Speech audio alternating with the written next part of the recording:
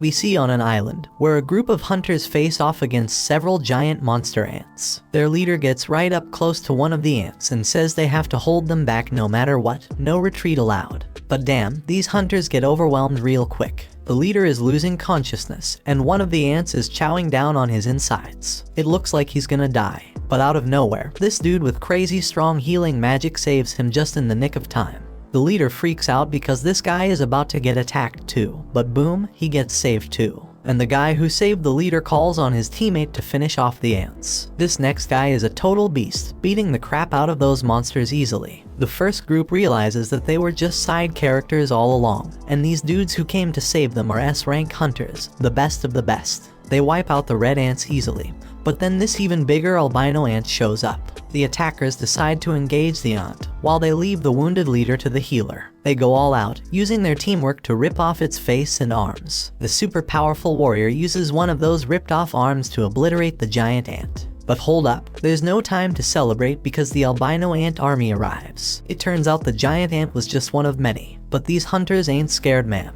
The mage guy powers up his lightning, and the brute dude goes into full-on Hulk mode, ripping his clothes apart with his massive muscles. You can see their crazy fight from the city, where this other guy named Choi is relieved they made it in time. Choi's got his hands full because the city's got a serious ant problem too. But he handles it like a boss and lights it up with some serious flames, leaving only the colorless ones. And he's got a team of exterminators to help him out. We then learn that over 10 years ago, portals that could connect to a different dimension suddenly appeared in the world. And guess what? All types of monsters come from the portal. Only folks with special powers, called hunters, can fight them off. The hunters are ranked based on their magical abilities, from S rank being the highest to E rank being the lowest. But here's the kicker, once their powers awaken, they can't get any stronger, no matter how hard they try. 3 years have gone by, and that construction site is now a dungeon raid spot. We see this dude grabbing some drink before he heads in, and one of his friends calls out to him. He's surprised to see him there since he heard that Park quit being a hunter. That was true, but then the economy smacked him in the face after his wife got pregnant a second time.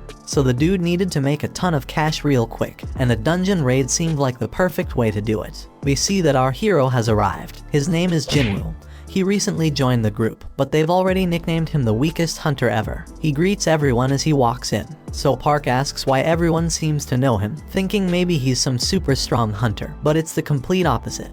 Jinwoo is known as the weakest hunter ever. He managed to get himself injured and ended up in the hospital in an E-rank dungeon. They might as well create a new rank just for him, like an F rank, because he's that weak. But here's the thing, his reputation as the weakest works in his favor. If they call him in for a dungeon raid, it means it's probably gonna be a piece of cake. Jinwoo heard every word they said about him, but he couldn't deny it because it was true. He's just that damn weak. This woman named Juhi calls him out, and it turns out Jinwoo knows her from a previous mission they did together. But forget the greetings, she's more concerned about his latest injuries, and asks him what the hell happened this time. They sit down, and Jinwoo explains the embarrassing fact that he got injured in the lowest ranking dungeon. And get this, the team didn't even have a healer with them, because they didn't think any hunter would be dumb enough to injure themselves there. But they didn't take into account Jinwoo Dumbass' existence. Juhi gets pissed on his behalf, but Jinwoo already knows it ain't their fault. It's his damn fault for being so weak in the first place. It's time to enter the dungeon, and they're all about to head in.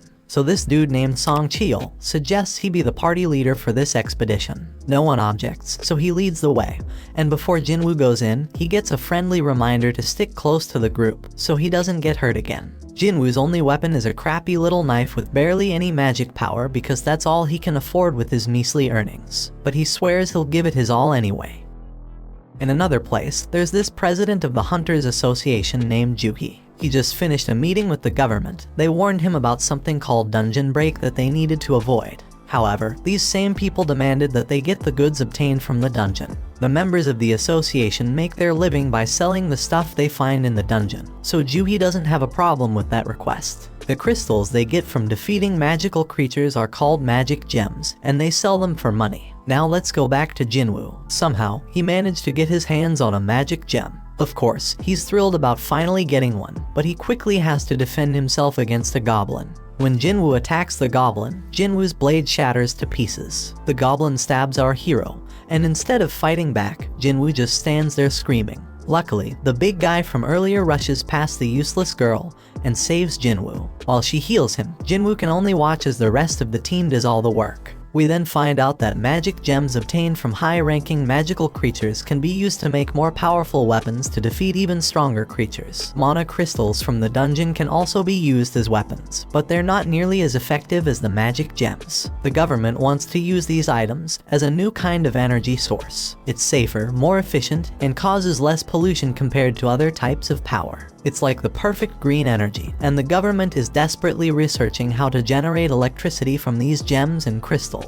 Since these items can only come from the dungeon, hunters become incredibly valuable. Meanwhile, back in the dungeon, the team celebrates their victory after defeating the dungeon boss. Jinwoo must be the weakest person ever because he took a beating and Jinwoo is still healing him. She wonders why he even became a hunter if he's always getting injured, and thinks he's gonna meet his end one day. Jinwoo apologizes, but his words don't mean much and she's just worried about him. Everyone gets their share of the spoils from the battle, but there weren't many mana crystals, so they won't make much money. Jinwoo starts to doubt himself and feels disappointed to have only gotten a measly E-rank gem. He starts questioning if it's even worth risking his life for. One guy on the team calls everyone's attention to a huge hole, and they all gather around to figure out what the heck it is. Looks like a cave, but they're in a dungeon, so it's more likely to be a double dungeon. It's rare, but they've heard of it before, and their suspicion is confirmed, because they've already taken down the dungeon boss, yet the place hasn't started closing like a regular dungeon would. It seems like there's more loot to be grabbed deeper inside. Now Song Cheol tries to be the voice of reason and suggests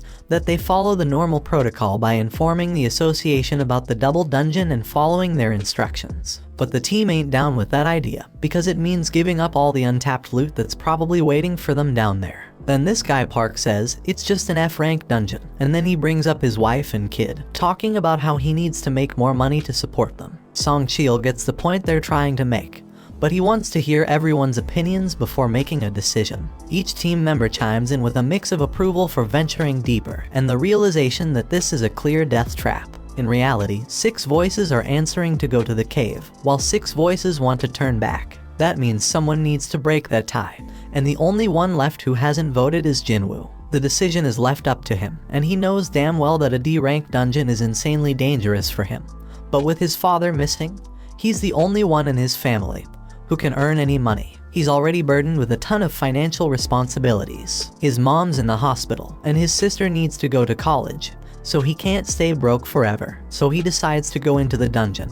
Elsewhere, in the lab, where people are getting tested for their magical powers. In the waiting room, the others are ready to recruit any promising new hunters. This ranked hunter Choi has told his people that regardless of age or gender, they're getting recruited. Meanwhile, some thieves snatch a purse and get ready to run over a girl who's in their way. This girl fearlessly snatches the purse back from those guys without even blinking. It's like it's just a regular day for her. This girl is Cha-hee, the famous S-rank hunter. She's a celebrity, but she can't handle all the attention. Her fans go crazy over her, and she makes a super dramatic exit. Back in the dungeon, the party has been walking for 40 minutes now, and they haven't found anything valuable yet. And the portal to a dungeon closes after an hour, so they only have another 20 minutes before they're out of time completely. Jinwoo says sorry to Joo-hee for making her come along because of his vote, but she's more pissed about how he doesn't worry more about his own life. If he had been stabbed just a bit higher, he'd be dead. And on top of that, she had a hard time healing his hands and feet. She keeps scolding him, and he realizes that it's only because of the B-rank healer that he can survive. Jinwoo feels sorry, so she suggests that buying her a meal would be a good apology. Our boy is taken aback by her forwardness, but before they can continue their discussion, the team discovers the boss's room. It's unusual to find such massive doors, so something feels off. Kim refuses to leave empty-handed and is determined to enter, with the others joining him. Meanwhile, in the city, a group of hunters are going through an orientation where they watch a video of Gunhee. He explains that the dungeon portal has been around for over 10 years, and there are still many mysteries within. Being a hunter is dangerous, even for the most experienced ones, so they must always be cautious during a raid mission. They can't afford to be arrogant, and the main key to survival is extreme caution. However, this group in the dungeon seems to have completely forgotten those words and is entering a mysterious, dangerous, and unexplored room. These guys act very naturally, as if they're on some amusement park ride, as they've never seen a dungeon like this before. The statues look ancient, and at least 100 years old. Jinwoo is fixated on the biggest one, and Joohee starts feeling uneasy due to the eerie silence. Everyone wonders where the boss is, and Song Chil stares at something that looks like a magic circle on the floor. His attention is drawn to a tablet with ancient writings, containing commandments about worshipping some god. But Song is more concerned about something else. Joohee is certain she saw the giant statue's eyes move as if it was looking right at them. Jinwoo thinks she's just losing her mind, but everyone is shocked when the door suddenly slams shut. One dude on the team, who didn't even want to come in the first place, realizes something's off and tries to bail. But out of nowhere, one of the statues slices off half his body in an instant. Everyone loses their minds, because not only did someone just die, they got taken out so damn fast that nobody stands a chance against that power. Our boy turns his gaze back to the main statue, hoping that it doesn't move as well, but to his horror, it looks back at him. We take a peek into Jinwoo's past. The dude's been through some serious life or death situations. In his first mission, he got separated from his crew and attacked. Another time, he damn near starved to death while trapped in a maze. He's even been injured by some weak magic beast and ended up in the hospital for weeks. Even the lowest ranked, crappiest dungeons pose a real threat to this guy. Most hunters collect gems and sell them to buy better weapons, which they use to take down tougher beasts and earn bigger rewards. But not Jinwoo. He's stuck with a cheap little knife, and if that thing ever breaks during a fight, he's left fighting barehanded.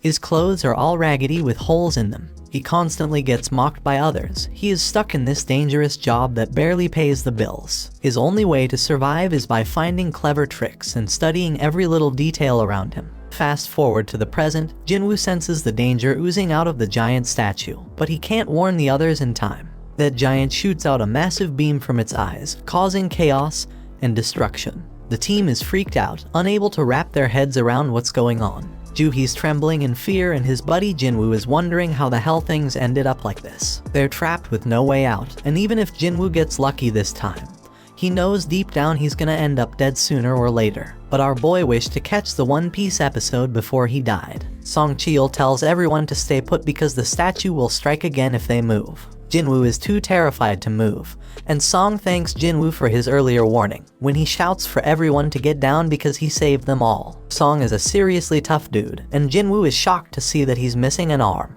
Jinwoo needs to stop the bleeding for him because Joohee is freaking out and can't handle the pressure. She's a B rank healer, but her fearfulness limits her to easy raids only. Song has been on plenty of B rank raids himself, so he can tell that this statue isn't a rank, or maybe even an S rank. The tablet had some stuff written about praising God or facing consequences, so Jinwoo figures that this statue must be the god it was talking about. We then find out that 10 years ago, these gates started appearing all over the place, and brought about all sorts of supernatural stuff. One result of this is people awakening special powers called hunters. Their job is to take down monsters in the dungeons, and once a hunter's power awakens, it stays the same. At school, Jinwoo's sister tells some girl about how her brother always ends up getting hurt. This girl can't believe that Jinwoo is a hunter and says she'd be a better hunter than him. Back in the dungeon, Song wants to come up with a plan to escape, but this one man gets impatient. He just signed up with some famous guild and doesn't want to die now. This guy is confident that his insane speed will get him out of there. He does have some crazy speed as he takes off running, but the statue disintegrates him, leaving only his fast feet behind. That makes it clear that this statue could wipe them all out in a heartbeat if it wanted to, and it could do it easily. So why doesn't it? Jinwoo realizes it must have something to do with the first command, which is to worship God. Jinwoo gets up, having come up with an idea, and gets a determined look on his face. Song is worried, but amazed to see that Jinwoo hasn't given up on surviving this mess, judging by the fire in his eyes. Jinwoo locks eyes with the statue and manages to prevent it from attacking at the very last moment. Our boy figures something out and tells everyone to bow down. Jinwoo thinks that if they show some respect to God by keeping their heads low, these freaky statues won't attack. Now everyone else is too damn clueless to come up with a better plan, so they all start bowing down to the statue, scared as hell, hoping this will save their sorry asses. But things get terrifying when the statue makes a terrifying face, moving mutton chop despite all the advice, and gets all pumped up because the statue ain't attacking anymore. And guess what? Everyone follows his dumb lead. But our boy he's say there's more to this crap. Right then, the statue makes a crazy move and stands the hell up. Now the supposed leader turns to Jinwoo, hoping he's got a plan. But damn, our boy doesn't, but for the fact that they can't break the commandments set by the tablet. The second commandment says they gotta praise God, so this brave dude with long hair steps up and starts praying to the damn thing. Everyone thinks it's working as the monster slows down, but Jinwoo knows better and reveals that the dude's words don't apply to this god. But boom, the statue stomps the poor guy, and everyone loses their minds. It's straight up chaos. Some random girl gets crushed, and everyone decides it's best to scatter. Park's thinking about his family, and how he can't leave them fatherless, but he makes the wrong move and gets sliced up by another statue. Meanwhile, Jinwoo's hauling ass with Juhi, racking his brain for a way to praise this messed up god. I mean, this monster's practically the devil, so how the hell do you come up with something to praise about it? But our hero knows he can't just ditch Juhi because everyone around them is dropping like flies. Jinwoo's freaking out, searching for any damn clue. He's checking out everything these statues are holding. Then he gets an idea and tells everyone to head to the statues that are holding instruments. So everyone follows his lead, and it becomes clear that these statues don't attack. Instead, they start playing their damn instruments. But when our boy gets to his statue, it's not playing any music, so he figures it doesn't work with two people. Jinwoo leaves Juhi behind, and that statue starts playing its tune. He hauls ass to find his statue, but damn, he nearly gets crushed. And then someone screams because Jinwoo's landed his sorry ass in front of the wrong goddamn statue. It slams its shield right on top of him, and Juhi goes nuts, screaming for Jinwoo. Our boy is still kicking, but he's in really bad shape, determined as hell not to give up. But damn, that giant's ready to finish him off for good. Jinwoo ain't ready to bite the dust, though even as that massive mofo stomps its foot down our boy. But guess what? Just in the nick of time, a statue starts singing, and we see Jinwoo made it to that statue just in the nick of time. He finally gets what it means to praise God, and the giant statue takes a chill pill and sits its ass down. Jinwoo tells Juhi he's fine, but she's shocked to see his foot ripped off. He tries to assure her he'll be alright, but she ain't having it. She's dead set on healing him, but her own body starts giving up on her. Everybody's in shock seeing how that goddamn raid went straight to hell. Some dude even tells Song that losing his arm was karma for leading them down this messed up path as their leader. Others think that's a bit too harsh, but Song takes full responsibility. But Jinwoo's way smarter than all these fools, because he knows there's no time for fighting because there's still one commandment left. Right then and there, the giant raises an altar smack in the middle of the room. Jinwoo knows them well from the legends, where they're used for offering treasure and sacrifices to the gods. The third commandment was all about proving your faith in God. Kim figures the sacrifice gotta be someone's life, and he couldn't think of a better candidate than their leader. They've all seen their teammates die, and Song's the one to blame. So Song steps up to that altar, but Jinwoo points out it ain't all his fault, since they all voted to come down there. Then fire pops up as Song approaches the altar, and he asks Jinwoo if there's something else he gotta do. Our boy, being the smartest and bravest of them all, asks the others to help him get to the altar so he can check it out. Jinwoo ain't thinking nothing bad's gonna happen to them, so they get him there, and what do they find?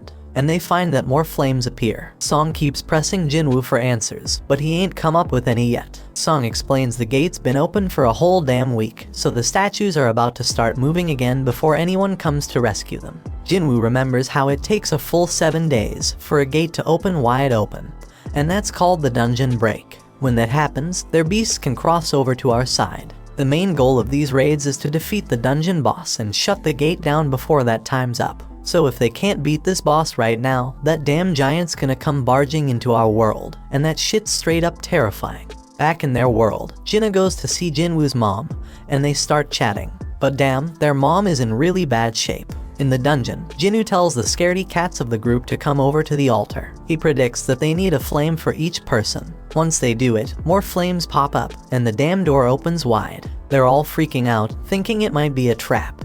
And to their surprise, the other statues start moving towards them. Everyone is panicking, but Jinwoo keeps his cool and starts analyzing the situation. This freaking genius is something else. He tells everyone to keep their eyes on the statues because they won't move if we're watching them.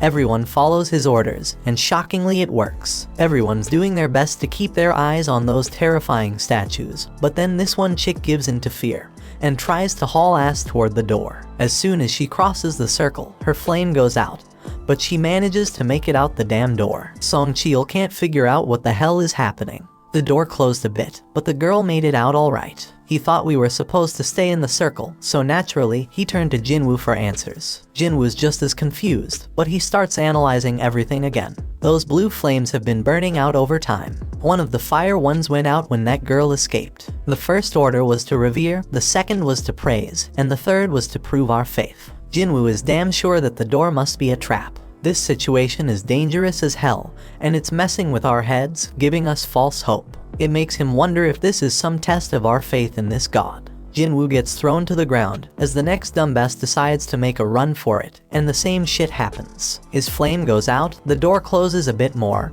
and he seems to escape. Kim starts thinking about leaving too, but Jinwoo warns everyone not to move. If anyone else leaves, we won't have enough eyes on the statues to keep them from moving. He reminds everyone that as long as we keep our eyes on those statues and stay put, we'll be safe. Jinwoo shows off his deduction skills once again, saying that the blue flames are like a damn timer, and when they're all gone, we can leave. Kim points out that there's also a chance we'll get trapped when the timer runs out. He admits he didn't expect Jinwoo, the weakest member, to achieve this amount of success. They're only alive thanks to him, but Kim's got a family waiting for him, and he doesn't want to die. He just wants to make it home, and can't risk Jinwoo being wrong. Kim says sorry and bolts out the door. Our boy won't have enough eyes to keep tabs on all these damn statues. Those statues start moving again. Jinwoo ain't about to bite the dust here though. Things are worse than ever, but he reminds himself that he's pulled through tough situations before. But damn, things are worse than ever now. But Song Cheol shockingly tells Jinwoo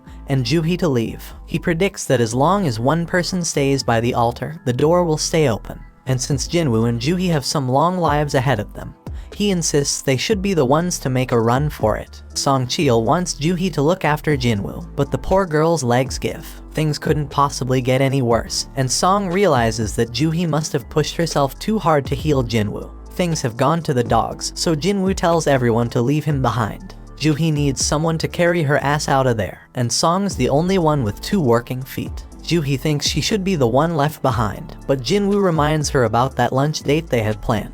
He hands her his gem so she can treat herself to a meal, and promises to get the change when they all make it out of this dungeon. Juhee won't ditch him, but Sung apologizes and knocks her out. They're running out of time. He apologizes to Jinwoo too, and bolts with Juhee to safety. Our boy can at least find comfort in knowing he's the only one who's gotta bite it, and his only regret is not having a better damn life insurance policy. Our hero grabs hold of a sword, dead set on taking one of these statues down with him. He tells them to bring it on. Those statues go full savage mode, ripping into him as he fights tooth and nail to stay alive. Jinwoo thinks about how he has always been the weakest. He's constantly getting mocked for it, but he's always given it his all. These damn statues ain't letting up, they chop off his arm, and Jinwoo screams in pure agony. He's angry because it doesn't have to end this way after he poured his heart and soul into trying to become stronger. But these statues keep inflicting more pain, and thrash him about further. But despite all the setbacks, he can't help but think about how he gave everything he had to make it this far. He's a fighter, even with just a sliver of life left in him.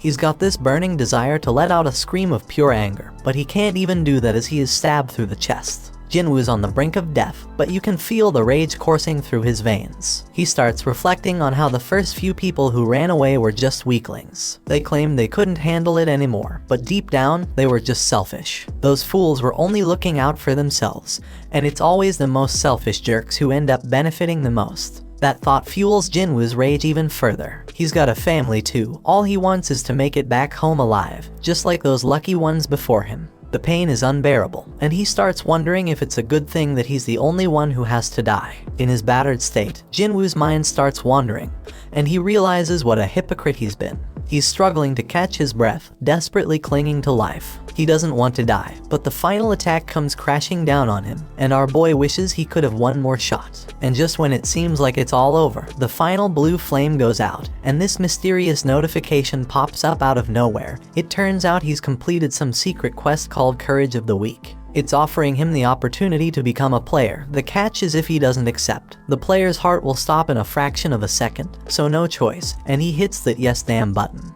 Right at that moment, Jinwoo wakes up in the damn hospital, and he's straight up shocked to find out that he's still got his damn arm. He remembers getting dismembered and all, but here he is, with his leg intact too. No sign of getting stabbed in the chest either, so he starts thinking, was that all just a crazy dream? And just when he's pondering this, some dude named Woo rolls up and introduces himself as the manager of the Hunter Association surveillance team.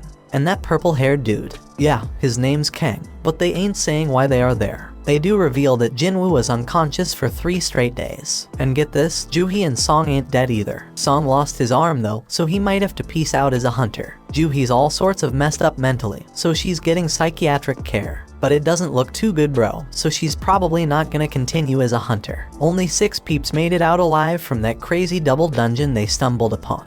Being a hunter is always a risky business, but what went down that day was a real tragedy. And here's the real mind-boggler, when another guild showed up later after being alerted by the survivors, and they found just Jinwoo. No signs of the temple or their statues. The survivors all told the same wild-ass story, which is hella hard to believe. Everyone's stories match up perfectly, so nobody's suspecting them. It's a crazy situation. And now, Woo's got this theory. He looks at Jinwoo and asks if he has a second awakening. Woo explains that a hunter's power is determined when they awaken it, and it doesn't change after that. But on some crazy rare occasions, a hunter can go through a second awakening. This mind-blowing event can push them past their previous limits, even to the ORS rank. Jinwoo gets all pumped up, thinking about this, and Woo brings out this meter thing to test Jinwoo's power. Woo figures that if they really went up against an instant-level magic beast as the survivors said, a low-level hunter wouldn't stand a chance. And since there ain't a single monster trace left behind, the most likely explanation is Jinwoo's second awakening.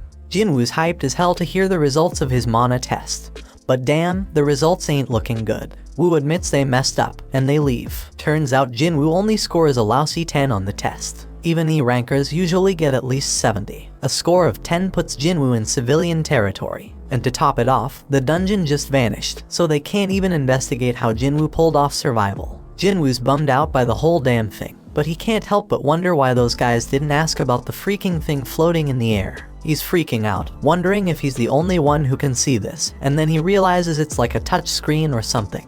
Jinwoo remembers getting a message about becoming a player, but his sister interrupts his thoughts. She's all worried about him, so he apologizes and asks if she can see the panel. She can't see it, so he asks if she knows how opening messages in games usually work. Jinna thinks he's gone nuts, but our boy reminds her she used to be a gamer. She gives him the obvious answer, saying he just needs to check his inbox. Right then, a notification pops up saying Jinwoo has a daily quest, which is all about strength training. After Jinna leaves, our hero opens up a ton of these panels. They explain that the system is there to help the player get better, and if he doesn't follow it, there's gonna be consequences. They've also sent him some rewards, but Jinwoo has no clue what any of it means. Jinwoo accepts his daily quest, which sets out a bunch of goals like push-ups, sit-ups, squats, and running. But if he fails to complete the quest, he's gonna get penalized. Jinwoo starts wondering if this whole thing's a joke since he's stuck in the hospital and ain't got no energy for any of that crap. Outside, Woo tells the chairman that Jinwoo didn't have a second awakening. The whole incident's still a mystery, so they gonna mark it as a special case and look into it more. Meanwhile, Mr. Choi tells Cha-hee that she gonna be part of a B-rank raid as an instructor. This raid's gonna test and train the recruits, and he can't think of a better instructor than her. Cha-hee doubts her teaching skills, but Mr. Choi tells her to just fight like she always does, and everyone gonna learn from watching her. He goes on to explain that the Hunter Guild is one of the top 5 guilds in the country, but they ain't nothing special on the international stage. Hunters can't level up on their own, but they can improve their collective combat skills. Somewhere else, another gate opens up, and the observers are all like, damn, when are the hunters gonna show up? At the freaking hospital, Jinwoo falls asleep as the clock reaches midnight. Then a damn notification pops up, saying he didn't finish his quest, and suddenly the ground starts shaking like crazy. Jinwoo is frigging terrified when he finds himself in the middle of a damn desert, and to make things worse, there's this giant creepy caterpillar monster right in front of him. But suddenly another notification pops up, saying he's got a penalty quest, and he's gotta survive for 4 freaking hours. Back at the hospital, the nurses are all like, where the hell is Jinwoo? Because he's nowhere to be found. Little do they know our hero is stuck in some other dimension, running for his damn life. The giant caterpillar thing is closing in on him, and he's like, oh shit, because there's more than one of them. And if that ain't bad enough, Jinwoo still has 2 hours to get his ass back to the hospital. The nurses keep searching for him, they are all worried. Meanwhile, poor Jinwoo is running his ass off, knowing he's running out of time. The caterpillars are getting closer and closer, but just as the clock hits the deadline, Jinwoo finds himself back at the hospital. The notification confirms that he completed the penalty quest, but Jinwoo is so drained that he ends up puking and passing out. He gets another reward, but he's out cold and has no idea. Later on, Jinwoo tells his sister that he's healing up nicely and might be able to go home soon. So he gets dressed in his fancy tracksuit and heads outside. Over in another place, Juhi gets a request to join a raid, because some D-rank gate has shown up. The other guilds are busy, and Juhi can't bring herself to agree to go. On the other hand, Juhi gets some good news that Jinwoo has woken up from his coma. Juhi is all nervous and shit as she goes to visit him, but the nurses are like, he's running again, just like every day since he woke up. Outside, Jinwoo is thinking about how it's been 4 days since he woke up, and he's learned a few things. First off, those pop-up windows he's been seeing are for real, not some crazy hallucinations. And when he completes his daily quest, he gets 3 types of rewards. One is full recovery, which he uses now to shake off all that exhaustion from running. Then there are ability points, which he can use to boost his skills. Currently, our boy can totally feel the difference. He's got some serious power now. So this dude Jinwoo, he's got mad skills with inventory screens. Jinwoo takes a moment to think about how dang strange his life has just become and points out how it's like a freaking video game. But while he was messing with his screens, everyone around was just gawking at him. Anyway, this dude completes his daily quest and gets a random loot box as a reward. And guess what? Today's loot is a mysterious key. Usually, he just gets useless junk like pens and bandages, so this key is a total surprise. Then he gets a notification saying the key is for teleporting to some instant dungeon, with a location and all. Now Jinwoo doesn't know what the heck an instance dungeon is, but based on everything that's been going down, he figures it's some kind of event to help him get stronger. In this world, these things called gates open up all the time, and they even get a news report to keep track of them. Jinwoo goes to see his mom and remembers when he found her passed out. Turns out she's got this messed up sleep disease called final rest, and it showed up when the gates appeared. Some people say it's because of the constant exposure to mana. Modern medicine can't do much except keep them on life support. Jinwoo busted his ass to make enough money to become a hunter so he could pay for his mom's treatment. He told Jinna that he'd soon be able to afford their mom's treatment, but she was scared shitless about how dangerous being a hunter is. Jinwoo tries to reassure her that things will be okay from now on and tells her to trust him. But damn, it's clear that he's useless in a fight, and he ain't getting nothing from the rewards because of it. But things are different now. Jinwoo's putting in work to train his body, pumping all his ability points into strength. He even shows off an apple that he's crushing to show his progress. This dude's dead set on getting stronger and ain't taking no shit. So he heads to the location from the key notification, fully prepared for whatever's coming.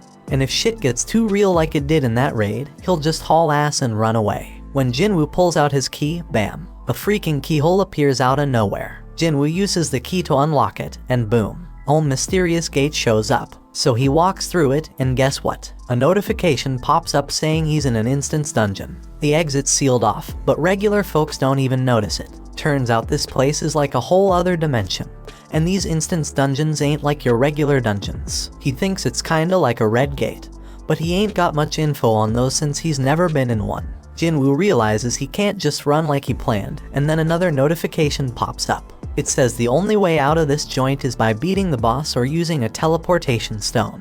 Jinwoo's couldn't even take down an E-rank beast before, and now I gotta clear a whole instance dungeon all by myself. He wonders if he's really up for it, but he figures he ain't got no choice, so he starts making his way through.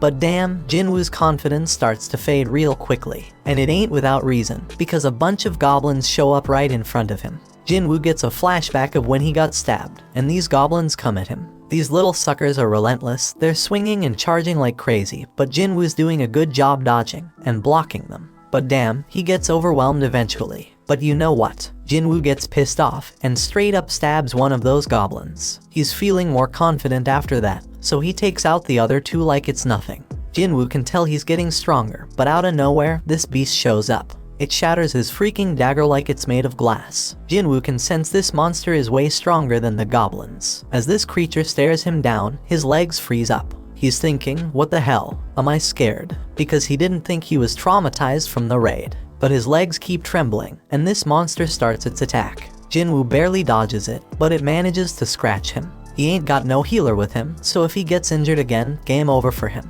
This monster lets out a howl and charges straight at Jinwoo.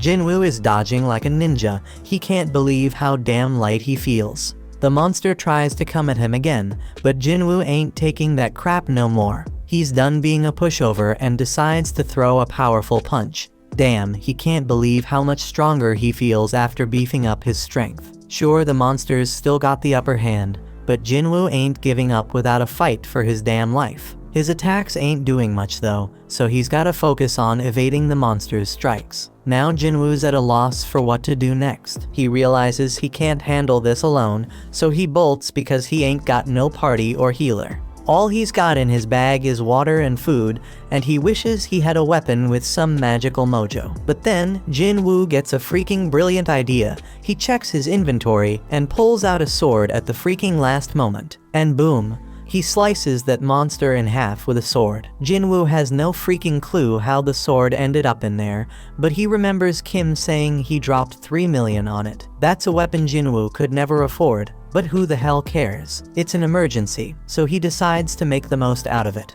The pain from the fight is starting to fade, but then 2 more of these damn monsters show up. Jinwoo ain't scared anymore though, because he got his weapon. But damn, the sword gets stuck. He's panicking, desperately trying to yank it out while the monsters close in. Just in the nick of time, he manages to free it. Jinwoo kicks one of the wolves away, but damn, the other one's got some steel fangs. He kicks that sucker and tells it to find something else to chew on because he just got his sword. He takes down that monster, and now there's only one left. But Jinwoo's like, these things ain't nothing compared to the giant statue. Now all Jinwoo's gotta do is act tough, and the remaining wolf runs off like a scaredy cat. When he finally gets a break, Jinwoo realizes he's reached level 2, something that never happened with his daily quests. He figures it's because this was real combat, and he realizes all his stats go up by 1 when he levels up. So he gets 5 points from real combat, while daily quests only give him 3. Fighting is more efficient, no doubt about it. He ain't sure exactly how much 1 point makes a difference yet, but Jinwoo's certain that strength is the most important stat of them all. He's got it at 32 now, and he feels like he's walking on air. He thinks the higher his base abilities grow, the more points he'll gain. Our boy is more fired up than ever now that he's found a way to get stronger. So he goes to check the beast for essence stones, but damn, he gets items instead. Like in games, Jinwoo figures this dungeon, and the magic beasts inside are different from the ones in gates. And guess what? He's shocked to find out his system has a freaking shop, but his level is too low to buy anything. At least he can sell stuff though. The dude manages to get 20 gold from a tooth. Jinwoo ain't sure how much that's worth, but he remembers he's in an E-rank dungeon, so it probably ain't much. Now Jinwoo's thinking about what he's gotta do next. He can't bounce until he beats the boss, and he ain't got a clue where to find a teleportation stone. To make things worse, if he stays too long, he'll run out of food. He knows damn well he can't take down a boss right now, even if it's just E-rank, so he's wondering if he should level up first. Right then, Jinwoo's mind gets blown when a whole pack of wolves shows up. Jinwoo tells himself not to be scared because he already knows what dying feels like. This time, he charges straight at them wolves and starts slicing them up like a meat. Jinwoo promises he ain't going down easy, but he knows them wolves ain't gonna give up either. This dude's getting a little crazy because he wants the fight to last and be intense. He just wants to get stronger, so he's gonna follow all them ridiculous rules from the system.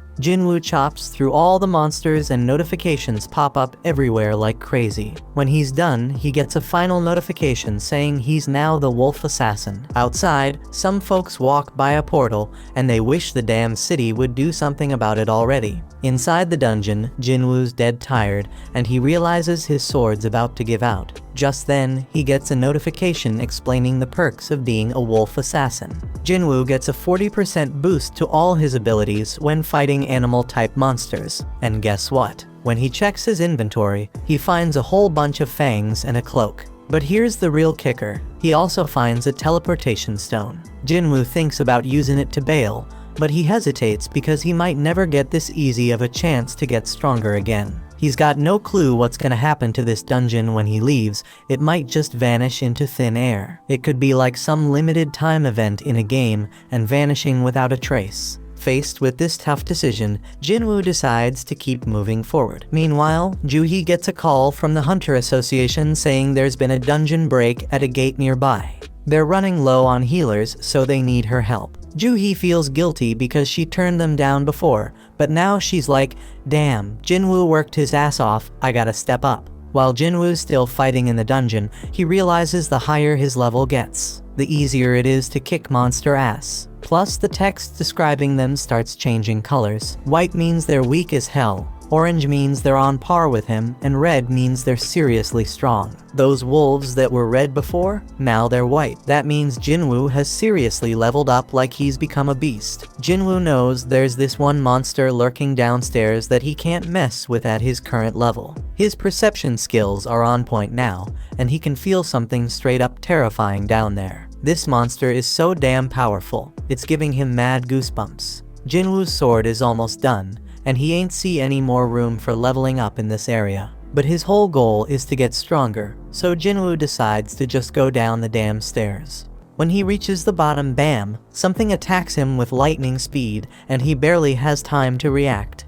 Jinwoo's sword snaps in half, and this massive serpent pops up in front of him. Damn, Jinwoo's mind is blown, because even with all his leveling up, this beast's name is still orange to him, which means it's insanely tough. It's crystal clear that this snake is the boss, and there's no way his sword can pierce its thick scales. He knows for sure that fighting without a weapon would be a death sentence, so when the snake strikes, Jinwoo goes all out with his sword. This colossal snake knows how to pack a punch, so Jinwoo needs to figure out a way to get around its defenses. But damn, this thing's armor is hella tough, so all Jinwoo can do is run for his life. The snake whips its tail like a straight-up badass, and Jinwoo knows he's screwed if he gets hit. He does his best to block it, but he takes some serious damage. This creature doesn't quit.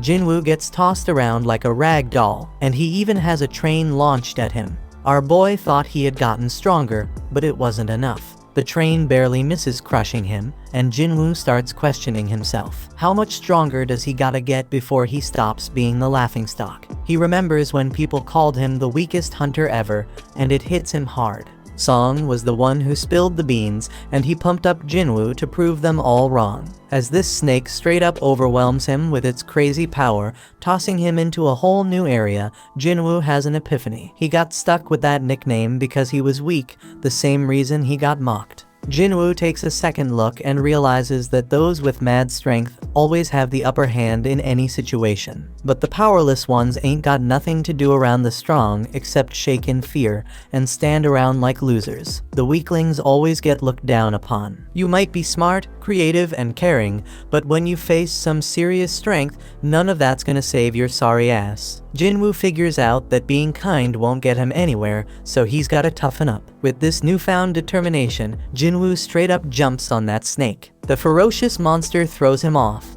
but Jinwoo swears to himself that he'll get stronger, and suddenly his body starts glowing. Jinwoo dodges the snake again like a boss and strikes it with his sword, but he's even more determined now. He compares what he's feeling right now to the terror he felt during that raid, and declares that this is gonna be way easier than that day. Jinwoo pulls off this sick move, using his sword to ride the snake again, but then he tosses it aside all shaky, and grabs that beast with his bare hands. Jinwoo admits that he's been laser focused on boosting his strength ever since he got that leveling system. So he decides to rely on that now and starts crushing the snake's tough scales. The snake's trying to shake him off, but it's too damn late because Jinwoo knows he can kill that sucker. Jinwoo straight up demands the snake to die, using his crazy physical strength to defeat it. Then boom, he gets a notification saying he leveled up multiple times, and our hero bursts out laughing. He's like, damn, I really got stronger. We see the aftermath of this epic battle. Another notification explains that he just kicked the Swamp King's ass. He gets this badass dagger made from the serpent's fangs that's twice as powerful as Kim's sword. It even has paralysis and drain effects, oh, and he also gets this toxic potion that'll make his skin tough as nails, but mess up his muscles permanently. Now the dungeon turns into a train station, and Jinwoo realizes he beat the whole damn thing by himself. He's walking around with his broken sword, but there's nobody in sight. Some soldier tells Jinwoo to find shelter, but he quickly figures out that Jinwoo is a hunter. The soldier's like, my bad, let's go kick some ass together. There are monsters all over the place, so Jinwoo figures it must have been a dungeon break, and some magic beast came out of a portal. The soldier says they handled most of the situation, but there's still one huge badass monster left. Jinwoo's perception ability has gone through the roof, and he can sense where the boss is. We see this massive golem wrecking shit, and the people are scared as hell it's gonna get worse. The hunters are struggling to fight it, and the leader tells the healers to focus on keeping their tank alive. The healers are all like, "We're doing our damn job," and the tank wonders what the damage dealers are even doing. The damage dealers are giving it their all, but the golem's defense is insane. And to make matters worse, they don't have enough hunters who can use magic. Jinwoo expertly analyzes the situation and realizes that this group of hunters was put together in a hurry. No wonder they ain't working together. He uses his perception again and sees their ranks. 2 A ranks and 2 D ranks. One of those D ranks is a tank, which explains why they can't take down the golem. This battle's been going on for a hot minute, and then he checks out the healers and is shocked to see that Juhee is one of them. Juhee gets told by one of the hunters to pitch in and help. She reminds her that she's supposed to be a B rank healer, but then she snaps out of her fear and casts a spell. And the hunter's like, "Stay focused, girl." But poor Juhee can't shake off those creepy memories of the giant statue, so she loses her concentration again. Jinwoo notices she's still freaked out,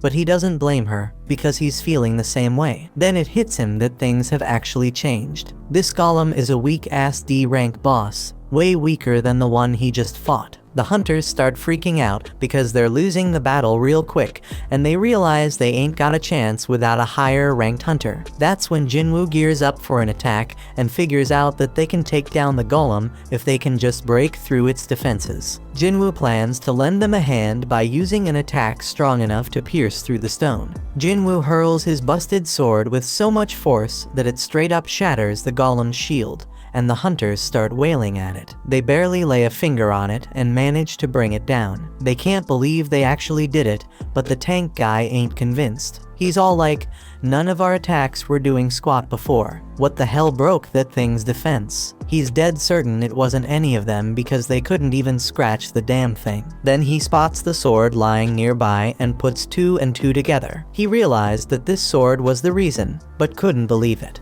I mean, this was a boss-level golem that even 10 hunters couldn't touch, and now it's taken down by some old beat-up sword. He asks if anyone saw who threw the sword. The soldier explains that it was the fisherman they brought with him. But here's the kicker: the hunter's gone missing, and the tank stares in utter disbelief. This person had some next-level power, and he couldn't help but wonder how high-ranked this mysterious hunter was. Jinwoo dipped out of the area to keep his power on the down low, and he's like, "I didn't think one attack would do that much damage." Our hero might not even realize the extent of his power, because he figures the monster must have been seriously messed up before he struck. The battle's done, and Juhee's wondering if it was Jinwoo who came through in the clutch. Some time passes, and we see the nurses at the hospital gossiping about Jinwoo's rank. They're all talking about how he looks pretty average, but damn, that dude is seriously ripped. In Jinwoo's room, our boy is grinding hard, hustling through his daily workout routine.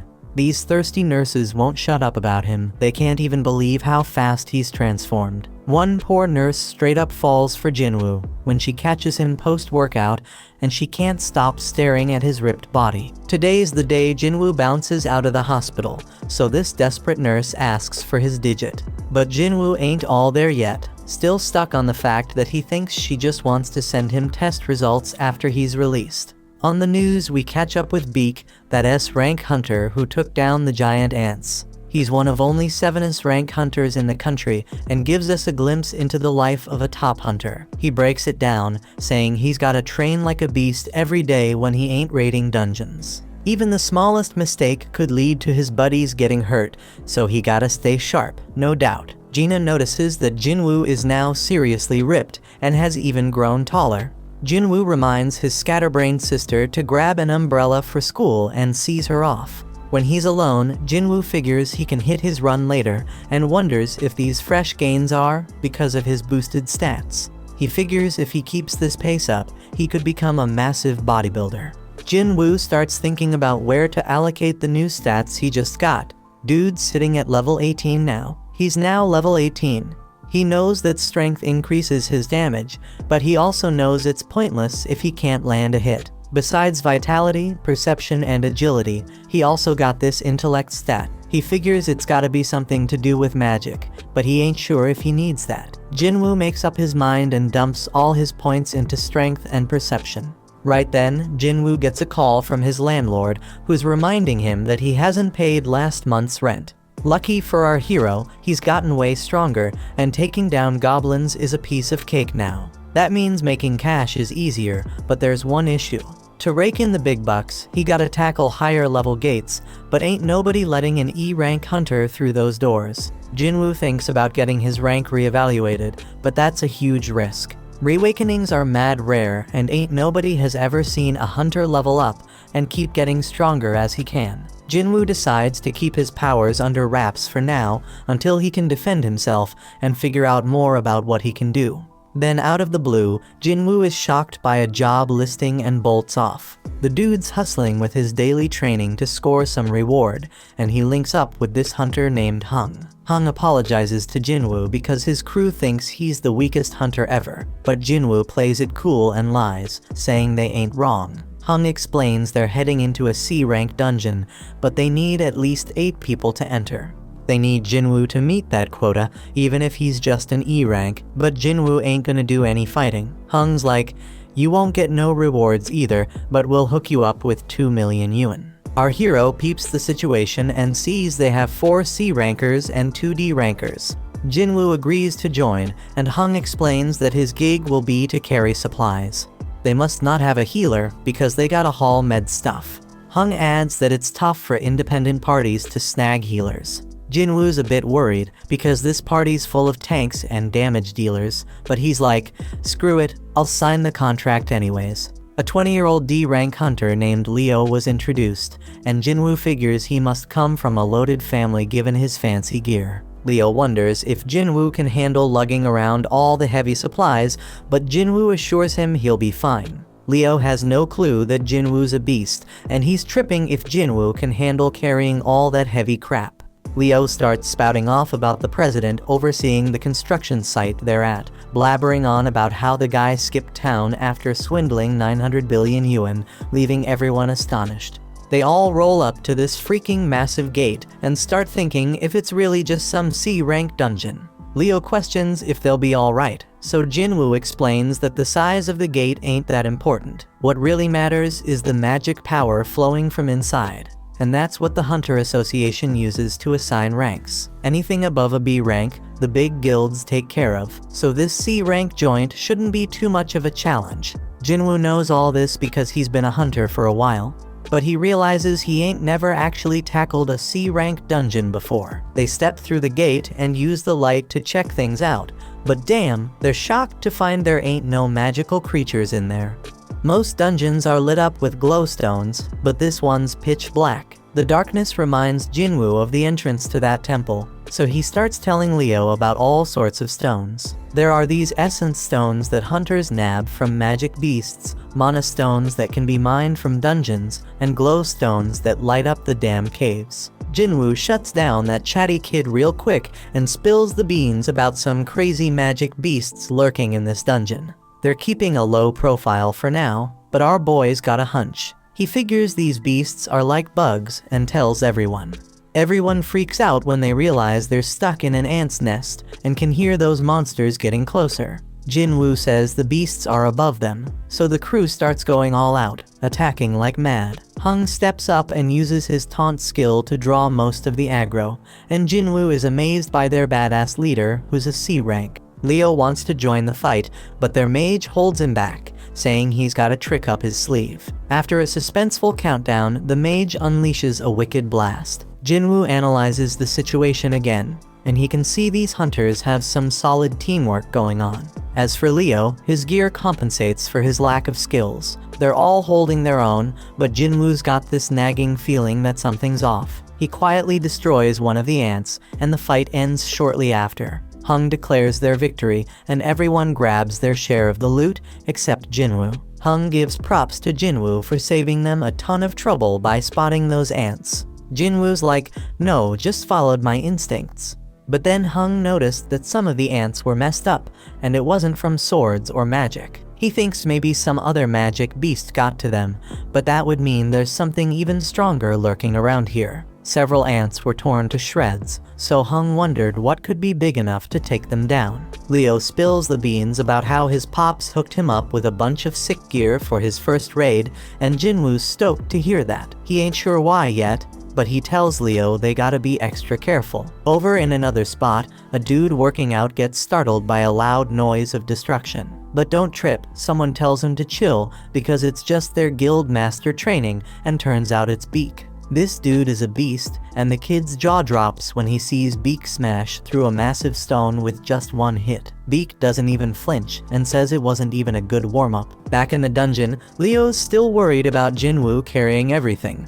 But Jinwoo's like, no man, getting paid to not fight? That's a sweet deal. But deep down, our boy's thinking might be too good to be true. He does some more thinking and realizes this crew is battle-tested, but ain't got no healer. Plus, they needed more members to meet the party quota. The group gets worried because they've covered a ton of ground in the dungeon, but haven't come across a single healthy critter. The dungeon boss gotta be alive though, because the gate would have closed if it wasn't. They stumble upon a bunch of webs and figure out that the boss's lair must be through that tunnel. They go through the tunnel and damn, they find a crazy load of mana crystals. Now these crystals ain't as valuable as essence stones, but we're talking at least 1 billion worth of crystals. One of the hunters even says that Hung's brother would be hella jealous of this find, but they shut him down real quick. Hung's got some hidden motive, they think, because his brother can't always be right.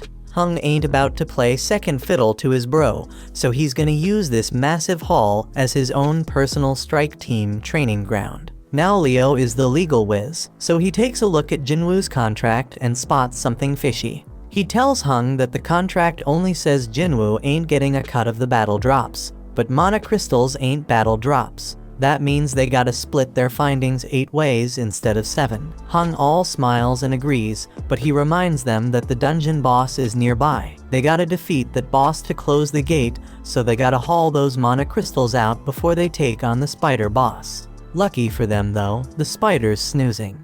But Hung flips out on one of the hunters because they forgot to bring the transport gear. Hung tells Leo and Jinwoo to chillax while they go fetch the gear, and he assures them that the spider won't wake up unless something pisses it off. Hung points out that they're both newbies to C-rank dungeons and tells them to just trust his decision. He's got some business to discuss with his team, so they're gonna take a break too. As they leave, Jinwoo starts analyzing the situation again. He finds it weird that they ain't got any experienced folks to call in and help them meet their quota. From a good distance, we peep at how wicked Hung is. He straight up orders one of his crew to seal off the boss's chamber.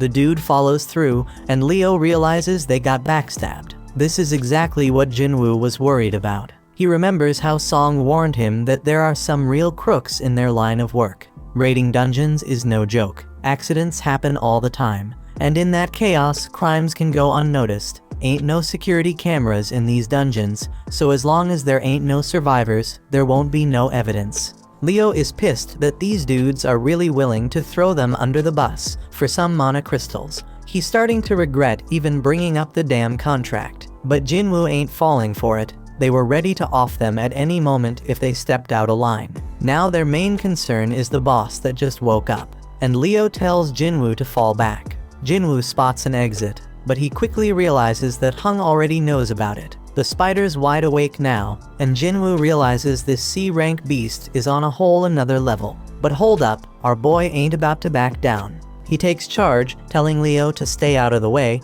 because he's gonna throw down with this thing. Jinwoo summons his weapon and declares he's gonna beat its ass. When Hung's crew bails out of that dungeon, the mage is all like, why didn't they just take out those 2 newbies themselves? But Hung explains they couldn't risk waking up the spider, because they needed snoozing to grab those sweet mana crystals. He ain't worried though, because some dude with 0 experience, and the weakest hunter ever ain't got no chance against that spider. The plan is to wait for the spider to chow down on them and pass out again. They can't go in guns blazing, because it would wake the spider up, but Hung knows about this little path above the cave. Worst case scenario, the spider doesn't pass out after munching on the newbies. If their crew can't nab them mana crystals, their group will at least swipe Leo's gear, which is worth a fortune. Hung and the mage both agree they can't take on the spider themselves, and Hung makes it clear the spider shouldn't be slept on. That boss is straight up deadly, and it's just a matter of time before those newbies get smoked. Inside the dungeon, Leo tries to talk Jinwoo out of fighting the boss, because only a B-rank hunter could take down a C-rank dungeon boss solo. Even an elite level C rank wouldn't stand a chance, so Leo thinks they should bounce and find a way out. Jinwoo recognizes that Leo's right. Even though he's had a second awakening and leveled up, he still sees himself as weak. The Golem and Venom bosses were both D ranks, so this spider is on a whole another level. Jinwoo can't explain it, but he ain't feeling any pressure right now. He realizes he must have gotten strong enough to not fear C-rank bosses anymore. He's at level 18 and straight up claims he's got a shot at taking it down. Once he starts attacking that spider, he's like, well, the real hunt begins now. Over in another spot, this big shot named Gotu, the president of the Hunters Association, is exhausted from being stuck in a bunch of boring meetings. His driver offers to spar with him to cheer him up, and Gotu can't say no when a young buck looks up to him. Back in that dungeon, Jinwoo realizes the spider's skin is hella tough. Its attacks pack a crazy punch, and if Jinwoo gets tagged even once, he's a goner for sure. Leo closely watches Jinwoo's movements and instantly figures out that this ain't how no E-rank hunter moves. He's wondering who the hell Jinwoo really is, and starts questioning if he's some fake-ass ranker. Only a handful of hunters can control their magic power enough to purposely get a lower rank. Them folks are called false rankers, and usually they're psychos who get a kick out of killing. Leo's starting to regret going into that dungeon, and Jinwoo realizes he can't even put a dent in that spider's tough hide. Jinwoo's fatigue is skyrocketing, and the dude needs to wrap this fight up real quick. His dagger's got some sick paralysis and drain powers, so he figures that's gonna be his ticket to victory. Jinwoo's gotta target the spider's weak spot with those moves, but damn, he's hella surprised when the spider busts out an acid attack. Jinwoo's gotta close the gap, so he decides to use a cool new skill called Dash. He uses it to smack that spider right in the face, but his dagger's debuffs don't stick. Jinwoo ain't one to throw in the towel though. He decides to keep wailing on that spider as much as he can. Dude's pushing himself harder and harder, but his fatigue catches up to him, and that spider lands a nasty hit. Jinwoo's about to get squashed, but guess what? He remembers he's got a reward left from his daily quest, so he cashes it in and fully recovers. Leo's freaking out, thinking Jinwoo's a goner, but our hero ain't done yet. He lands another hit, and this time he straight up stabs that spider in the eye, getting those dagger debuffs going. Jinwoo ain't wasting this chance, so he stabs that spider over and over, keeping those debuffs going strong.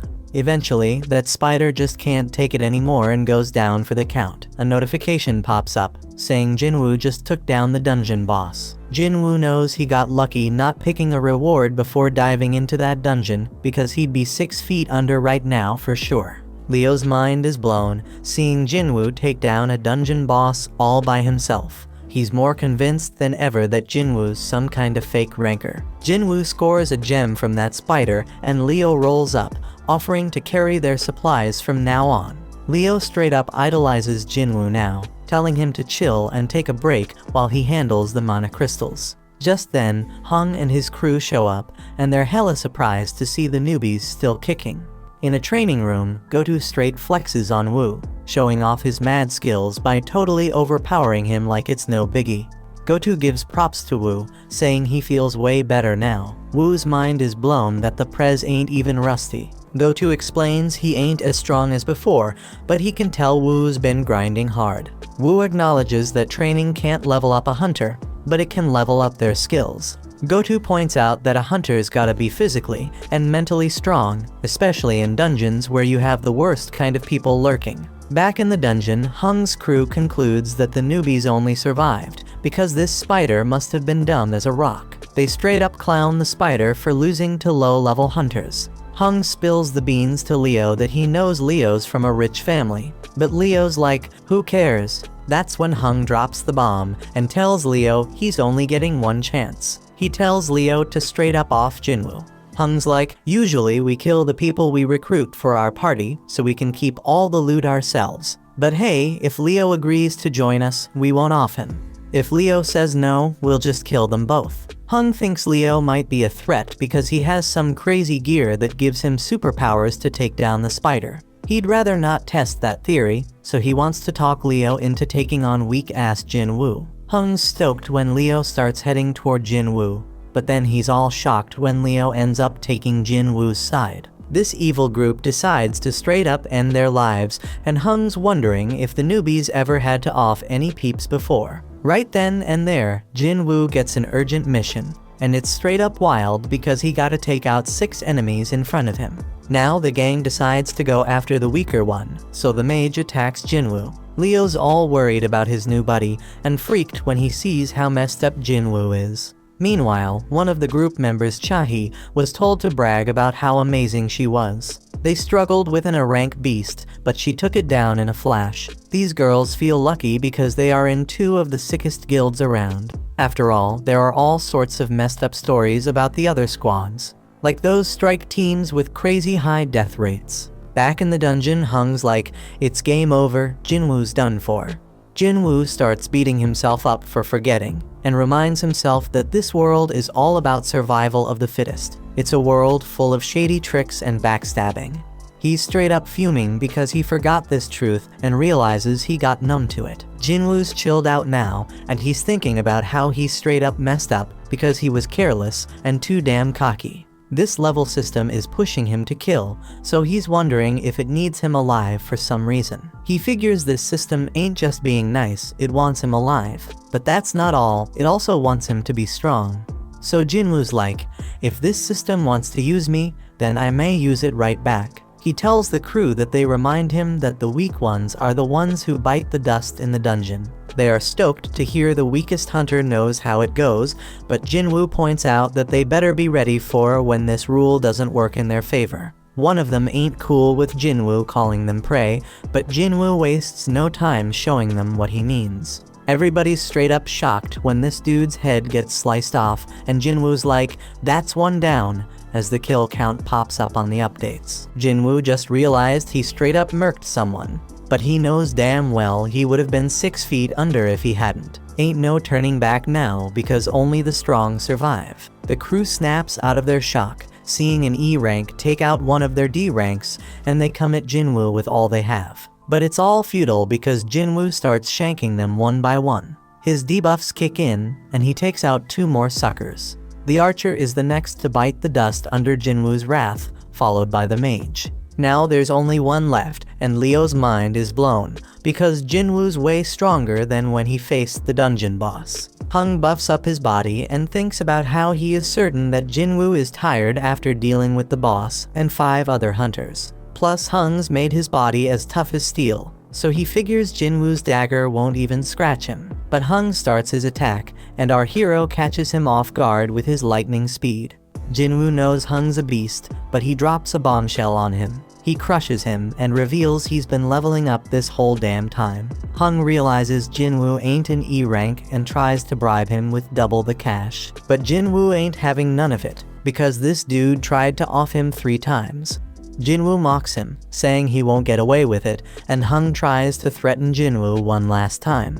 But Jinwoo reminds him that Hung himself said whatever goes down in a dungeon stays in a dungeon. Hung tries to play tough one last time, but Jinwoo straight up ends his sorry ass. Jinwoo's mission is accomplished, but the whole dungeon starts to crumble because they took down the boss. When they make it out, they're the only ones left standing after the spider showdown. The official ain't buying it because they're the lowest level peeps, but she gets distracted by some used gear.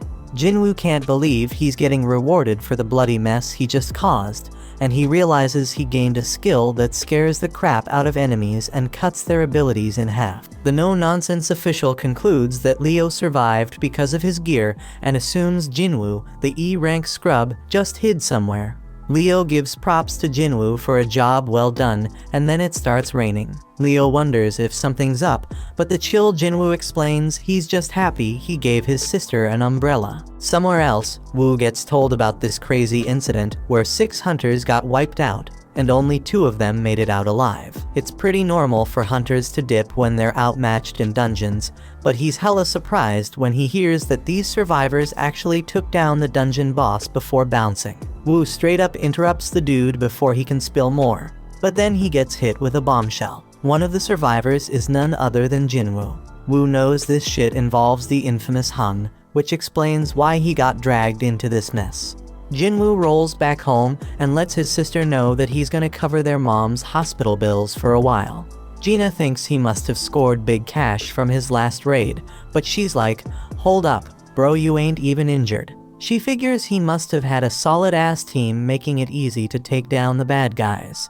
Jinwoo admits that it was a piece of cake, not just because he was way stronger than them, but also because he didn't hesitate to finish them off. In the past, he would have looked for an escape route, but the new Jinwoo was ticked off at them for even thinking they had a shot against him. He wonders if leveling up made him bold, but he reminds himself that they were humans, not dungeon monsters. Gina snaps him back to reality, and he remembers why he's getting stronger. It's so he can stay alive and hold it down for his family. So if he had to do what he did in that dungeon again, he would. Just then, some harmful substance gets detected in his body, and he realizes it's from what he's drinking. But Jinwoo keeps sipping, and he notices he ain't getting drunk at all. Then a notification pops up, revealing a reward he got from that double dungeon. It cancels out any toxic or messed up conditions and amps up his regenerative abilities. He was too busy to check his rewards that day, but now it all makes sense why he grew his damn arm back. Shit's getting real, my friends.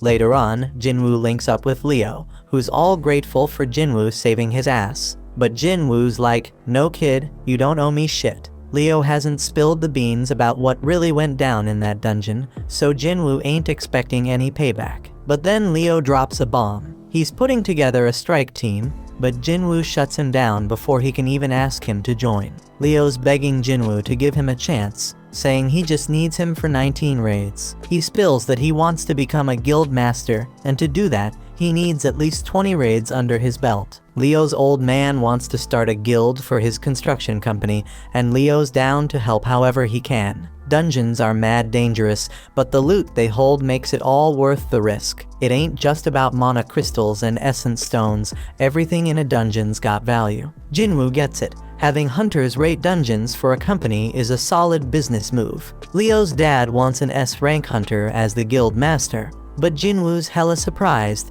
because there are only 7 rank hunters in the whole damn country. And to make it worse, the only S-rank who ain't already in a guild is Min, and that dude's retired. This means Leo's pops must be planning to snatch an S-rank from another guild. But Jinwoo warns him about that shit, because he's just gonna make enemies with the guild he takes them from. It's a risky game, my peeps. Leo switches up his game to convince Jinwoo and straight up tells him he gonna need some backup for their raids, especially if he wants to keep his power under wraps. And that's a genius move because it'll be way more convincing to his old man if he succeeds rolling with a low-rank hunter like Jinwoo who's playing pretend. Leo shows Jinwoo the building they're planning to use as the guild headquarters and says it's worth a crazy amount of money, like 30 billion yuan. That's some serious dough, man. Leo wants to give it all to Jinwoo in exchange for his help in completing 19 raids. Jinwoo would have been all over that offer in the past, but things have changed since he became the only dude who can level up. He's dead certain he can reach S rank, or maybe even higher the way things are going. But there's still too much unknown about his powers, and it would be too risky to team up with someone. So Jinwoo shuts it down and declines the offer. Leo ain't ready to give up just yet though. He promises to take Jinwoo's secret to the grave, but one look from Jinwoo sends chills down his spine, and he bounces. Meanwhile, Hung's younger brother Wang is super pissed about his brother's death and demands to know about the 2 survivors. His assistant Laura is straight up shocked when he asks what happens if he kills someone in another country, but she spills the beans anyway. If there's a treaty with that country, he gonna have a trial there, but if not, he getting sent back home to face the law. Wang wants to dip out there pronto, but Laura reminds him he has way too much going on, so he plans to deal with it later. He gives the survivors one more glare and just hopes they stick around long enough for him to take them out. The next day, Jinwoo hits the streets for a jog with his sister. Jinwoo asks her what she'd do if she had a crazy 30 billion yuan, but she can't even imagine what to do with that kind of cash because it's too damn unrealistic. When Jinwoo's flying solo, he notices his system counter keeps ticking even after he hits his goal. Gina catches up to him, but he already made up his mind to test how far that counter goes, so he takes off running again. He figures out it stops at double the goal, and after trying out all the tasks, the daily quest goes undercover. The reward for this gig comes with some straight up random loot boxes, but there's a catch: one's blessed and the other's cursed. Jinwoo ain't playing around, so he decides to roll with the blessed one for the day, and boom, he hits the jackpot. Homeboy scores another key, and it ain't just any key, it's the key to the Demon King's castle, and it is an S-level acquisition. But hold up, because that ain't even the craziest part. This key comes with a bonus ingredients for something called the Elixir of Life. And let me tell you, that's exactly what Jinwoo needed, because this elixir can cure any damn illness. Jinwoo pays a visit to his sick mother, and he knows he ain't got no other choice. He heads to the location, uses the key to open the gate, and he knows damn well this dungeon gonna be tough as nails, on the same level as Jeju Island. Jinwoo starts wondering if he has what it takes to handle this danger, but when a massive gate appears in front of him, he ain't backing down. Inside, flames are engulfing everything, and Jinwoo ain't gonna front, he's scared as hell. But hey, he got his teleportation stone as a backup plan in case things go south. Just then, a freaking giant monster pops up right in front of him. But Jinwoo already made up his mind he gotta get stronger, and he swears he ain't dying in this dungeon. This monster has a red name, meaning it's way stronger than him, but Jinwoo has the advantage of being a wolf assassin. Our boy uses dash to close the distance real quick and starts wailing at the beast. But man, he barely does any damage, even with the bonus effects. Jinwoo tries to activate his murderous intense skill, but the debuff gets cancelled out. Our boy tries to hit the monster with his other debuffs using his dagger, but they get cancelled out too.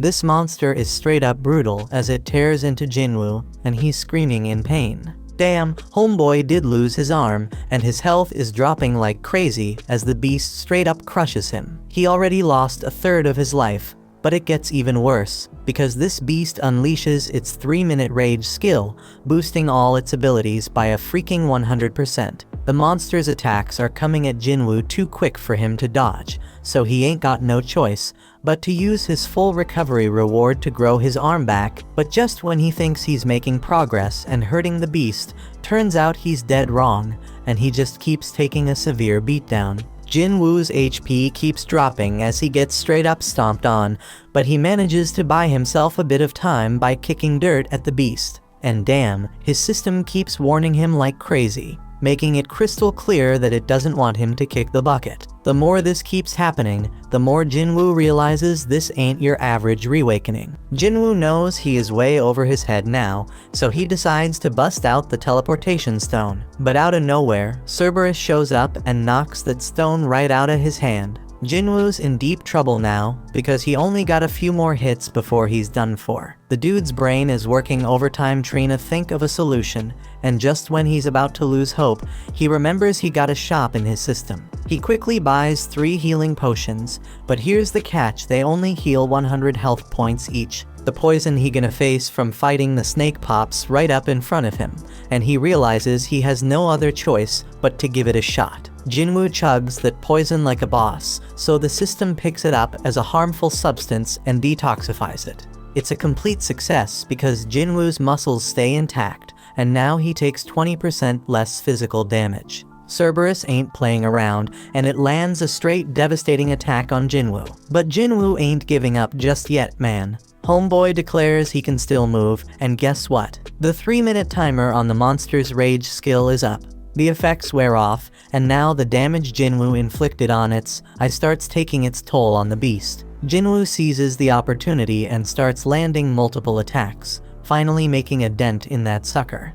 The beast almost chomps him up, but Jinwoo somehow manages to hold it back. dude goes airborne, but that powerful monster smashes him right back into the ground. Jinwoo finds himself in a tight spot once again, with his health damn near depleted and Cerberus squeezing him between its teeth. But Jinwoo ain't done fighting just yet. He digs deep and keeps stabbing that beast, even as it tosses him around like a Zorro. Jinwoo keeps on attacking, pouring every ounce of strength he has into one final blow. And guess what? That's the knockout punch right there. Cerberus comes crashing down, and a notification pops up. It says Jinwoo has defeated Hell's Gatekeeper. Homeboy levels up several times and his wounds magically heal. Killing the Gatekeeper earns Jinwoo the key to the demon's castle. He figured that's what Cerberus was protecting, but then he gets hit with a mysterious notification. It's the recipe for the elixir of life, and it requires 3 ingredients found in the castle. Jinwoo's fight with Cerberus gives him a clear idea of his current strength,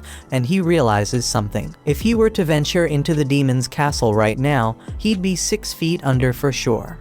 Jinwoo concludes that he can't do it just yet, but he makes a promise he gonna come back real soon. After that, Jinwoo heads over to see his mom and wonders if he can really cure her eternal sleep disease.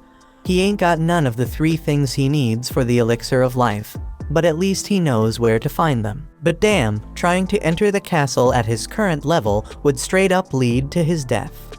That's why he's gotta level up and get stronger, no doubt. To help with that, Jinwoo decides to roll with Leo on the 19C rank raids he was talking about earlier.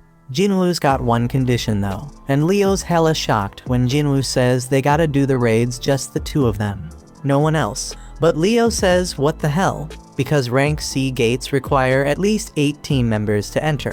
But Jinwoo wants them to go with a hung strategy, so they gotta hire enough hunters to meet the quota. Leo's kinda hesitant because it could be risky as hell.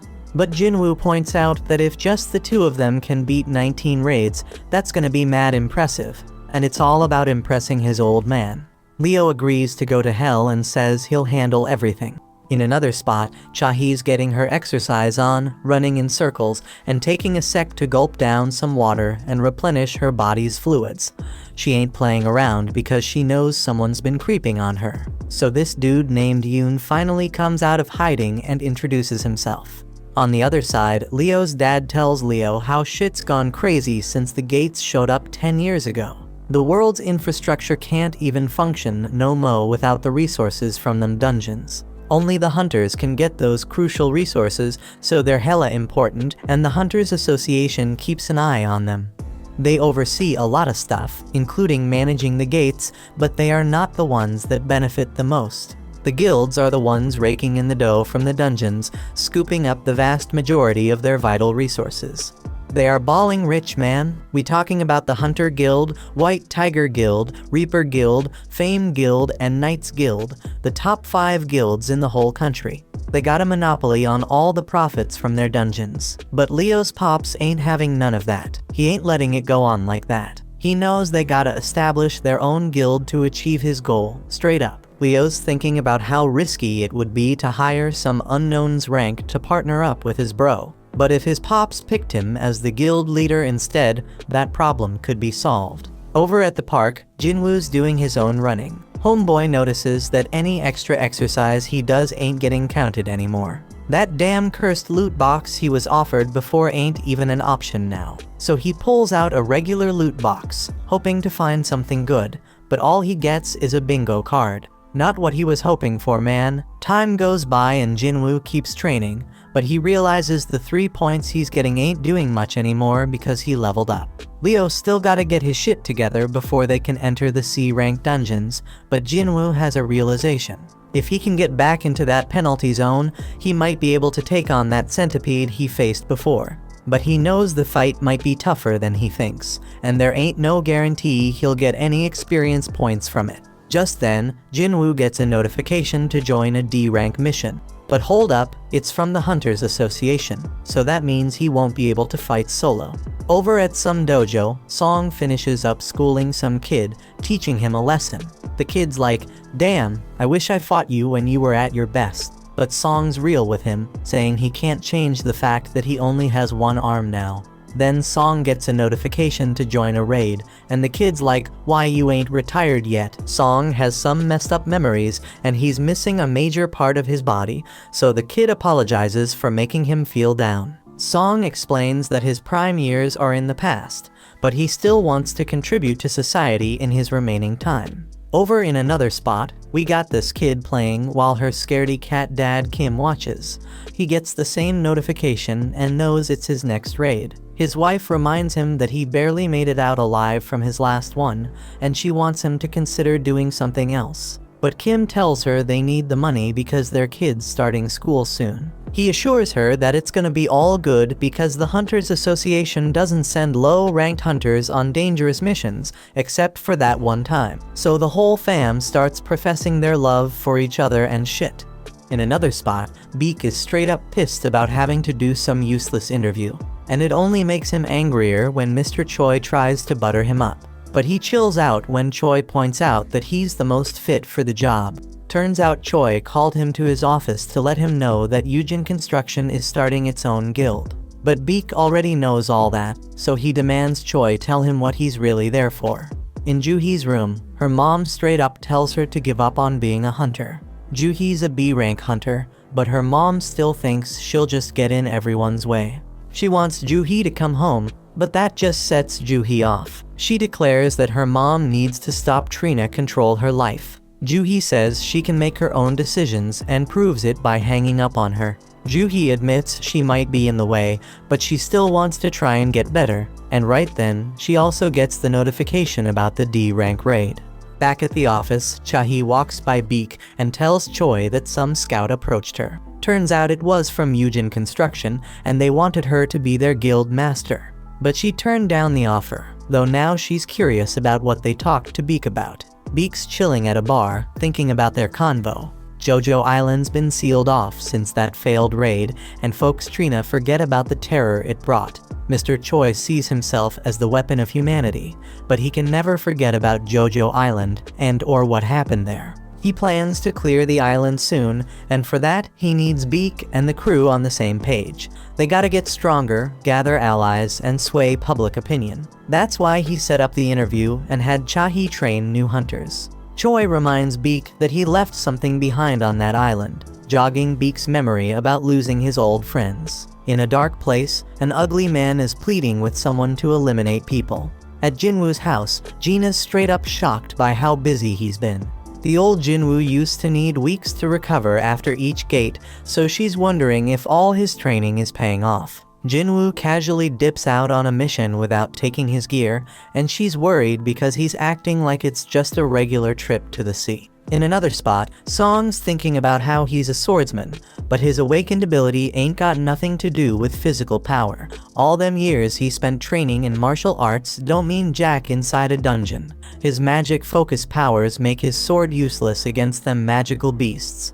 Then out of nowhere, he bumps into Jinwoo and notices how different he looks. Jinwoo can't really explain why his leg's back, so Song assumes some high-ranked healer must have found him that day. Song ain't as lucky because too much time passed for his injury to heal. They reach the gate and are surprised to see it's a reunion. Kim feels ashamed to face them, but Song figures it makes sense after what he did. 5 survivors from that messed up day are back together, so he's wondering what the deal is. It's been a hot minute since Juhee saw Jinwoo, so she peeps how much he's changed too.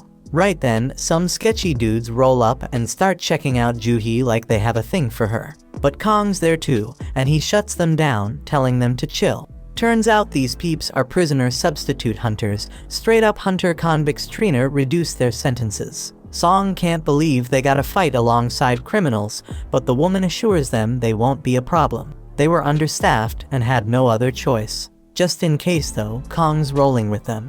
He is a B rank, so if things go south, he can handle the 3 C rank criminals with ease. Jinwoo tells Juhee not to come along, but she ain't having it. The criminals get set free, and even they wonder if this is a good idea. Kong shuts them up again and reminds them what'll happen if they act up. He introduces himself to the others and promises he'll handle the criminals. Jinwoo lets Song take charge of the raid, and he appreciates it. Song takes full responsibility for failing that day and gives props to Jinwoo for being the only reason they all made it out alive. He thanks Jinwoo on behalf of all the survivors, but Jinwoo doesn't need it. Kim ain't got no objections to Song leading them, and Kong's staring at Jinwoo for some reason. Everyone gets ready to enter the gate, and Song declares the raid officially started. Inside the dungeon, the prisoners straight up handle those goblins like monster. Song Chul wonders who the real beasts are and shows off his own power. They eventually wipe out the whole group of goblins, and Song's impressed with how much stronger Jinwoo's become. Even Juhee notices that Jinwoo ain't been hurt yet, and she hopes nobody ends up needing her healing skills. Song's still amazed because Jinwoo's aura is on a whole different level. Kong leads them forward, but they come across a fork in the path. The dungeon's been easier than they thought, so they figure it's cool to split up. It's gonna be riskier, but they'll clear the dungeon faster. Jinwoo can sense the boss is down the left path, but he keeps it to himself. Because he ain't been leveling up much from those weak-ass goblins, Jinwoo suggests his group take the left path. They split up, but Kong's giving Jinwoo some weird-ass look. Kim's group members are a bunch of cowards, and Kim decides they gotta apologize to Jinwoo for ditching him on their first raid. They know he probably won't accept the apology, but Kim's determined to try because he wants to keep being a hunter. Down the other path, the prisoners straight up wipe out another group of goblins with ease. Kong, being all weird, asks if they could do the same against humans, but they make it clear it wouldn't make a damn difference. Here's the backstory. Kong found out some dude's daughter got assaulted by 3 dudes. The poor girl ended up taking her own life, and this guy's furious because those 3 scumbags will be free in just a few years. To make matters worse, those assholes are hunters, and they get to join raids to reduce their sentences. That shit's unfair as hell because his daughter ain't never coming home. So the man brings 3 million yuan and offers it to Kong to take out those 3 prisoners. Kong's gone straight up bonkers now, and he spills the beans to the prisoners about what he's gonna tell the inspectors when he dips out of the dungeon. He's gonna say the prisoners got wiped out by a gang of 100 goblins. Kim keeps going down his path, but he's shocked when it connects to Kong's path, and he finds Kong massacring the prisoners. Kong starts telling the prisoners he's been told to make them suffer, but Kim interrupts his crazy ass. Cold-blooded Kong takes out the last prisoner and decides he's gotta change his plans as he starts making his way toward Kim. Jinwoo's thinking about how Kong saw him at the hospital, and he just hopes the dude doesn't remember him.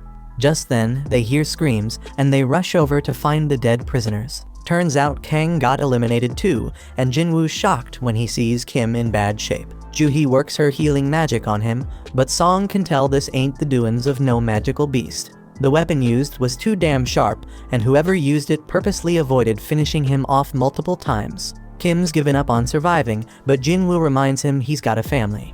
Jinwoo demands he stay alive, otherwise he won't be able to keep blaming him. Kim uses his last breath to apologize to Jinwoo, then he's gone. Right then, Kong tries to take out Juhee, but Jinwoo steps in and stops him. Kong's impressed by Jinwoo's speed, and Song realizes Kong's the one behind this whole massacre. Song's shocked because Kong's part of the Hunters Association, but Kong just wants to spill his plan.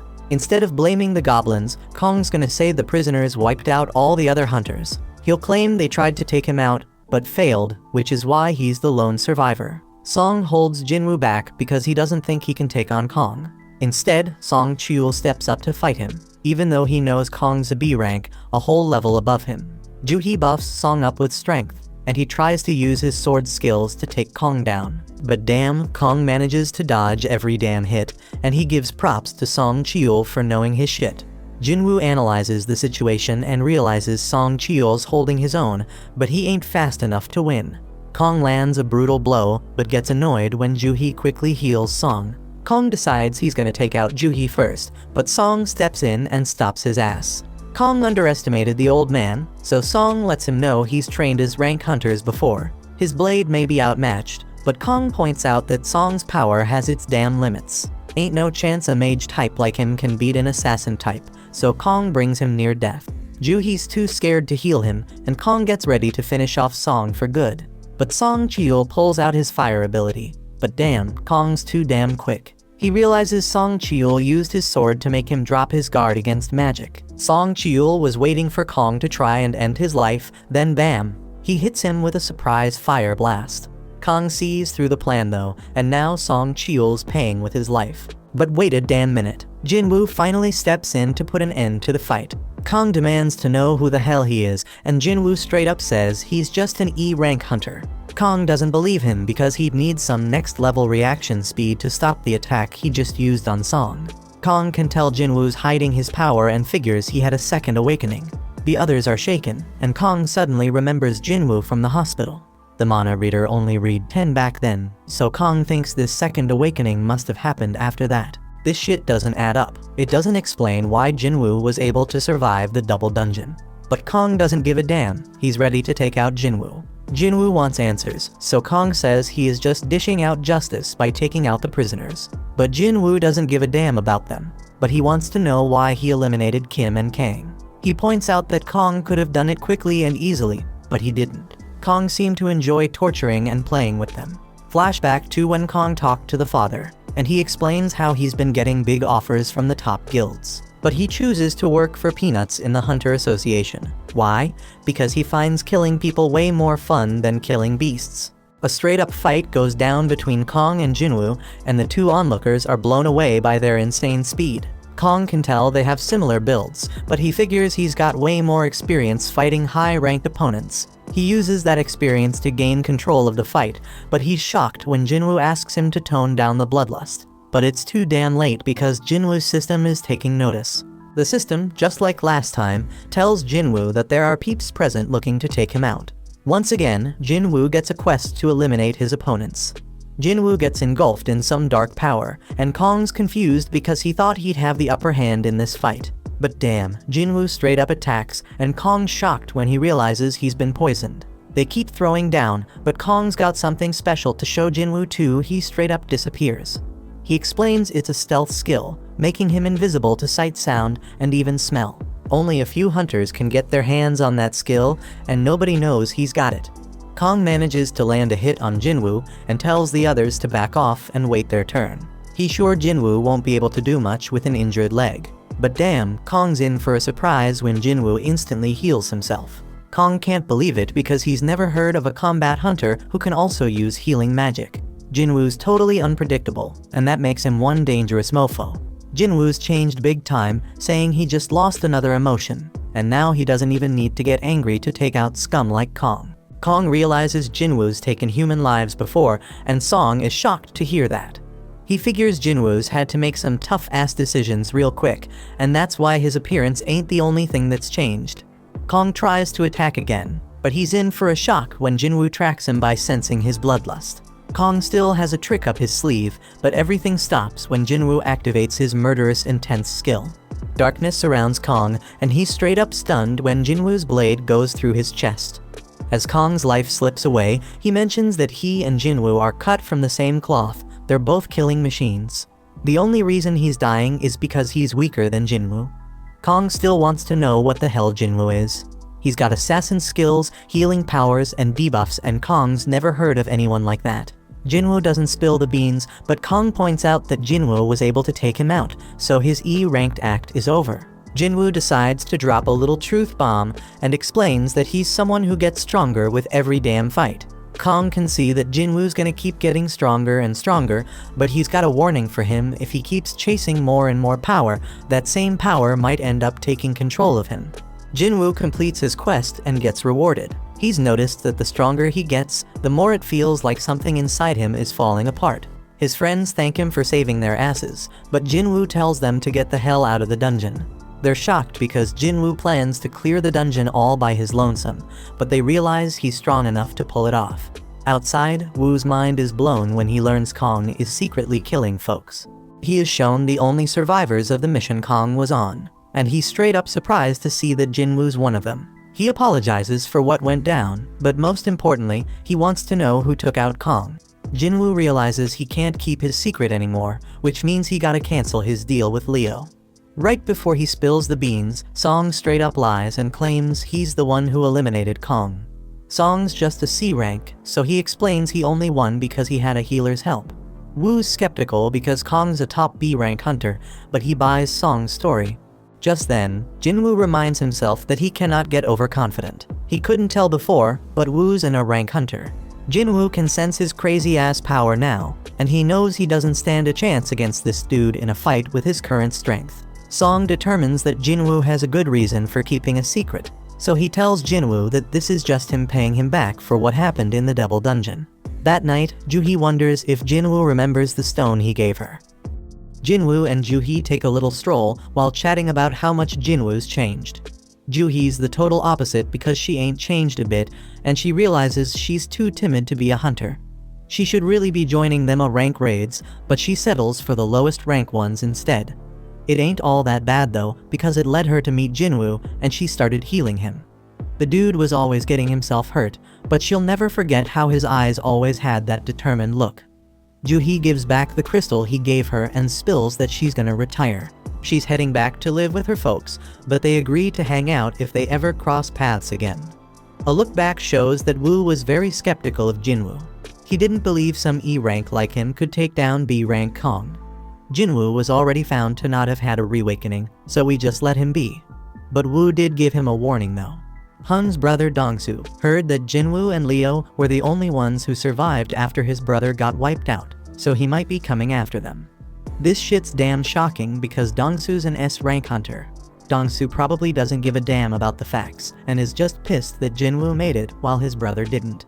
Unfortunately for Jinwoo, the law can't do shit against S rank hunters, and they can bring either miracles or disasters. One of these monsters is after Jinwoo, so Woo suggests he gather his family and dip out of the country.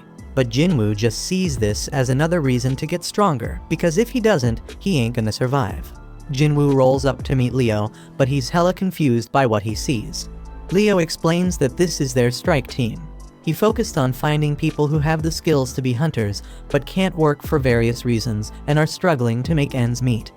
Jinwoo points out that he hired a high schooler, but she claps back saying she's a qualified hunter just like the rest.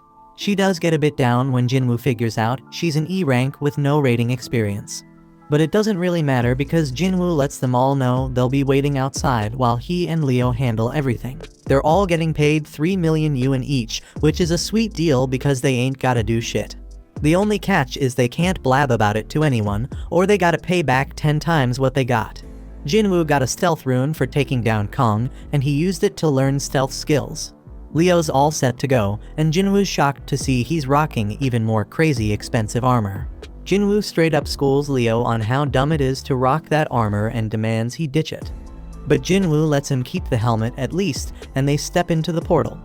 The other hunters think they're straight up insane for hitting up a C rank dungeon on their own, but they don't give a damn because the contract's already sealed. Jinwoo's sis wonders where her friend Songyi is, and turns out she's the high schooler on Jinwoo's strike team. The hunters chat about how a full strike team would take a solid 2 hours to finish this raid, so when they see Leo pop out of the portal, they assume they just bailed. But they're in for a shock because the damn gate closes right after they step out, meaning they cleared the dungeon. The hunters can't believe their eyes, but Jinwoo tells them to hustle because he's ready for another portal. Their goal is to hit up 3 raids in a single day, but the hunters are still dumbfounded they even finished one. In another raid, Jinwoo straight up wrecks a bunch of goblins, while Leo wraps up the mining. Jinwoo mops up the goblins and levels up. The next raid's a success too, and Jinwoo levels up even more. Days go by, and the two keep clearing dungeons on their own. They start facing tougher and tougher monsters, but Leo can see Jinwoo's getting hella stronger too. Jinwoo's stealth skill is hella handy, and his dash skill levels up. He gains a couple more skills and finds out they're straight up powerful when he uses them on a wolf. Jinwoo's got a bunch of new skills now, but his mana ain't enough to use them for long. He chugs a potion for that and decides he's gonna focus on boosting his intellectual abilities moving forward. He also decides against heading back to the demon castle right now, because he considers himself somewhere between a B rank and a rank hunter. Just then, the system reveals that he has reached the required level for a job change quest. Somewhere else, the boss of another guild named On gets word that there's a strike team splurging double the market rate to snag some C-rank gates. Their leader's this rich kid Leo, but their team seems like a random mix. On recognizes the name Jinwoo from the double dungeon incident, and he gets this feeling that something interesting is going down. Meanwhile, Jinwoo and Leo come out another portal victorious. Jinwoo wonders if Song has some eye problem, but she says it's nothing. Back with On, his assistant is straight up shocked when he hears On thinking that Jinwoo's had a reawakening. Jinwoo managed to survive 3 major disasters, and every time, there was a damn high body count, but he always made it out alive. Reawakening's the only explanation, so On heads out to scout this promising rookie. On rolls up at Jinwoo's portal, but he's hella shocked because it looks like they're having some sort of picnic. Song-yi explains the area's off limits and makes it clear she's a hunter. She admits she's part of the strike team, and On's mind is blown when he realizes Jinwoo straight up left the whole crew behind to enter the dungeon solo. On thinks Jinwoo could be his biggest discovery yet, but he surprisingly just leaves. The dudes step out the gate, and Jinwoo spills to Leo that he's swamped tomorrow and can't make it for any raids, so they hold off on a few. Then we get a glimpse of this super weird scene, and Mr. Choi wakes up from that nightmare. He peeps at some paperwork and figures out it's almost time for the recon mission on Jojo Island. Jinwoo wraps up his day of raiding, and On introduces himself as the manager of the White Tigers Guild.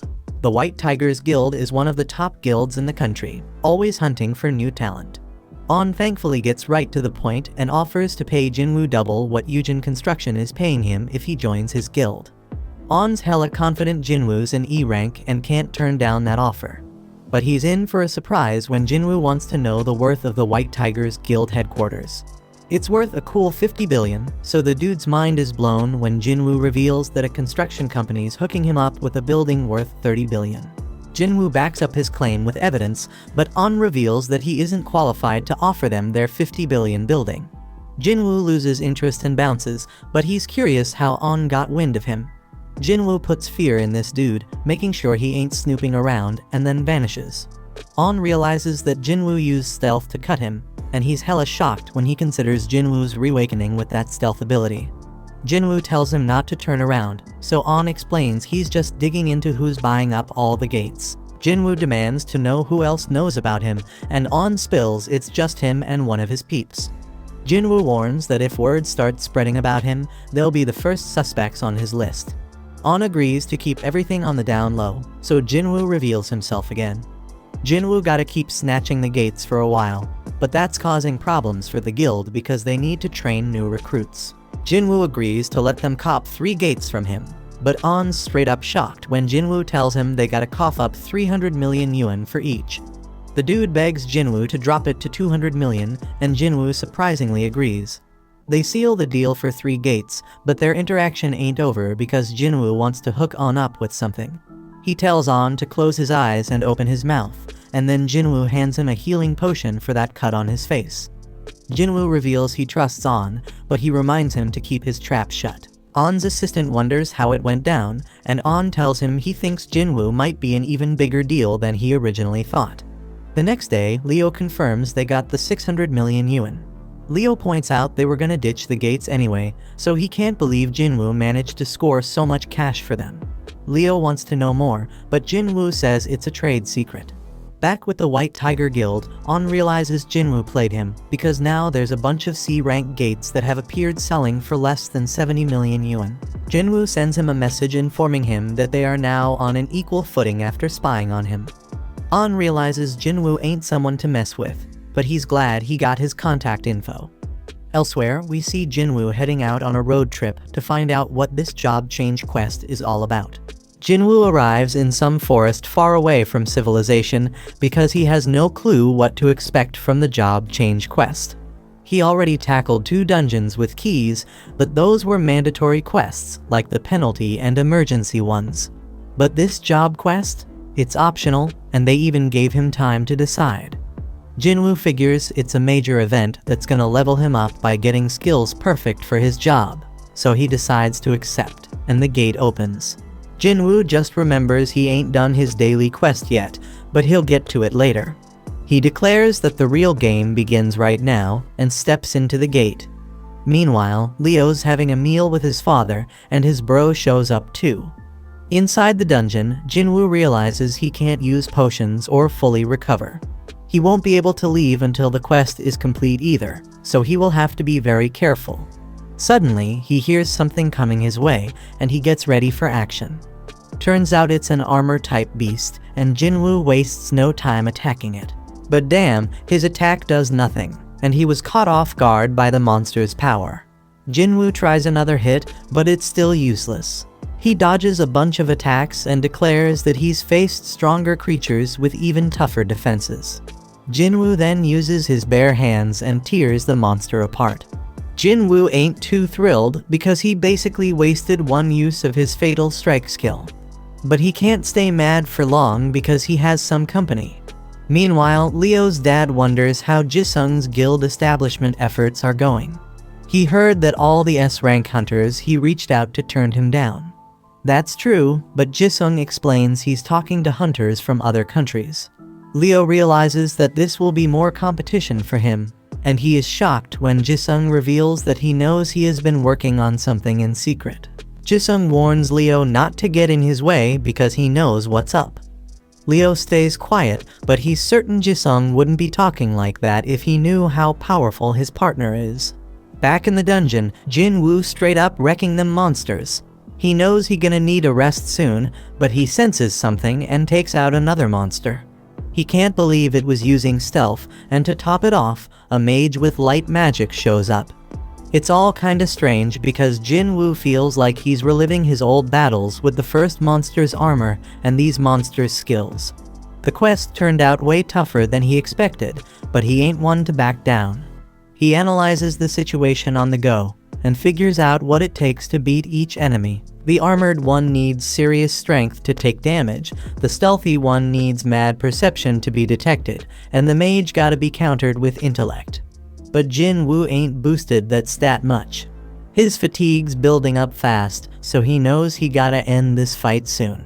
Elsewhere, Mr. Choi meets up with the other hunters because they are ready to head to Jojo Island. Back in the dungeon, Jinwoo manages to take down the monsters. He finds a chest plate as his reward and realizes he ain't done much with gear yet. He puts it on and's glad to see it can go invisible, and don't mess with his movement. Jinwoo's level has gone up, and he also has plenty of golden items. His fatigue has recovered as well, so he continues through the dungeon. Jinwoo opens the giant door, and the gust of wind that comes out of it gives him the chills. Inside is some kind of throne room, and he is shocked by what awaits him.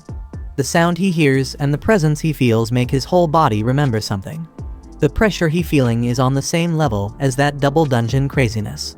Jinwoo can't believe it because all that intensity coming from just one opponent. This enemy, a knight commander called Igris, got his name in red, and Jinwoo knows this dude ain't like any enemy he ever faced. Igris instantly attacks with intense speed, and Jinwoo is shocked to see that this guy chops through pillars like they are tiny tree branches. This monster overpowered Jinwoo quickly with his next hit, and Jinwoo had no chance of keeping up. He getting tossed around like a rag doll, and Jinwoo can't believe what a freaking monster this guy is. Jinwoo shows his insane speed as he throws a barrage of attacks, but his blade does nothing against the knight's armor. Jinwoo is barely able to block one attack, but he gets thrown back. He realizes they matched in speed, but Igris way more powerful than him. This dude was hella dangerous, and Jinwoo wondered if he got any shot at beating him. Jinwoo ain't too sure he can win without a weapon, but he only has one idea to deal some damage through Iggy's armor. He puts away his dagger, and to his surprise, the knight tosses his weapons aside too. Meanwhile, Mr. Choi gives a call to the chairman and shows his gratitude for approving the operation. The chairman warns him to stay careful, but Mr. Choi already knowing the danger involved. He is aware that this expedition is just about checking the threat levels. They're gonna poke at the enemy and see how they react. Mr. Choi staying diligent as always, and he explains that it's because the last raid on Jojo Island ain't really ended for him. Back in the dungeon, Igris wastes zero time crushing Jinwoo. He tosses Jinwoo around like he's some kind of toy, landing a barrage of punches on him. Jinwoo gets sent flying through a wall, and he is straight up shocked by his opponent. He blocked all them punches, but still feels like he lost 500 HP. Jinwoo is glad he rocked that armor because he'd be 6 feet under if he hadn't. He gotta admit he can't overpower this dude, so he decides to amp up his speed instead. Jinwoo flies around him and manages to finally push him back. He throws out a bunch more attacks, but it becomes crystal clear he ain't catching this guy again. The dude keeps tossing him around, and Jinwoo notices his skill also boosting his defense. He's still getting wrecked by this dude, getting dragged back into the room, but Jinwoo keeps fighting back. His efforts start paying off when Jinwoo pulls off a sick move, landing a kick straight to Aegis's head. Jinwoo realizes this might actually backfire on him, and the knight comes at him even harder. Jinwoo just keeps taking a straight-up beatdown, getting tossed onto the throne while Aegis looms over him. Back home, Gina leaves some dinner for Jinwoo and goes to study. We also catch a glimpse of Jinwoo's mom at the hospital. But back with Jinwoo, he is in really bad shape as the knight grabs his sword, ready to end Jinwoo's life. He went in for the kill, but Jinwoo was swift as hell, stopping him with just one hand. Jinwoo declares that he hasn't lost yet and pushes Aegis back. He summons his blade and manages to stab the knight through the gap in his helmet. Jinwoo puts all his power into pushing Aegis back and slamming him against the wall.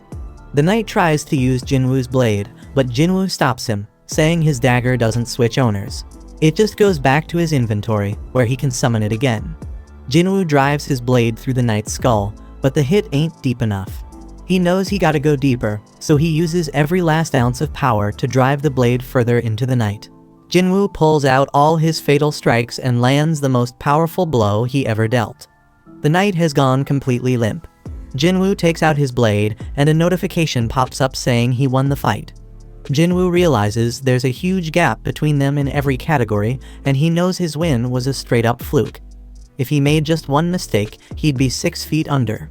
Jinwoo then gets 4 rewards. One of them is 15 million gold, and another is the S-rank helmet Aegis wore. The Demon's Castle key was S-rank, but Jinwoo never had gear this top-notch before. Amazingly, the helmet boosts his stats and reduces damage by 15%. Jinwoo also gets a rune stone for a skill called the Ruler's Hand. The final reward is an instant teleportation stone. Can't stash it in his inventory, so he's wondering why he getting it now.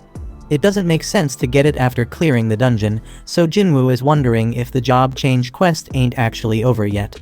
Just then, Jinwoo was straight up shocked when a bunch of portals opened up. A notification pops up, revealing that the job change quest actually starting right now. Jinwoo was told to survive as long as possible to rack up advancement points. He gotta earn them points to move up in class, but Jinwoo ain't got a clue what that means. A timer pops up, and Jinwoo realizes he is about to face an endless wave of enemies. He is relieved to see these fools ain't as strong as Aegis, because he knows he'd be overwhelmed in seconds if they were. Jinwoo is confident he can handle them, but damn, there's a whole damn army of them. But Jinwoo ain't scared, he charges right at them. Meanwhile, we watch as the other hunters fly off to Jojo Island. After a while, we are back with Jinwoo, still in the thick of the fight because the gates keep spitting out more enemies. The real deal with this quest is to survive as long as possible, so Jinwoo starts using his stealth skills. He gotta manage his mana, so he can buy himself as much time as he can. Jinwoo's plan is completely ruined though, when a mage breaks his stealth. He right back to throwing fists, but now it's even worse because he can't use stealth or murderous intent no more. Jinwoo takes a sword straight to his back, and he is straight up shocked when he realizes it's only been 5 minutes. Shit getting way too dangerous, and Jinwoo knows he can't keep going. He hates to do it, but he decides to teleport out of the dungeon. But before he can, some monster knocks the stone right out of his hand. Now Jinwoo is in deep shit as the huge group of enemies descends on him. Jinwoo continues to get thrashed about by the monsters, and there is no way out now that he has lost the teleportation stone. The only shot he got at surviving is if he whoops all their sorry asses, so Jinwoo gets back in the fight. It's looking pretty damn dire though, because his stamina running on empty and he can't use stealth or murderous intent. But you know our boy never gives up, he is dead set on staying alive. Jinwoo keeps fighting for his life, and he thinks about how he has been living at the bottom his whole damn life. He could never give up on chasing more, and this moment ain't no different. Jinwoo's knuckles are all messed up, and his heart starts racing. Just then, the monsters start talking. The voices saying Jinwoo got the nickname of the weakest hunter in mankind. They mocked him because he had to go to the hospital after going through a rank gate. Just then, the imaginary Song Cheol and Juhee show up, and they tell Jinwoo to stop forcing himself to fight. After that, Jinwoo's younger self appears and says he come a long way already, so that should be enough. His old self can't even recognize the new Jinwoo because he is taller and in a way better shape. But he explains that the changes are only on the surface. Deep down, Jinwoo is still weak, and he is about to die again. The old Jinwoo says Jinwoo always gonna be E-rank hunter, a dreamer who never learned his place in the world. Jinwoo dodges some attacks, but he can't keep it up because he getting crushed. Young Jinwoo tells him he getting what he deserves for thinking he was ready for this kind of fight. Them words start making Jinwoo wonder if he really ain't changed at all. Just then, a notification reveals that the time is up on his daily quest, and he will have to be penalized for not completing it. Lucky for him, that means he gonna be taken to the penalty area. Jinwoo finally got it. Luck is a skill factor, and young Jinwoo figured whoever was behind all this didn't want him dead just yet. He says his goodbyes and Jinwoo gets transported to the penalty zone. When he gets there, he feels grateful because this penalty actually saved his life. Jinwoo wondered though if it was really just luck or if the system keeping him alive. He decides not to overthink it and pops some potions to recover his stamina. Damn unfortunate though, because a notification saying if he too messed up, potions won't heal his HP. He gotta either wait and heal naturally or level up to get restored. Just then, a whole bunch of the monsters from earlier show up, and Jinwoo saying as long as he doesn't die, any pain he feels just gonna make him stronger. Back at home, Gina notices Jinwoo ain't come back and wonders if he got himself a girl. She decided that ain't possible and just hoped he remembered to be there for her guardian teacher meeting. Back with Jinwoo, he has defeated the monsters he was once terrified of and has recovered his health from leveling up. He got 10 minutes left in the penalty zone, so he used that time to cop the Night Killer Dagger. This weapon is perfect because it does 25% more damage to armor-type beasts. Jinwoo uses the rune he got from fighting Igris, and it gives him the active skill called Ruler's Hand. Surprisingly, it doesn't use mana, and it lets him mess with objects without touching them directly. He remembers Igris using this on his sword, but Jinwoo tests it and finds that he can't move large objects yet. Time is almost up, so Jinwoo declares that he will have to rely on a little bit of luck to carry him to the end. Jinwoo gets teleported back to the dungeon and gets ready for another round of fighting. Back with the other hunters, they getting closer to Jojo Island. Choi is told that there are multiple sources of mana in the water, and Choi is straight up shocked by what he sees. In the dungeon, Jinwoo feels really good about how his Night Killer Dagger performing, but he can't shake this weird feeling he getting. He keeps killing their beasts, but it doesn't feel like he actually doing it. Jinwoo is more worried about the mages casting spells without actually attacking. Just then, Jinwoo realizes that they are responsible for opening the gates and summoning the knights. He decides to go after the mages and finds out that taking down one of them makes some of the knights fall apart. Knowing this, he goes after the rest of the mages and starts taking control of the fight. The mages try to hide behind the knights, but Jinwoo manages to take out another one, leaving 3 mages still standing. These sneaky last 3 combine their power and summon a golem, so Jinwoo makes his way to higher ground. He can disable it for a moment and think about how them dumb mages probably thought one strong monster was better than a bunch of small ones. Jinwoo points out that this is wrong though, since having fewer targets makes it easier to go after the mages. Jinwoo finally manages to wipe out all the mages, but the golem is still standing. Our hero Jinwoo got so damn strong that he straight up used brute force to destroy that golem. With that, all the monsters get defeated, and a notification pops up saying he finished the job change quest. Now he can switch to a more advanced class with the points he earned based on how he performed during the quest. But turns out he doesn't get to choose because more notifications start popping up with a bunch of messages. They talk about whatever path the player takes. It is full of dead bodies and the smell of blood. They say the player craves immense power and makes their own damn way without relying on others. The messages mention how a shadow army gonna follow the player's orders, and Jinwoo is straight up shocked when he sees his new job class gonna be a necromancer. This shit doesn't make any sense to him at all, because he ain't put anything into his intellect stat. Necromancers are usually magic-type classes summoning undead monsters as servants. Jinwoo though, he built like an assassin. His main thing is strength, and all his skills match that fighting style. If he ends up with a class like Necromancer, then all the work he put into his current build gonna be wasted. But just then, Jinwoo feels relieved when he sees he can reject it. He says no, but the system points out that Necromancer is a hidden class and asks him again if he really want to decline it. Jinwoo takes a second to think about it and wonders if it is a hidden class means it has some special power. Jinwoo wished he had an example to compare it to, and he realized it was pretty damn similar to the summoning magic the mages were using. Encountering them seems like too much of a coincidence, so Jinwoo wonders if this job change quest was pre-arranged by the system. The whole idea of summoning beasts like mages got him really interested. Them mages ain't all that strong on their own, but Jinwoo knows he is. Ain't no rule saying necromancers can't be frontline fighters, and that's exactly what he gonna do. Jinwoo figures if classes work like stats, then as he levels up, his necromancy skills gonna level up too. That means the shadow army the system talking about gonna get stronger too. Jinwoo getting hyped up thinking about not solo leveling anymore, so he decides to accept the necromancer class. Just then, some dark power burst up from under his feet, and the system started awarding him points based on his performance. Jinwoo did amazingly well during the quest, so his total advancement points exceeded the class threshold. The dark power erupts even more, and Jinwoo starts floating because the advancement is about to be complete.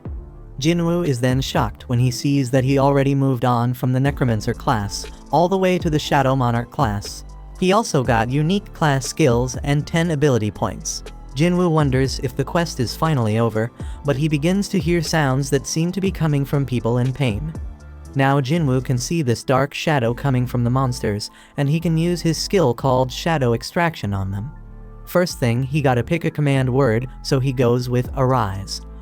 As soon as he says it, Jinwoo is straight up ecstatic when he sees the first members of his shadow army. Apart from Shadow Extraction, Jinwoo has another skill called Shadow Storage.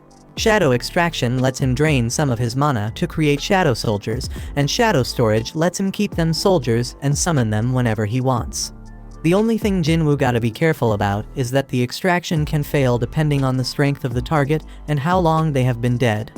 There is more to this ability, because Jinwoo sees he summoned both knights and mages, and they come in different ranks too. Jinwoo gets all excited thinking about whether he can even extract his rank shadows, and if they are as strong as they were in real life. Jinwoo rushes to Igris and finds out extraction is possible. There is a limit to how many extractions he can do and how many he can store, so Jinwoo lets out 11 soldiers. Jinwoo turns back to the Knight Commander, Igris the Blood Red, and says the word Arise. Igris' shadow starts coming out, but then this huge burst of power pushes Jinwoo back and the extraction fails. Jinwoo only had 2 more tries left, but his second attempt failed too. Back at the Hunters Association, Goto reminds Woo that hunters can never grow their power unless they undergo a reawakening. That's why they train their combat skills and gather allies. Back with Jinwoo, he talks to Igris and reminds him that he is a warrior. Slicing down enemies with his sword is his damn purpose in life, and Jinwoo damn sure doesn't want to just sit around and waste away. Jinwoo straight up declares that if Igris needs someone to dedicate his sword to, then he should serve him. Jinwoo uses his last shot and once again tells Igris to arise. A whole lot of power burst out of Igris's dead body, but this time it was different. Igris' shadow came out, and Jinwoo got the chance to give his level knight a name. Jinwoo shows respect and gives him his old name Igris.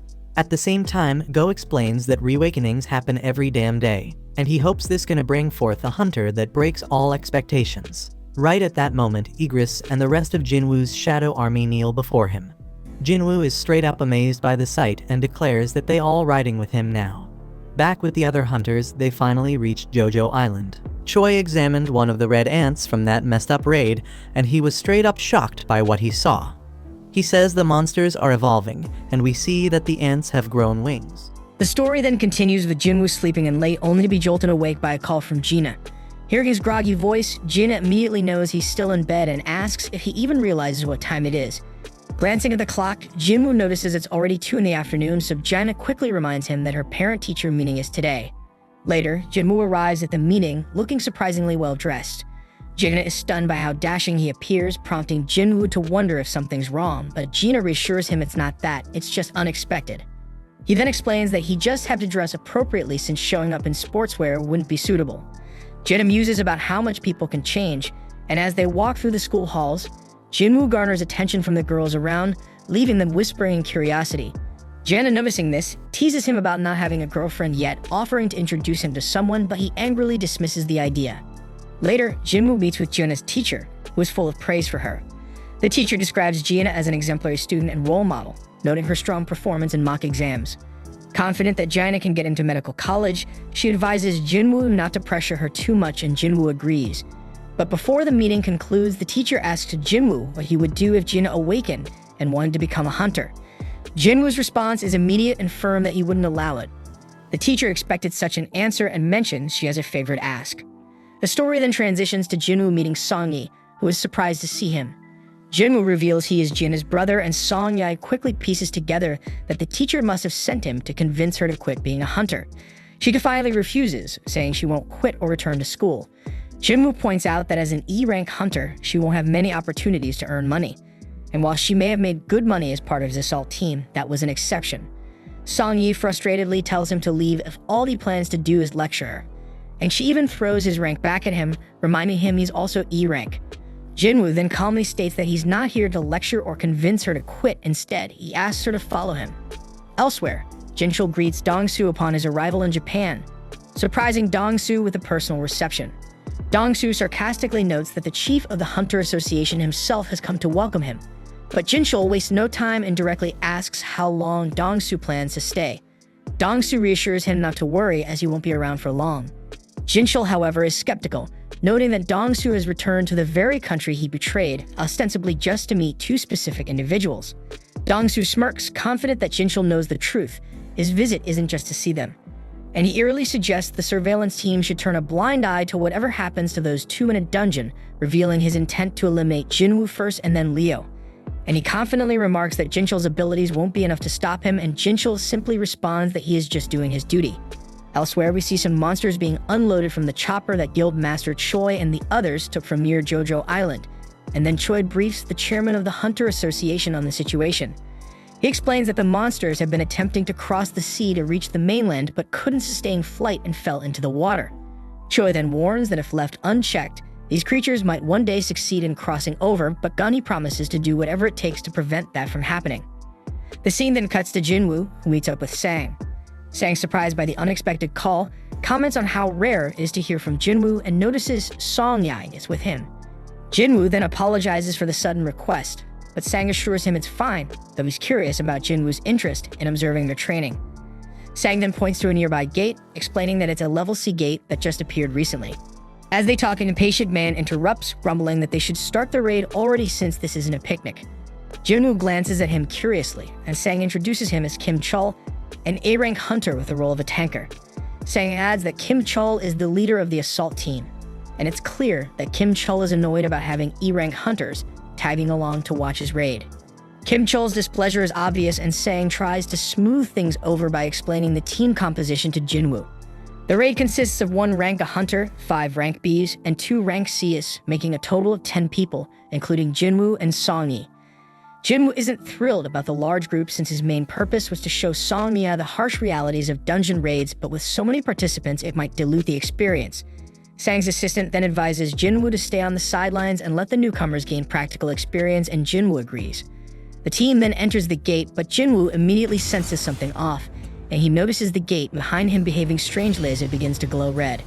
He then realizes what's happening and tries to escape, managing to squeeze his head out to warn Sang to contact the assault team. But then the gate pulls him back inside again. Sang then quickly contacts Baek, informing him of the red gate, and Baek immediately sets out to assist. Inside, Jinwoo and the team find themselves in an endless snowfield, stunned to discover that the gate has completely vanished, so panic sets in as they wonder how they'll escape. Kim Chul then steps forward and explains that they're trapped inside a red gate. Song-yi confusedly asks what that means, so Jinwoo calmly explains that unlike normal gates, a red gate is a dungeon where all contact with the outside world is lost upon entry, and to escape they must either defeat the boss or wait for the dungeon to collapse, and adds that the outside world cannot interfere, and the dungeon will be crawling with dangerous magical beasts. Suddenly, arrows rain down on the group. 1 hunter is killed instantly, but Jinwoo quickly catches the second arrow that is aimed at Song-yi and shields her from harm. The girl is stunned by his reflexes, and the team realizes they are surrounded by ice elves. Jinwoo then notes that their distance had masked their presence, and he sees they targeted the group's weakest members. And he acknowledges that if this had happened 2 months ago, he wouldn't have survived. The Ice Elves then retreat, leaving Song-yi confused, so Jinwoo explains that Ice Elves are ruthless predators known as Ice Slayers among hunters, feared for their brutal efficiency. Kim Chol then takes charge, announcing that no help will be coming in this place and insists they follow his commands if they want to survive. He then claims that he can't manage the entire group, so he proposes splitting into 2 teams, arguing this will improve their chances. He warns that staying in one place risks freezing to death and insists he can protect those who go with him. Most of the group agrees to go with Kim Chol, but he quickly singles out the weaker members, refusing to take them along, and he explains that their presence would slow the team down. He then states that 1 day in this dungeon equals an hour outside, and it could take months to defeat the boss or wait for the dungeon to collapse. And with a cold, dismissive tone, he labels them as dead weight, so he is going to leave them, but he promises to come back for them once the boss is defeated. One girl in the group decides to stick with Jinwoo, and Kim Chol thinks that's a stupid move, but she is sure that Kim Chol didn't notice the arrow earlier and quietly whispers to Jinwoo that she noticed his earlier reflexes, convinced he's much stronger than he seems, and she thinks that he is even a rank or even higher, but Jinwoo doesn't confirm or deny it.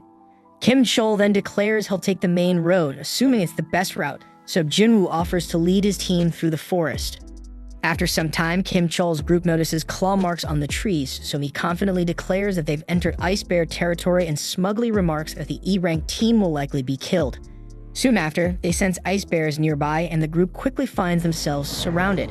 One of the massive creatures charges, but Kim Chol blocks the attack with his shield and cleaves the bear in half with his axe. And without hesitation, he moves to engage the other 2 bears, maintaining his confidence. Meanwhile, Jinwoo's group is stopped by the girl, who points out similar claw marks. She warns them that they're in Ice Bear territory and suggests they turn back to avoid an encounter. Jinwoo disagrees, suggesting instead that they press deeper. He explains that since this is Ice Bear territory, they'll only need to worry about the bears, which are weaker than the elves that wait outside. The girl thinks it over and realizes Jinwoo is right. No other magic beasts would enter this area because of the bear's dominance. As they move forward, the air grows colder, so Jinwoo pulls coats from his inventory using subspace magic, handing them out to everyone. The group is amazed at his ability, putting on the warm coats with gratitude. But Song-yi is still puzzled, asks Jinwoo who he really is. Jinwoo avoids the question, reminding her that he brought her here so it's his responsibility to protect her, but he requests that she and the others not ask further questions. Just then, a massive ice bear emerges from the shadows, so Jinwoo steps forward and changes his title to Wolf Assassin as he prepares for the fight.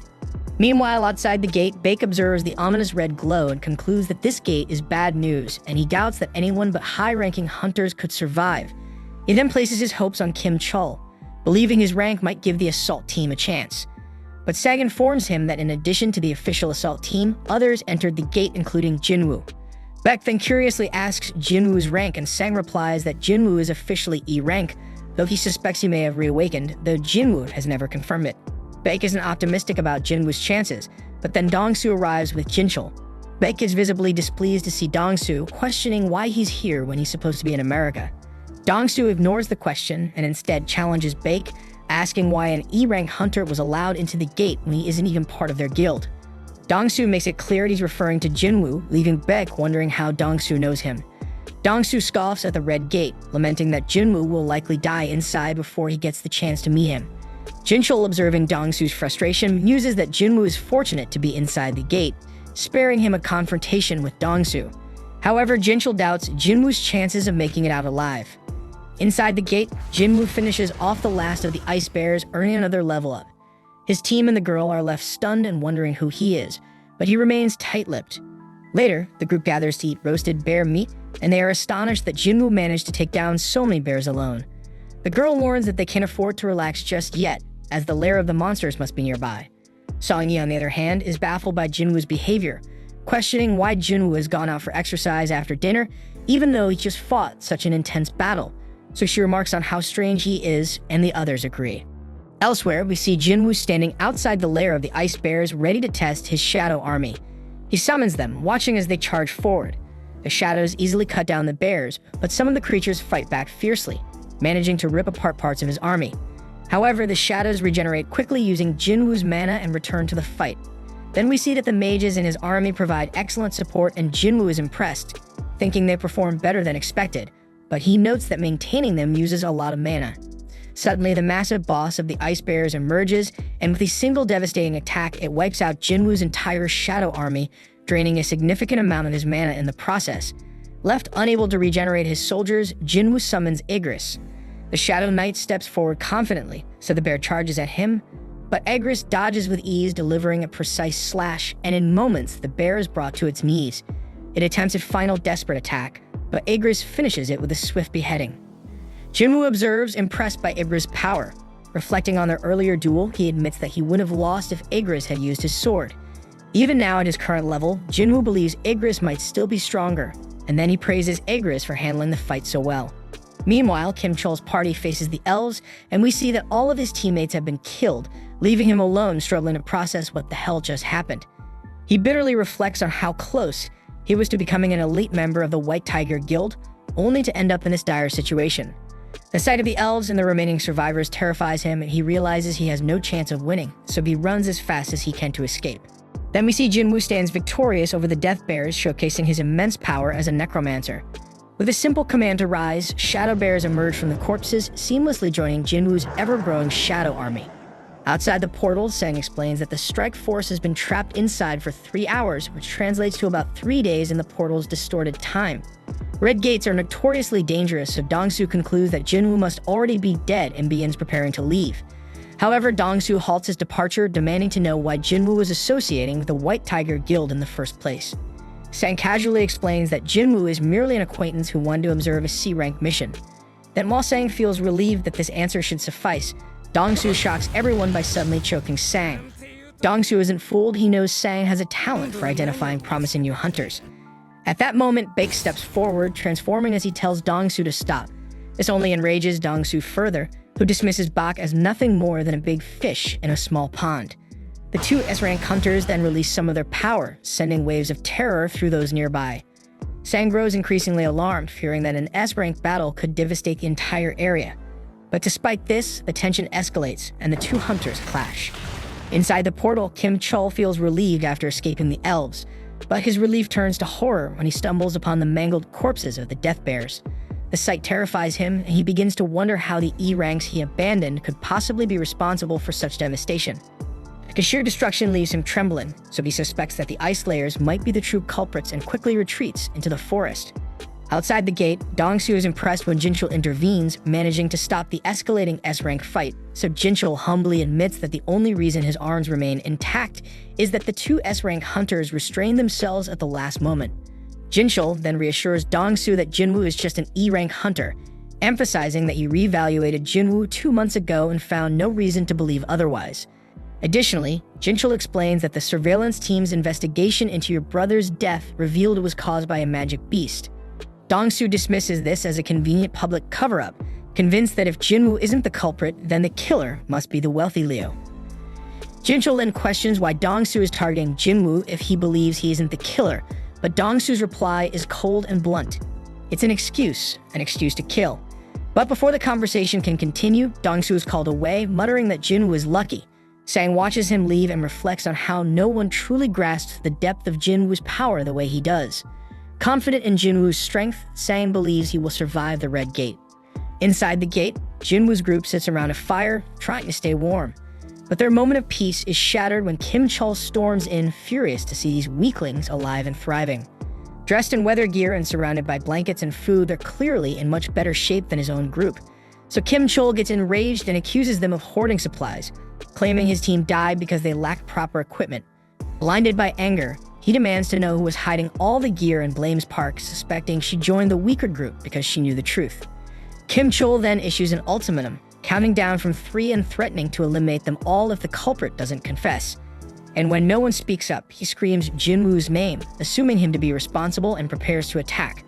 However, before Kim Chol can act, Jinwoo suddenly appears and utterly overpowers him. The group is stunned by their leader's unexpected return, and Jinwoo admonishes Kim Chol for blaming others for his party's failure. Jinwoo also senses something more sinister nearby and accuses Kim Chol of dragging even greater trouble into their midst. Turning his attention to the surroundings, Jinwoo calls out to the hidden presence, stating that their aura is far too strong to go unnoticed, and he orders them to drop their stealth.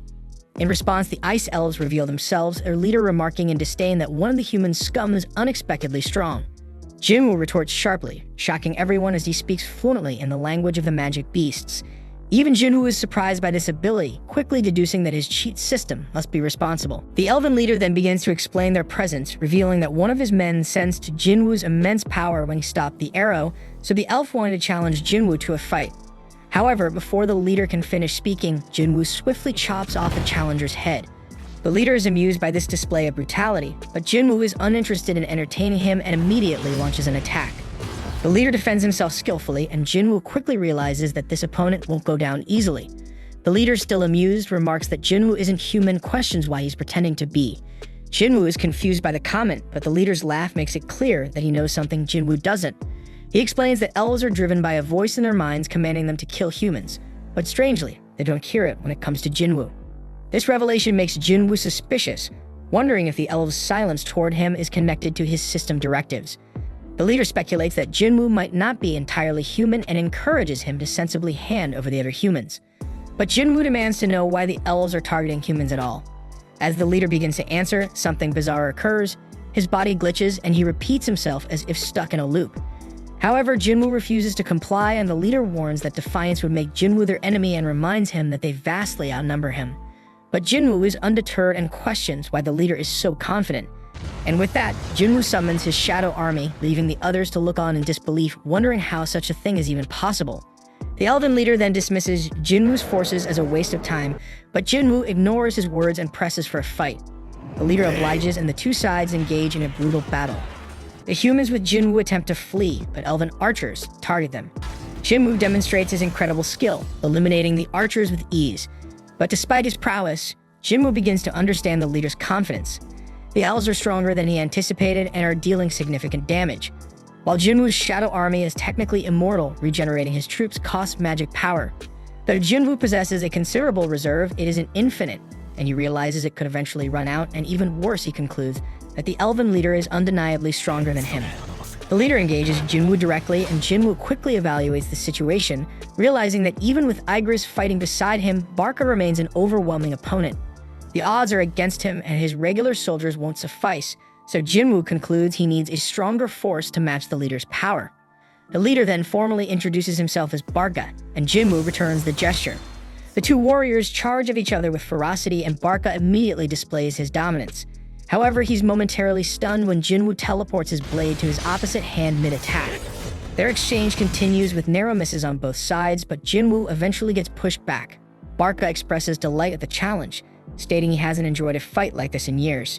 Jinwoo, smiling back, unleashes a massive meteor that crashes down onto Barca, catching him off guard. Meanwhile, Kim Chol regains consciousness, seething with anger.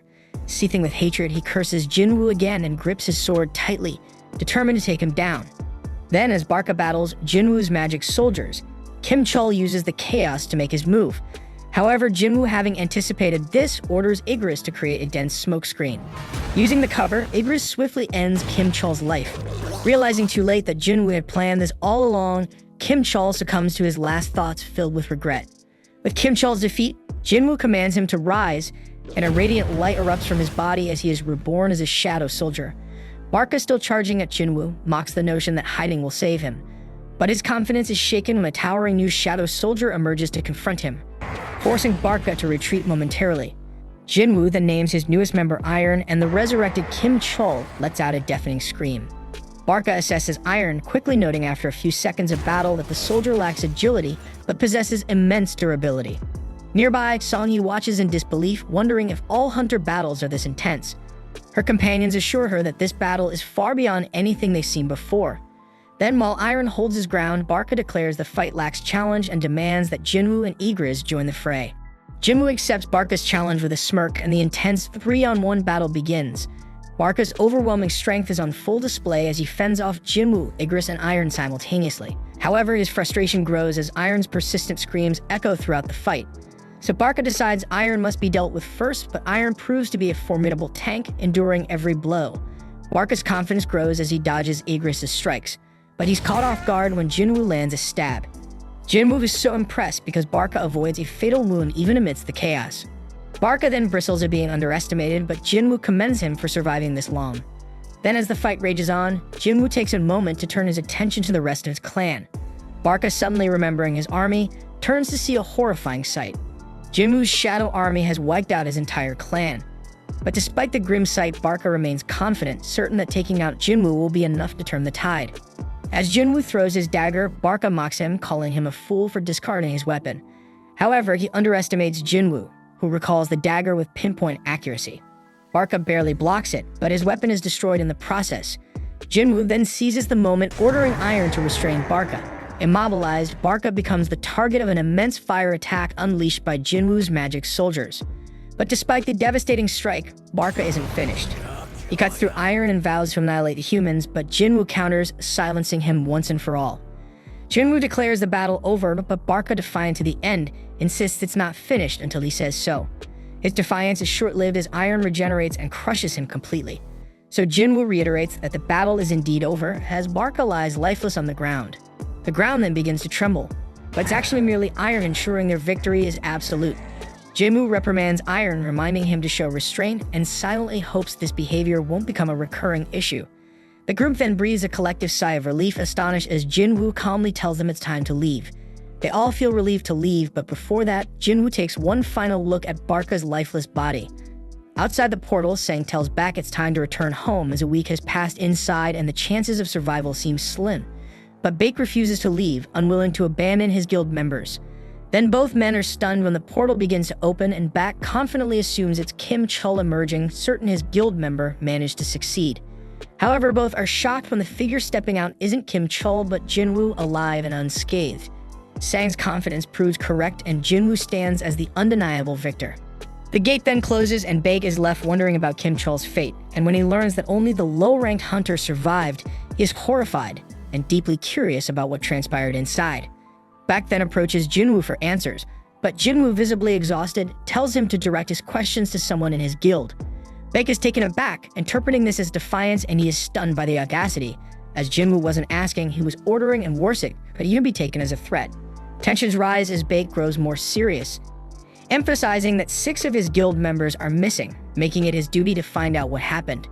Jinwoo, unfazed by the intimidation, calmly points out that he was the one who saved the 2 surviving members, which means Baek should be showing him gratitude instead. Baek takes a moment to cool down, realizing Jinwoo is right and apologizes for his earlier demeanor. Then with the situation diffused, Jinwoo takes Song-yi home. After Jinwoo departs, Baek turns to Park, asking about Jinwoo and why he seems so angry. Park explains that Jinwoo's mood only changed after defeating the boss. Sang suggests that it must be due to exhaustion, noting that Jinwoo is usually a kind person. Then of course Baek gets intrigued and instructs Sang to do whatever it takes to recruit Jinwoo into their guild. Later, Jinwoo drops off Song-yi at her home. She thanks him for everything and says she looks forward to seeing him again. Then as he leaves, Jinwoo reflects on the ordeal. Surprisingly, less than a day has passed since they were trapped in the gate. So he feels disappointed, having only earned a single dagger for all his trouble. And he concludes that Barca must have been far too high-level to yield better rewards. Looking back, Jinwoo remembers trying to raise Barca as an immortal soldier. Despite being given 3 attempts, he failed to extract him. Jinwoo takes solace in gaining Iron from the situation, but can't ignore the fact that it marks the 3rd time he has had to take human lives. The next day, Jinwoo meets Leo, but he's shocked by Leo's flashy and over-the-top attire. As they prepare for their mission, Jinwoo tells Leo that they need to pick someone up first. That someone turns out to be Song-yi, much to Leo's surprise. Seeing how informal Jinwoo and Song-yi are with each other, Leo grows suspicious. Then when Jinwoo casually asks Song-yi if she managed to get any sleep, Leo misinterprets the interaction. Worried about Jinwoo's intentions, Leo reminds him that Song-yi is underage. Jinwoo brushes it off, clearly unaware of Leo's misunderstanding, which only fuels Leo's concern. Sometime later, Leo watches in awe as Jinwoo's soldiers brutally annihilate a group of powerful beasts. Leo can't figure out where on earth they came from, and Jinwoo recalls that Leo hasn't seen them yet. So Jinwoo reveals that they're a part of one of his baddest skills, but Leo has zero clue that this level of monstrous power is even possible. With the battle over, Jinwoo orders his army to begin mining the area for crystals. Leo, feeling dejected by his inability to match their efficiency, pleads with Jinwoo to at least let him collect the magic gems. Jinwoo isn't self-loving though, and one of his soldiers offers to share the work. Elsewhere, we see a man standing amidst the wreckage of a destroyed ship, and a frightened soldier begs for his life, but the man calmly tells him to relax. But the problem is they don't speak the same language, so after switching to broken English, the man explains that he's human and that all he wants is to go home. Back with Jinwoo, he celebrates with Leo after completing the 19 raids that were part of their agreement. And with the raids done, Leo's next step is to pass the written exam at the association to earn his guild master's license. And once he has the license, he'll finally be able to negotiate with his father. But as for Jinwoo, he announces that he plans to travel for a while, so Leo thinks that Jinwoo must be trying to get away from him, but Jinwoo denies it, saying he's just drunk. Leo, however, is used to being pushed away, especially by his older brother, who's 10 years older and has always been cold toward him, so they never did anything brotherly together. But by contrast, Jinwoo has helped Leo so much that Leo wistfully admits he wishes Jinwoo were his brother instead. Moved by Leo's pain, Jinwoo fills 2 cups and says that starting from today he will consider him his little brother. And that cool shit makes Leo stunned but deeply touched. Meanwhile, the mysterious man from the shipwreck has been restrained and investigators discuss his origins. He claims to be a foreign hunter who was trapped inside a gate 10 years ago and only recently found an exit that led to a gate in America. The investigators are skeptical, worrying that he might be a humanoid magic beast. To verify his identity, they called in an S-rank hunter for questioning, and the damn hunter is Dongsu, and they're waiting on him to do the questioning because the only information they know is that the man's name is Jinwoo Sung. Later, Jinwoo tells his sister Gina that he'll be traveling for a week. She knows how busy he's been lately and teasingly asks who he'll be going with. Irritated by the question, Jinwoo curtly replies that he'll be going with a friend and leaves it at that. Soon after, he stands at the entrance to the demon castle, reflecting on how much he has grown since he barely survived his fight against Cerberus at level 20. But now with his level 3 times higher, Jinwoo is confident this challenge will go differently. Jinwoo then uses the key from his system to unlock the gate and enters the castle. Reviewing the quest objectives, he sees that his mission involves collecting demon souls. However, Jinwoo is shocked to learn that the system requires him to collect 10,000 souls, an amount he can hardly believe exists in the dungeon. But despite the overwhelming task, Jinwoo stays focused on his real objective, obtaining the ingredients for the elixir of life to save his mother. So no matter how many demons stand in his way, Jinwoo resolves to complete this damn quest. Elsewhere, Leo speaks with his father Han about taking over the guild. Leo is well aware that his older brother is also vying for control, but disagrees with his brother's approach. He argues that bringing in an outsider to run the guild is too risky for the company's future. Han, however, shifts the focus to Jinwoo, criticizing Leo for associating with him. Han recounts how Jinwoo was present at 3 highly controversial incidents: the double dungeon, the raid where Hum's team was wiped out, and the surveillance team Hunter incident involving murdered convicts. But despite the danger, Jinwoo miraculously survived all 3. Han also notes that Jinwoo was instrumental in helping Leo clear 19 raids to earn his guildmaster license and also played a significant role in the Red Gate incident, leading survivors to safety. So Han accuses Leo of using underhanded tactics by relying on Jinwoo to gain an advantage. While Leo admits his methods were ideal, he insists he knows what's best for the guild. But to Leo's surprise, Han suddenly agrees to let him pursue leadership, but with one condition. Han wants Jinwoo recruited to their guild. Han reveals that the White Tigers Guild has been trying to scout Jinwoo since the Red Gate incident, recognizing his immense potential. So if Leo truly wants to lead, Han challenges him to secure Jinwoo's allegiance first, and Leo accepts the challenge and promises to make it happen. Back in the demon castle, Jinwoo realizes that despite defeating countless demons, he is unable to extract their shadows to add to his army, and he can't figure out why. He has taken down a massive number of them, yet it feels like all that effort might have been wasted. Just then, he receives an entry permit for the next floor, and a glowing light marks the way forward. Jinwoo marvels at the dungeon's immense size because it's essentially an entire city contained within a single building. However, all the walking is quickly becoming tiresome, but luckily Jinwoo summons the bear leader to carry him. The beast charges forward, effortlessly cutting through a sea of demons that block their path. Impressed by its sheer power, Jinwoo decides to name the bear Tank. Elsewhere, a group of girls marvel at Chaha as they admire her. Chaha, however, recalls a conversation she had with Mr. Choi. He decided to keep the reports about the flying ants under wraps, but Chaha felt they should go public. Mr. Choi explained that releasing that information would only cause widespread panic, and instead they should focus on strengthening their guild as they're already the largest domestic guild, and more power is the key to expansion. Back in the dungeon, Jinwoo has cleared even more demons. When he first received the key, he feared this might be an S-rank dungeon, but so far the demons he's faced are around high B rank.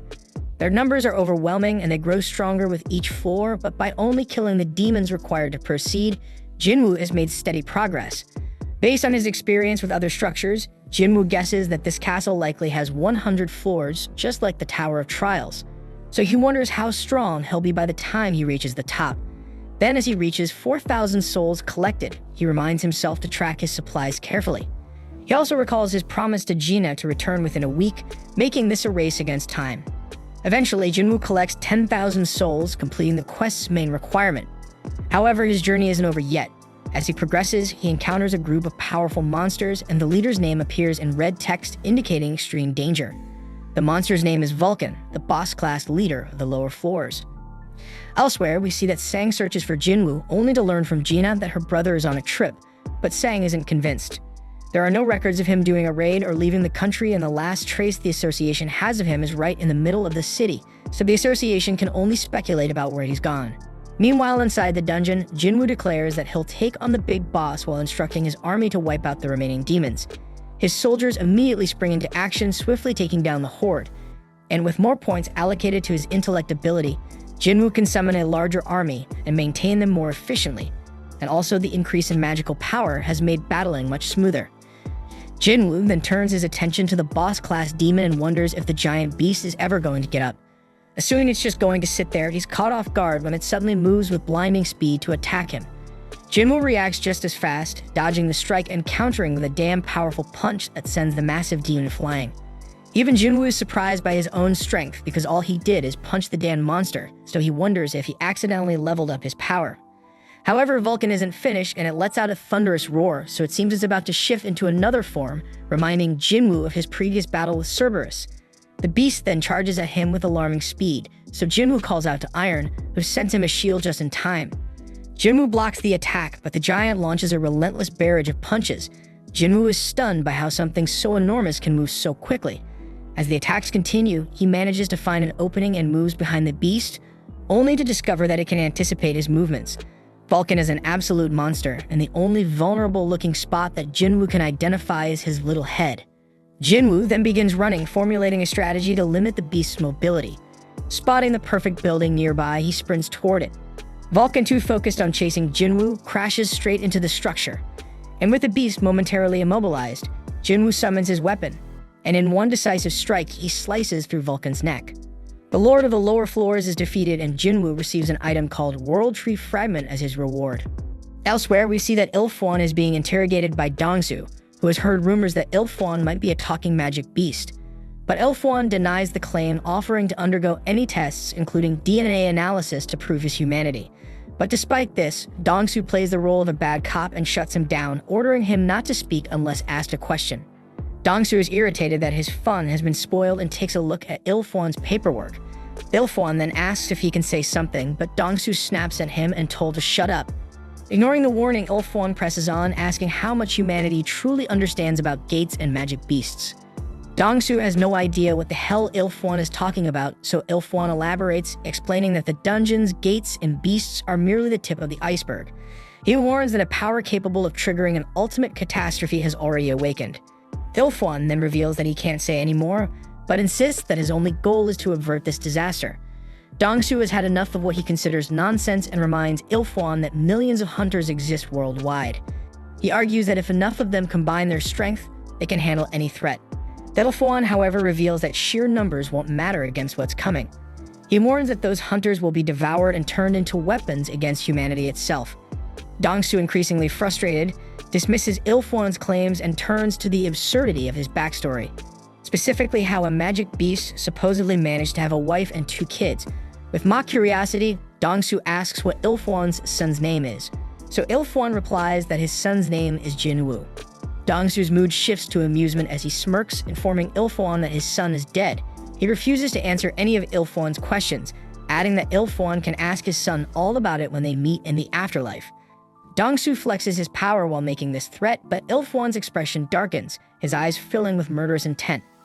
Back in the dungeon, Jinwoo's shadow army is ripping through yet another group of demons.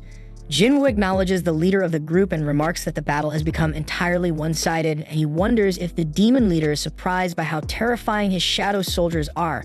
But then it becomes clear to Jinwoo that even the undead can experience fear as the demon visibly trembles. And in a blink of an eye, Jinwoo sliced the leader's head clean off. Then a notification pops up revealing that Jinwoo has just defeated Metis the Guider of Souls and has leveled up even further. Back outside, we see that part of the city lies in ruins after a massive disaster. An investigator remarks on how battles between S-rank hunters can reshape entire landscapes, obliterating everything in their path. He notes, however, that they're lucky this fight was contained to just this area because it could have been far worse. The destruction was so sudden and overwhelming that it seemed to happen in an instant. Surveying the aftermath, he reflects on how Dongsu was defeated so quickly that the damage barely had time to spread. Back in the dungeon, Jinwoo has run out of food, signaling that this is as far as he can go for now. He's reached floor 75, and while there are likely only 25 floors left, it's still quite a journey. The gains, however, have been worth it. From the skeleton he defeated, Jinwoo received a necklace, and from the beast on level 50, he obtained an earring. Both items are powerful on their own, but together they offer a set bonus, adding 5 points to all stats. Noticing one empty slot in the set, Jinwoo deduces that there's one more boss-level beast to defeat. He also earns an item called the Sphere of Avaricious, and while it doesn't benefit Jinwoo directly, it doubles the firepower of his magic soldiers when they wield it, making it a valuable asset. Finally, Jinwoo's latest reward is the chance to open the cursed random loot box. He feared he might never get another opportunity, so he's relieved to find his second key inside. But unfortunately, the key comes with no instructions, leaving him clueless about when or where to use it. For now, these rewards take a backseat to Jinwoo's main objective, gathering the ingredients for the Elixir of Life. He already has the World Tree Fragment from Vulcan and the Spring Water from Echo Forest after defeating Metis, but that's 2 out of the 3 ingredients needed to save his dying mother. So Jinwoo vows that the next time he returns to this dungeon, he will finish what he started and complete his mission. Afterward, Jinwoo exits the instance dungeon and reflects on his progress, and he realizes that he now only needs the purified Demon King's blood. Knowing how crucial it is, he concludes that he must be fully prepared before attempting to obtain it. Checking his stats, Jinwoo notices a significant increase in his level after his recent trip. However, he's still classified as an E-rank hunter, so while he can continue leveling up, his E-rank status prevents him from participating in high-level raid missions. So Jinwoo decides it's time to drop the facade and reveal his true strength by having his rank reassessed. The next day, Jinwoo heads to the assessment center for his rank reevaluation. Coincidentally, Kitchell, Sang's ever-loyal sidekick, is also at the center, scouting for potential recruits. Kitchell casually observes the hunters, guessing their ranks when he spots Jinwoo among them. Recognizing him instantly, Kitchell quickly calls Bak, informing him that Jinwoo has come to get reassessed. Upon hearing this, Bak drops everything and rushes to the assessment center. Meanwhile, Jinwoo waits for his turn. He overhears a nearby conversation between 2 hunters. One of them reassures the other, who is visibly nervous, telling him that the test is simple. The anxious man explains his predicament, revealing that he needs to earn money as a hunter to support his wife and daughter, who have threatened to leave him. The other guy tries to comfort him, saying that as long as his rank is better than E, he'll be fine. He even points out recruiters who are ready to make offers to anyone ranked above E. Hearing this, Jinwoo reflects on how this has always been the harsh reality for E-rank hunters. Moments later, he is summoned for his test. Inside, the examiner notes that Jinwoo is here for a reassessment and assumes he's familiar with the process, so she instructs him to place his hand on the black crystal and wait. Jinwoo complies, but the examiner immediately notices an issue. An error message appears on the machine. She asks him to try again, but the same error pops up. The examiner repeatedly resets the machine, yet the result remains unchanged. Her superior arrives, noticing her distress, and asks if something is wrong. She explains the situation, believing the machine must be malfunctioning. So the superior decides to conduct the test himself, but when the same error occurs, he realizes it's not a mechanical failure. The superior explains to the examiner that this error isn't due to the machine, but rather its inability to measure Jinwoo's magical power. His energy has surpassed the device's limit, rendering it incapable of providing an evaluation. Stunned, the examiner quickly pieces it together. Jinwoo has become this country's 10th S-rank hunter. Meanwhile, outside the evaluation center, Mr. Choi approaches Jinchul, inquiring about the progress on the winged ants investigation. Jinchul explains that the investigative department has conducted an autopsy and is comparing the current sample with those from previous cases. However, they still require more time to reach a conclusion. Mr. Choi acknowledges this and changes the subject, bringing up the recent Redgate incident. He mentions that the White Tiger Guild allowed a non-member to participate in the raid and even let him take down the boss. So he curiously asks Jinchul about the man's identity. Jinchul admits he has no idea, revealing that although he was present during the raid, he left before it ended. Mr. Choi is visibly disappointed by this and then notices a commotion inside the center. Deciding to investigate, the two head into the building, where they witness the aftermath of Jinwoo's failed rank reassessment. Everyone is buzzing about the machine's inability to evaluate his power. The examiner informs Jinwoo that he will need to return in 3 days for a re-evaluation using specialized equipment, as his standard machine is insufficient to measure his capabilities. Meanwhile, Kitchell watches from a distance, realizing that Jinwoo is exactly as Sang anticipated. Recognizing the opportunity, he prepares to approach Jinwoo to strike up a conversation. Just then, Mr. Choi and Jinchul enter the building. Jinwoo instantly recognizes Mr. Choi as the renowned Ultimate Hunter, the country's strongest fire mage. Sensing Jinwoo's powerful aura, Mr. Choi quickly deduces that he is the source of the commotion.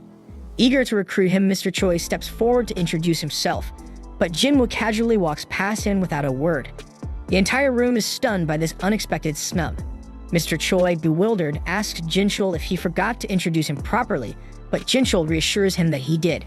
Despite this, Jinwoo still walked by without so much as a glance. Before anyone can say more, they realize that Jinwoo has vanished, leading them to suspect he must possess assassin-like skills. Moments later, Beck arrives at the center, panting from running there as fast as possible. Seeing him in such a hurry, Mr. Choi instantly pieces everything together. Jinwoo must be the hunter who cleared the Red Gate. This revelation solidifies his belief that Jinwoo is truly extraordinary. Choosing to leave things be for now, Mr. Choi exits the building. Meanwhile, Baek stands in shock, realizing that Mr. Choi has already discovered Jinwoo's involvement, and he laments that this was the last person he wanted finding out about the situation. At night, Jinwoo sits silently beside his mother, gazing at her peaceful figure. Before leaving the room, he whispers to her to wait for him just a little longer. Outside, he encounters Jinchul, who greets him with an unexpected confession. Jinchul admits that Jinwoo has completely changed his perspective. He explains that as part of the surveillance division, his job is to monitor hunters and bring those who break the law to justice. In the past, he had always been confident in his ability to judge people, but Jinwoo has shattered that confidence, proving him wrong. As Jinwoo walks toward the exit, he asks if he's under surveillance as well. Jinchul reassures him, saying they are monitoring him as a criminal. However, he notes that the surveillance team is tasked with controlling hunters, that even they are powerless when it comes to S-rank hunters. Jinwoo nods and continues toward the exit, but Jinchul stops him, saying there's someone who wants to meet him. Moments later, Gunny, the chairman of the Hunter Association, enters the scene. Introducing himself, Gunny invites Jinwoo for a calm and friendly conversation. First, he congratulates Jinwoo on officially becoming an S-rank hunter. Jinwoo looks confused, prompting Gunny to clarify, so he explains that the reassessment was merely a formality. The moment the machine failed to measure Jinwoo's power, his status as an S-rank hunter was essentially confirmed. So Jinwoo curiously asks why the reassessment was necessary if his rank was already decided. Gunny smiles and explains that it provided the association with a grace period, an opportunity to meet Jinwoo before anyone else could. Gunny elaborates, revealing that while the association manages a vast number of hunters, only a few are truly exceptional. Most elite hunters tend to join guilds in pursuit of fame or money. He then points out that even Jinchul, one of their best experts, is only an A rank, leaving the association in dire need of a more powerful figure. Gunny then extends an invitation to Jinwoo, offering him the most prestigious position in the association. He explains that the government no longer holds real power in the country. It's the hunters who now dictate the balance of power. At the center of this dynamic are the 5 major guilds, massive organizations barely maintaining a fragile equilibrium. Gunny warns that if Jinwoo joins any one of these guilds, the delicate balance will be thrown into chaos. Instead, he proposes a solution. Jinwoo should join the association and transform it into the 6th major power, capable of holding the guilds in check. Gunny asks for Jinwoo's thoughts on the matter, and Jinwoo, intrigued by the opportunity, begins to seriously consider the offer. Jinwoo then takes note of Gunny's remarkable presence. As the first S-ranked hunter in the country, Gunny radiates overwhelming power and strength, with a physique that defies his age of over 80 years. Jinwoo realizes that despite stepping back from active duty, Gunny still carries the strength to rival him. He knows his life could take a turn for the better if he accepts the invitation, but Jinwoo still refuses. Gunny assumes Jinwoo, like many others, is choosing money, but Jinwoo surprises him by stating otherwise. Jinwoo explains that he longs for battle, declaring that the dungeon is where he truly belongs. Hearing this, Gunny feels his old heart race, a sensation he hasn't experienced in years, and he muses that if he were 10 years younger, he would have loved the chance to fight alongside someone like Jinwoo. Realizing he can't sway Jinwoo's decision, Gunny decides not to press further. Jinwoo thanks him for the offer and takes his leave. As Jinwoo walks away, Gunny laments that even S-ranked healers can't reverse aging, leaving him stuck with a body past its prime. He then instructs Jinchul to cancel all his appointments for the rest of the day, wanting time to himself to reflect. Meanwhile, Jinwoo contemplates his next steps. He knows he must grow stronger as quickly as possible to save his mother. His sense of urgency drives him forward, leaving no room for idleness. Across the globe in America, Dong-soo awakens in a hospital bed, his body still battered from his recent encounter. The deputy director visits him, expressing the need to clarify one crucial detail. He asks Dong-soo if Jinwoo Sung is truly a magical beast. And without hesitation, Dong-soo affirms that the power Jinwoo displayed was anything but human, concluding that he must be a magic beast. Satisfied with the answer, the deputy director begins to leave, but Dong-soo stops him, asking what actions are being taken against Jinwoo. The deputy director explains that while the administration is tracking him, there's no guarantee of success. After all, Jinwoo defeated Dong-soo, one of their strongest. Left alone, Dong-soo recalls the haunting moment after his defeat when Jinwoo warned him to stay away from his family or face relentless retribution. Even in hell, he will not leave his ass safe. Fueled by rage and humiliation, Dong-soo resolves to prepare himself for a rematch. So he realizes he'll need a powerful artifact to stand a chance. It is explained that artifacts in the Hunter's world are man-made relics of immense power, considered high-level equipment in the Hunter world. Even the most skilled craftsmen struggle to create them.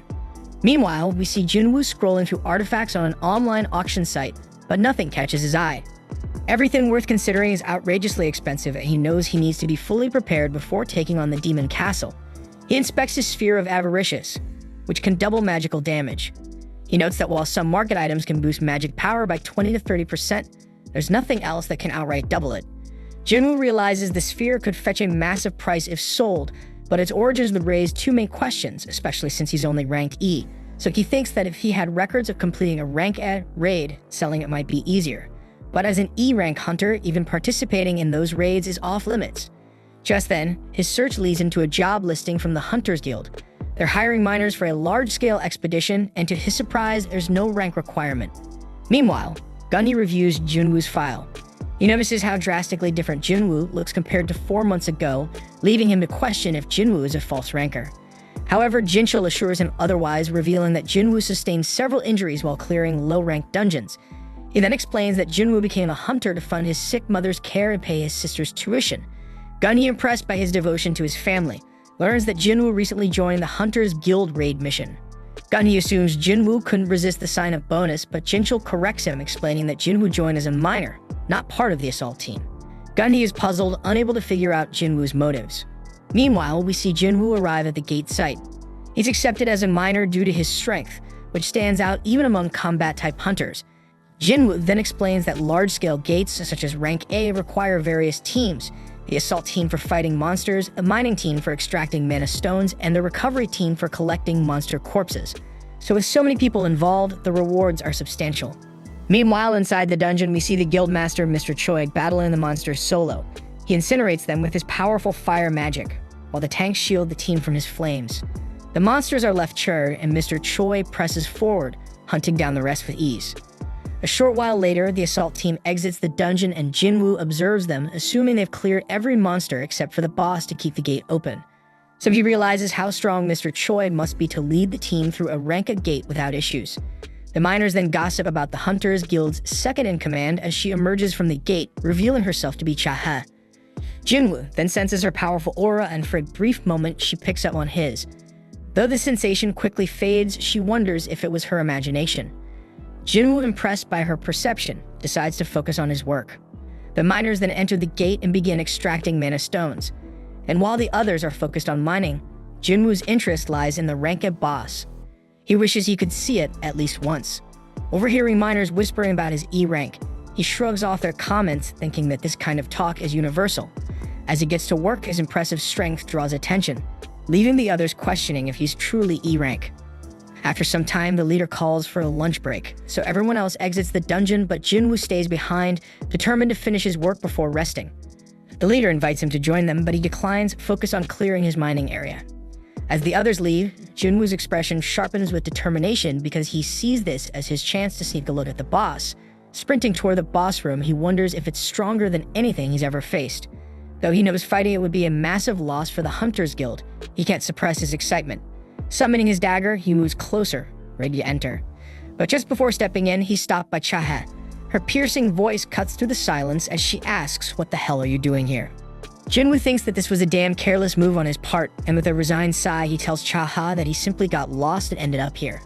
She asks him if he is from the mining team and bluntly informs him that this is the boss room, ordering him to step back. Jinwoo silently admits that Chae truly lives up to her reputation, as he hadn't even heard her coming until she spoke up. Chaha then notices that the dagger she had seen earlier in Jinwoo's hand has vanished, wondering if her eyes were just playing tricks on her. Jinwoo apologizes for wandering off, a trace of regret coloring his tone, and she snaps at him to get out immediately, lest he aggravate the boss. Jinwoo attempts to leave, but as he passes by Chaha, she spots something off and commands him to stop. When he halts, she takes a whiff of him, surprised that he isn't reeking. She asks him if he's really a hunter, and upon confirming he is, and that he's ranked E, she wonders if something's wrong. Yet she brushes it off, cautioning him to be careful on his way out. As he turns to leave, she ponders whether his lack of stench is due to his low rank, and in a quiet moment of introspection, she admits that he actually smells pretty damn nice. Afterwards, we see Jinwoo heading into the dungeon after his break, while his mining buddies are quietly envious that he got to meet Chaha when he got lost. They mention that they can only admire her from a distance and explain that she tirelessly patrols the area to shield them from the boss, even sacrificing her own rest time. Jinwoo realizes with a flicker of admiration mixed with wistfulness that this is why she was around the boss room, and the mining boss tells him that she's a bit uneasy around the scent of other hunters. The miners add that it's due to her unique constitution, which is why she always covers her nose with a handkerchief. Jinwoo then reflects on how her reaction to him was notably different, and he wonders if that means he doesn't carry the typical hunter scent. He recalls that the boss of the Red Gate said something similar, and he figures it must be because he's just a player. With a subtle mix of curiosity and uncertainty, he wonders what being a player actually means, though he has no damn clue. Later, we see him receiving his pay after the mining wraps up, and the miner boss expresses his gratitude as they finished ahead of schedule thanks to him. The miners then remark that he possesses a natural knack for this, and the boss even confesses that in all of his time he's never encountered anyone quite like him. He inquires if Jinwoo would consider working for him on a long-term basis, promising fair compensation, but Jinwoo replies that this is merely a one-off deal for him. The boss frowns at this, yet he still requests Jinwoo's assistance for one more day, explaining that tomorrow they have consecutive A and C rank missions. Jinwoo reflects that his reevaluation test is scheduled for the day after tomorrow, and he feels a surge of confidence having finally grasped the raid process today. Still, he's startled to learn that the Hunter Guild has lined up raid missions one after the other, planning to tackle 2 missions tomorrow. The boss informs him that the second assault team will be assigned to these missions, leaving Jinwoo thoroughly amazed. The boss boasts that the true strength of the Hunters Guild lies in having 2 assault teams capable of raiding rank 8 gates, something no other guild in the nation can manage. Energized by this revelation, Jinwoo agrees to return tomorrow as well, and the boss, clearly delighted, promises to speak to his superior about doubling his salary. Jinwoo modestly tells him not to worry, but the boss remains insistent. That night, we see Chae with a trace of concern instructing someone to look into Jinwoo within the mining team, and she discovers that the person already knows him. He explains that Mr. Choi had tasked him with the same job the other day. However, he is unable to share any details as every piece of information on Jinwoo has been sealed by the blasted Hunter Association. He finds it utterly odd because he's never witnessed the association lock away data on someone who isn't a top-tier hunter, and before he can say more, Chahat abruptly ends the call. Lying in her bed afterward, she contemplates what all this might signify, thinking that although she's met many hunters so far, this is the first time she's encountered one who actually smells pleasant. The next day, we observe Jinwoo arriving at the gate site, and everyone greets him with open arms, a welcome stirring memories of his early hunting days and drawing a gentle smile to his face. They then decide to begin with the C-rank gate for the day, and we see Jinwoo working the mana stones like a damn human excavator. After wrapping up the work, he joins the others for a meal, and the boss keeps praise on him, claiming they managed to finish early and enjoy this lunch break solely because of his effort. The boss even wonders if Jinwoo truly doesn't want to stick with them, offering to pay him 5 times the usual rate, but Jinwoo flatly refuses the deal. Shortly after, Sun Ki-hoon, the captain of the second assault team, shows up, asking if someone from the mining crew can lend a hand since their porter couldn't make it today. The boss suggests that the recovery team would be better at hauling things, but Ki-hoon fires back that they already mentioned being short-staffed. Clearly annoyed, the boss isn't thrilled with the suggestion, and Ki-hoon ups the ante by offering a risk allowance if they accompany his team into the dungeon. Yet the boss shoots him down. insisting that low-rank hunters like them aren't fit to serve as porters in rank dungeons. Certainly no amount of cash would change that. Still, Kuma makes one final pitch to see if anyone's interested, and Jinwoo boldly raises his hand. The boss tries to talk him out of it, but Jinwoo retorts not to worry, confident in his own guts. But despite their protests, warning Ki-hoon that Jinwoo is new and clueless about what he's getting into, Ki-hoon simply asks for his rank. When he learns that Jinwoo is only rank E, he figures there's no harm in taking him along. They then head toward the gate, and Jinwoo can't help but notice that this gate is larger than the one from yesterday.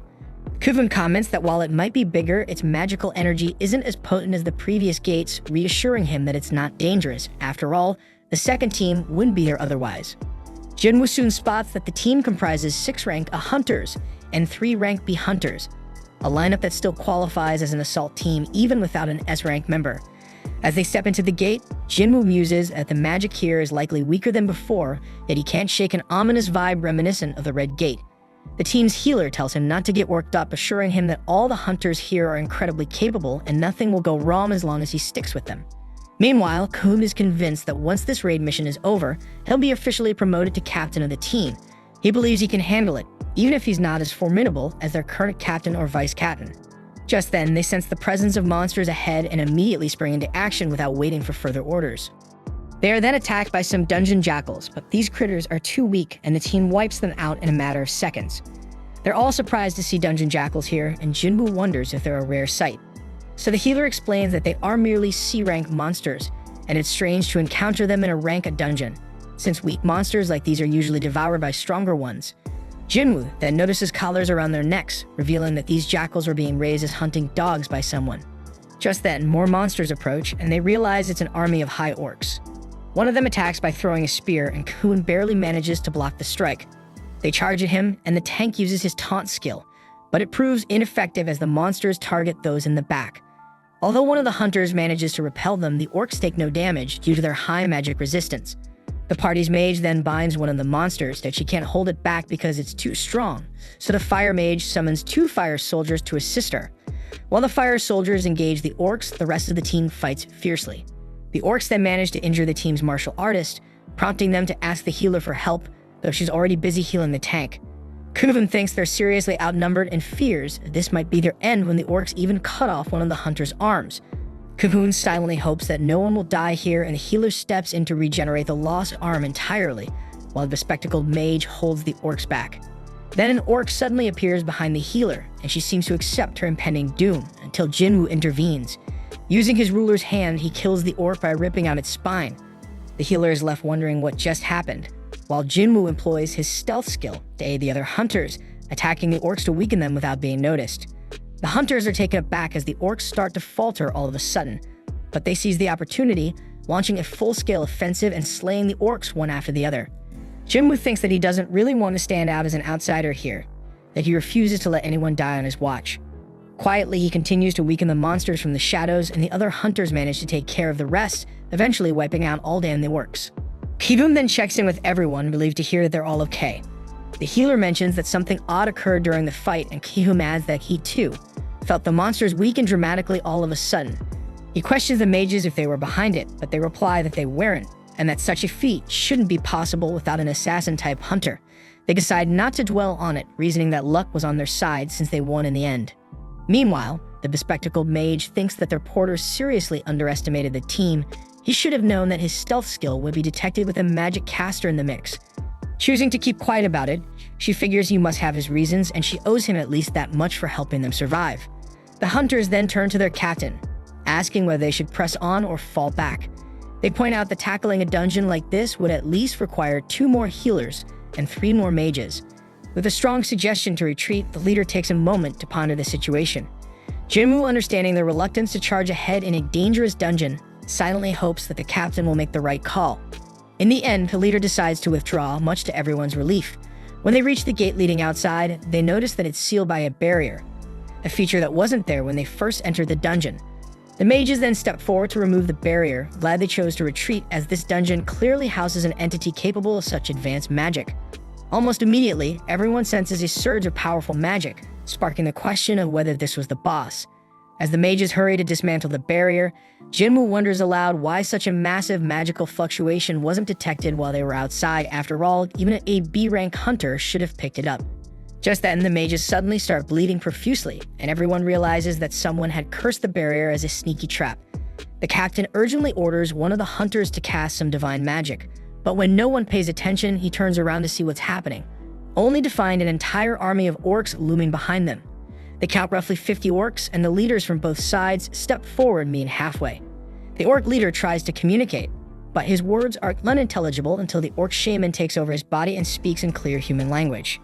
The shaman introduces himself as Kargalgan and tells Ki-hoon that he has been eagerly awaiting the humans. Kuvum then asks if Kargalgan was the one who sealed off the entrance, and the shaman confirms it. Curious, Ki-hoon asks if there's any being stronger than him in this dungeon, but Kargalgan replies there isn't and challenges them to choose, come face him or perish at the hands of his soldiers. Without a second thought, Ki-hoon opts to meet the shaman head-on, and the orcs promptly lead the way. But before that, Ki-hoon confides in Jinwoo that their plan is to launch an attack on the boss as soon as they reach its chamber. This distraction should briefly disable the barrier. He instructs Jinwoo he use that opening to escape and alert the other assault team. Jinwoo can't help but wonder if they're all just signing up for a death wish. But Ki-hoon bluntly reminds him that their mission is to shut the gate, not necessarily to return alive, and the healer hands Jinwoo a short will, asking him to deliver it to her family if anything goes south. Though Jinwoo accepts it with heavy heart, he hopes it never comes to that. She urges him to ensure his own escape while they complete the mission. Jinwoo reflects that this dire situation feels reminiscent of the double dungeon, but these people are completely different from what he's faced before. At the same time, outside the gate, Chaha is frantically searching for Jinwoo, wondering if he might have bailed on the team. When the mining boss notices her distress, she inquires about Jinwoo and learns that he has entered the gate as a porter. Back inside, Jinwoo and the rest of the group finally arrive at a throne room, where they are greeted by Kargalgan and a massive, terrifying horde of orcs. At the same time outside the gate, we see Chaha wondering why Jinwoo entered as a porter, given that he only has one life to live. She recalls having seen him yesterday standing in front of a boss room with a weapon in hand, which now makes him seem rather suspicious. She then informs the miner leader that she'll venture inside to investigate, asking if they have any proper weapons available. The leader only produces a pickaxe and hands it to her. When she inquires if there's anything else, he admits he has nothing resembling a weapon, just a few more mining tools. Chahe opts to go in empty-handed, but he questions whether she can manage without any damn weapon, so she reluctantly takes the pickaxe along. At the same time, the hunters inside the gate are stunned by the sheer number of high-level orcs, convinced that if so many of them emerge, they could easily raise entire cities. They notice that the 4 generals of the orc army are even mightier than the rest of the horde, and the boss orders the orcs to be silent. The orcs immediately cease their thumping, and Kyun deduces that their mission must be to close the gate, which means they have to defeat the dungeon boss. Then in a dramatic turn, the boss removes his mask, and they are all taken aback by his overwhelming magical aura. They're practically crapping their pants at how insignificant they feel compared to him, and Ki-hoon boldly asks why he has gathered them here. The boss coldly informs them that they are nothing more than entertainment for him, promising to kill them off one by one as the perfect spectacle to amuse his soldiers. Ki-hoon and his comrades are hit with despair upon hearing this, unable to believe that their resolve is treated as mere amusement. He laments that they're nothing but disposable toys to be discarded. Meanwhile, noticing Jinwoo among them, the boss spots that something strange has snuck in with the humans. Unbothered, Ki-hoon charges at the boss to attack, ordering the rest to join in, but finds that everyone is frozen with fear. Undeterred, he assaults the boss on his own, only for the boss to counter with a magical shield. The boss then unleashes his gravitational magic, slamming Ki-hoon onto the floor and even forcefully against the ceiling like a ragdoll, repeating the vicious maneuver several times. His teammates watch in horror as Ki-hoon is battered, but before it's too late, Jinwoo intervenes to save him and gently lays him on the ground. Although Jinwoo thinks he shouldn't meddle because this is a mission for the Hunters Guild, he cannot sit back while the entire assault team is in peril. One of the orcs then lunges at him, but he swiftly halts its advance and obliterates it with his signature ruler's hand. He then turns to Ki-hoon and coolly asks if he could take charge of handling all the magical beasts in the area, to which Ki-hoon, with no other option, happily agrees.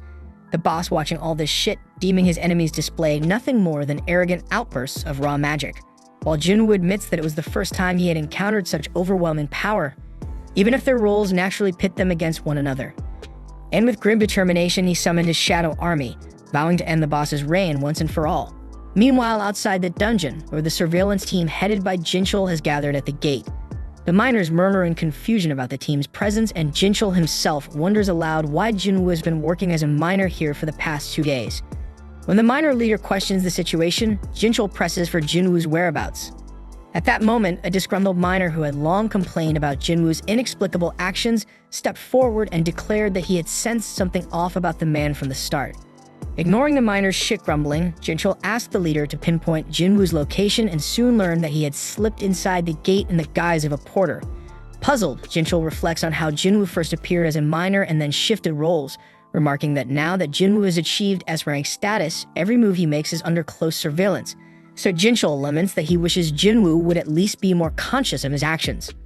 The miner leader, still bewildered, asks what is truly going on, and Jinchul tells him to wait until tomorrow's news for clarity. As he moves closer to the gate, the miner leader reveals that Chae posed a similar question and went inside the gate not long ago. But before Jinchul could probe further, he suddenly detected an unusual aura emanating from the dungeon gate, so he immediately ordered his team to perform another magical power test on the dungeon. And at the same time inside the gate, Chae is astonished by the sheer number of high-ranking orcs that have been slain. Unable to comprehend how Ki-hoon's party managed to decimate so many foes, she resolves to hurry toward the boss room, especially after detecting that terrifying surge of magical energy. The scene then shifts to the boss deriding Jinwoo for confronting his forces with such a pitiful number, prompting Jinwoo to amplify the strength of his shadow army using his newly learned skill Monarch's Domain. He explains that this is the latest ability he acquired, and it makes his shadow soldiers have grown significantly more potent, and he gained it after the battle at the Demon's Castle. Meanwhile, the other hunters are utterly confused by the turn of events as the High Orcs launch an attack on Jinwoo's troops. Yet his generals prove so formidable that they slice through the orcs as if performing routine pest control. Jinwoo is busy helping to whittle down the enemy ranks, and the hunters note that his movements mirror those of Chae. They remain baffled as to why someone with his power would initially come in as a mere porter. As the battle rages on, Jinwoo becomes acutely aware that the strength of his infantry is only on par with that of a B-rank hunter. His soldiers are falling at an alarming rate, 4 to 5 casualties for every orc slain. Realizing that unless he cuts down the orc horde swiftly, his own mana reserves will be drained, Jinwoo braces for more. But at that moment, the boss unleashes a searing fire spell aimed directly at his shadow soldiers, jeering that Jinwoo should not get too full of himself. Undeterred, Jinwoo retorts that his soldiers possess the uncanny ability to resurrect without end.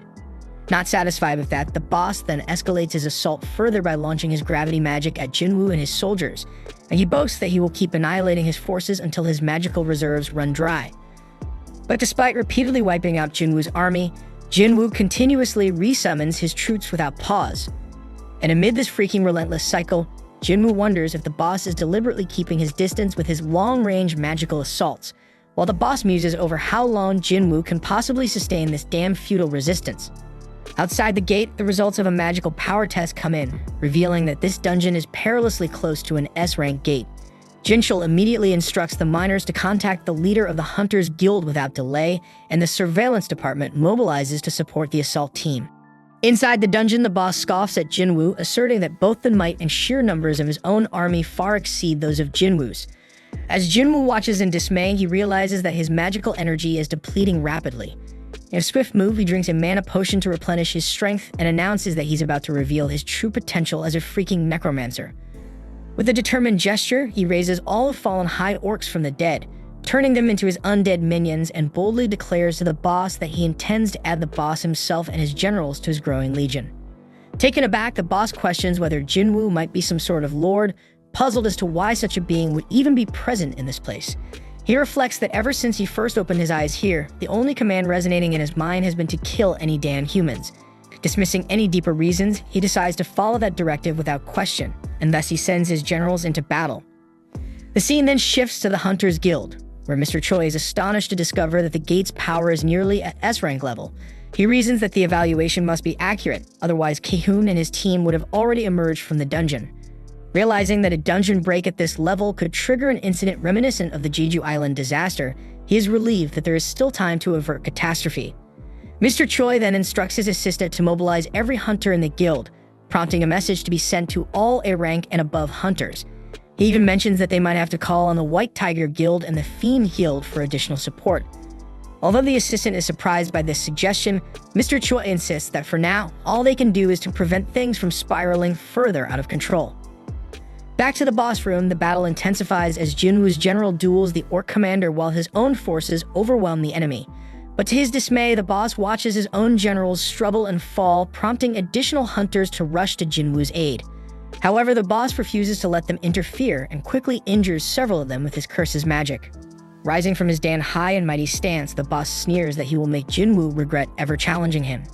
He casts a barrage of curses meant to inflict blindness, lethargy, and slumber on Jinwoo, but thanks to his exceptional health and longevity skills, the curses have no effect.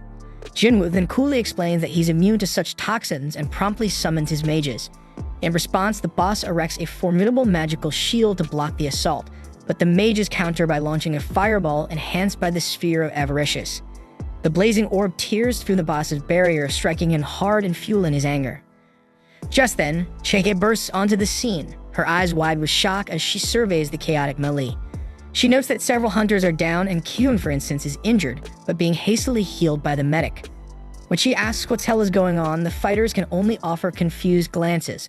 The boss then ramps up his assault, channeling strengthening magic and other spells to transform himself into a giant intent on crushing Jinwoo underfoot. Jinwoo, however, nimbly dodges the massive blows, remarking disdainfully that he's never cared for giants, likely due to a previous debacle in the double dungeon. In retaliation, the boss unleashes a torrent of fire spells around him, indiscriminately wiping out friend and foe alike. Enraged, the boss taunts Jinwoo, questioning whether he still believes he can stand up against such might. In a bold move, Jinwoo lunges forward and stabs the boss in the eye, declaring that by turning into a giant, the boss has only made himself a bigger, more vulnerable target. And he adds coolly that a lone mage without any guards stands no chance against an assassin-type hunter. The boss fires back with more searing fire spells, but Jinwoo deftly evades every blast and counterattacks with his dagger, only to find that his blade barely makes a dent. Realizing brute force alone won't cut it, Jinwoo summons his ruler's hand, using it to snatch up a set of chains. With a swift, decisive motion, he binds the boss and hurls him around the room, leaving the monstrous adversary reeling at his feet. Just then, Jinchul arrives at the scene and, taking in the astonishing display, tells Chaha that he had come to lend support when he noticed an outpouring of potent magic from outside, but now he feels his help might no longer be necessary. Noticing that even the head of surveillance seems to acknowledge Jinwoo's power, Chaha wonders just how formidable he must be. She asks Jinchul what he thinks of Jinwoo, to which he replies with a shrug, admitting that he doesn't really know him all that well. Meanwhile, Jinwoo tells the injured boss that his fate was sealed the moment his own guards fell in battle. Refusing to accept defeat, the boss snarled, but Jinwoo wasn't finished yet, and he called upon the spirits of his former guards to finish the job. And after exchanging some decisive blows, the boss fell, and with great fear in his eyes, he looked up and saw his former generals ending his life. After emerging victorious, Jinwoo felt a surge of power and ascended a few levels, then proceeded to extract the boss's soul, a move that shocked everyone. After rising up, Jinwoo jokingly comments that he finally becomes now much more docile after he turns into a shadow. Then, while performing the extraction, he realized he could name the soul. Since the boss's true name had escaped his memory, he decided to dub him Fang. Upon inspecting Fang's essence, Jinwoo discovered that the fallen foe held the Elite Knight rank, a classification he'd never encountered before, though he recognized it as something truly remarkable. He also notes that the High Orcs proved to be a significant gain, just as Jinchul steps forward. Up until this point, Jinwoo had been so engrossed in the soul extraction that he hadn't noticed Jinchul's arrival.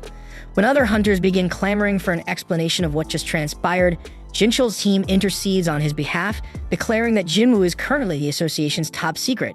They instruct everyone to keep the day's events confidential, explaining that Jinwoo unleashed the power of an S-rank hunter solely to protect them. With that, Jinchul and his team escort Jinwoo out, but before parting, Hoon and his comrades express their heartfelt gratitude, and Jinwoo returns the healer's will to her. Then, as Jinwoo was departing, Chehe tried to catch up with him to speak, but the bespectacled mage interrupted and asked why she was lugging around the pickaxe. But Chaha shyly wonders if he would think she is weird, so the mage asks who she is talking about, and Chaha shyly replies no one.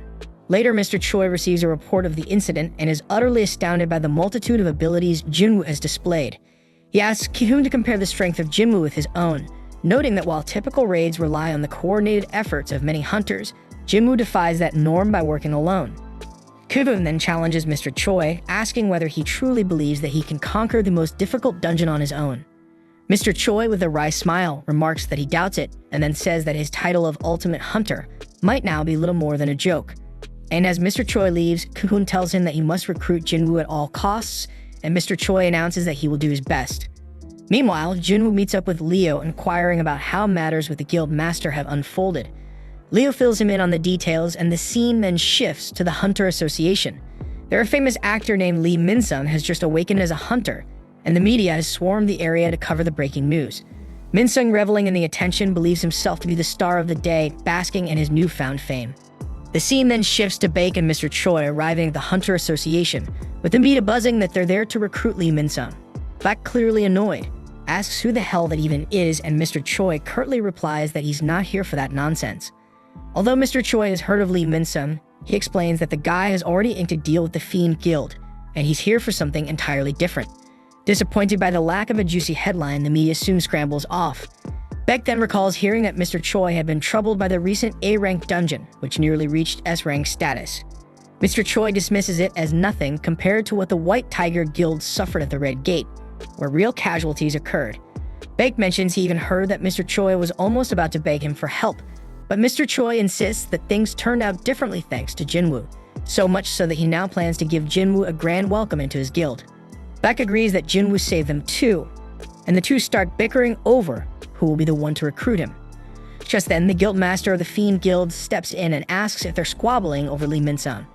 They quickly shoot back that they couldn't give a damn about that damn guy, and at that moment, Jinwoo arrives at the association, utterly baffled by all the commotion. Meanwhile, over at Jinna's school, the girls are glued to the news about Lee Min-sung from the Hunter Association. They chat about how Min-sung, an actor with a seriously tainted reputation, is involved in a slew of scandals, with rumors that he sleeps around with every actress he works with. Back at the association, Min-sung himself addresses the media. With surprising determination, he announces that he's decided to become a hunter. He declares that he'll be joining the Fiend Guild under the leadership of its master, Loon Ta-ju, prompting the media to ask if that means he's retiring from show business. Everyone is shocked that he made such a drastic decision without even knowing his official assessment results. But with a confident smirk, Min-sung asserts that he already knows he's a rank hunter and that his contract with the Fiend Guild will last for 2 years, after which he'll return to the industry, and by then his scandals will be nothing more than distant memories. He pretends that he's ready to risk his life fighting magic beasts, no matter what his rank might be. Just then, as Jinwoo tries to sneak into the association, Min-sung's guards block him, telling him he can't enter until the conference is over. Just then, Gunny bursts in and announces that Jinwoo is already his guest, recalling that he had specifically requested they not hold a press conference at this hour. Min-sung bristles at this intrusion, but Gunny doesn't give a damn and promptly takes Jinwoo inside. The media, now even more curious, starts wondering who this mysterious Jinwoo is. Meanwhile, Min-sung tries to force his way into the association for an appraisal, but Jinchul intercepts him, warning that he can't get in right now because others are being reassessed. Min-sung seethingly asks Jinchul if he even knows who he is, threatening that a single word from him could cost him his job, yet Jinchul, clearly clueless about his shit identity, orders him to stay outside or else.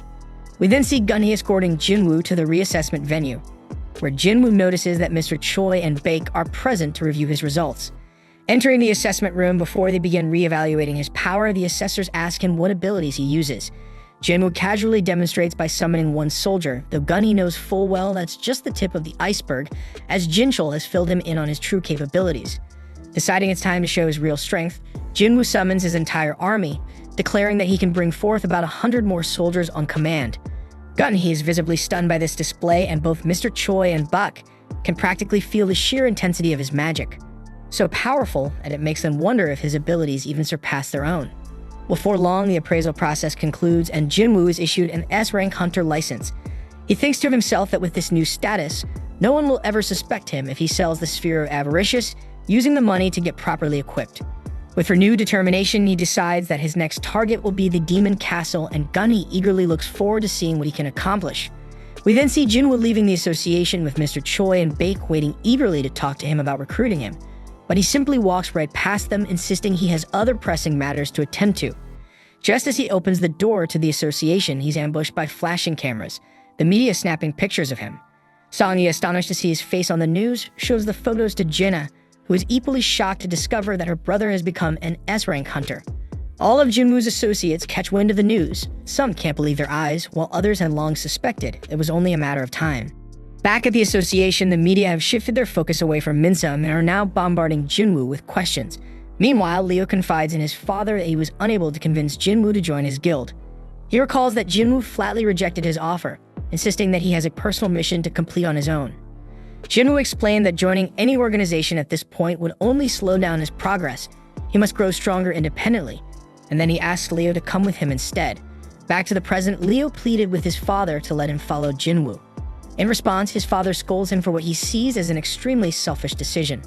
He reminds Leo that he had originally entrusted this project to his own brother, only to change plans at Leo's insistence, and now Leo seems intent on abandoning everything without achieving a single milestone.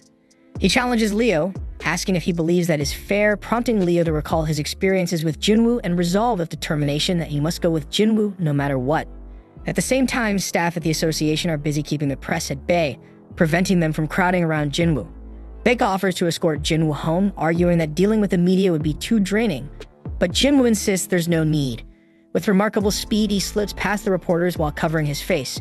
Mr. Choi is stunned by how physically strong Jinwoo has become despite his magical background, and Bak can hardly follow his movements with his own eyes.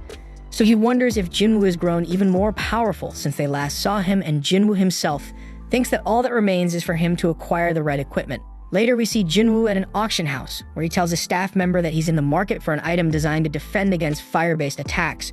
When the attendant inquires about its intended use, Jinwoo explains that he needs something to withstand the intense heat inside a dungeon. He displays a cloak and some rings, noting that while they're reasonably priced, the cost is still a bit steep for him. He wonders if a discount might be possible, but the staff informs him that prices are fixed. However, they add that if he manages to break the glass encasing their equipment, he might just walk away with it for free. Jinwoo is startled by the staff member's comment and readies himself to smash the glass. Just as he's about to throw a punch, the staff interjects, explaining that he was only joking, and that even a slight vibration would trigger an alarm due to the glass's remarkable strength.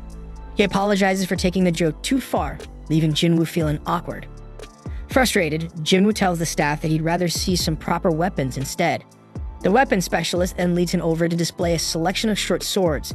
As they walk, the armor specialist member points out that Jinwoo somehow managed to crack the glass, even though he never actually touched it. Meanwhile, a particularly hefty short sword is presented to Jinwoo, and he can hardly believe the outrageous price tag, especially since its strength barely matches that of Kasaka's venom fang at best. In response, Jinwoo pulls out the Kasaka dagger he recently purchased from his personal store and asks the staff how much it could fetch on the market. They confidently tell him it could sell for about 100 million gold, a figure that shocks him given that he originally paid only 2.8 million. This revelation convinces Jinwoo that items bought at the store are highly valuable, and he begins to think that he might not need to part with the sphere of avaricious after all. Taking a break, Jinwoo retreats to the bathroom, and the scene shifts to the headquarters of the White Tiger Guild. There, Baek reflects on Jinwoo's immense strength, pondering how his second awakening might have ended long ago, yet he continues to grow stronger. Bak wonders if he has been approaching things the wrong way, and he starts to consider that perhaps Jinwoo is a hunter who can keep getting stronger indefinitely. The narrative then cuts to Jinwoo's home, where Jiena notices that the media has finally stopped bothering their house, an event that delights her because it means she can return to school in peace.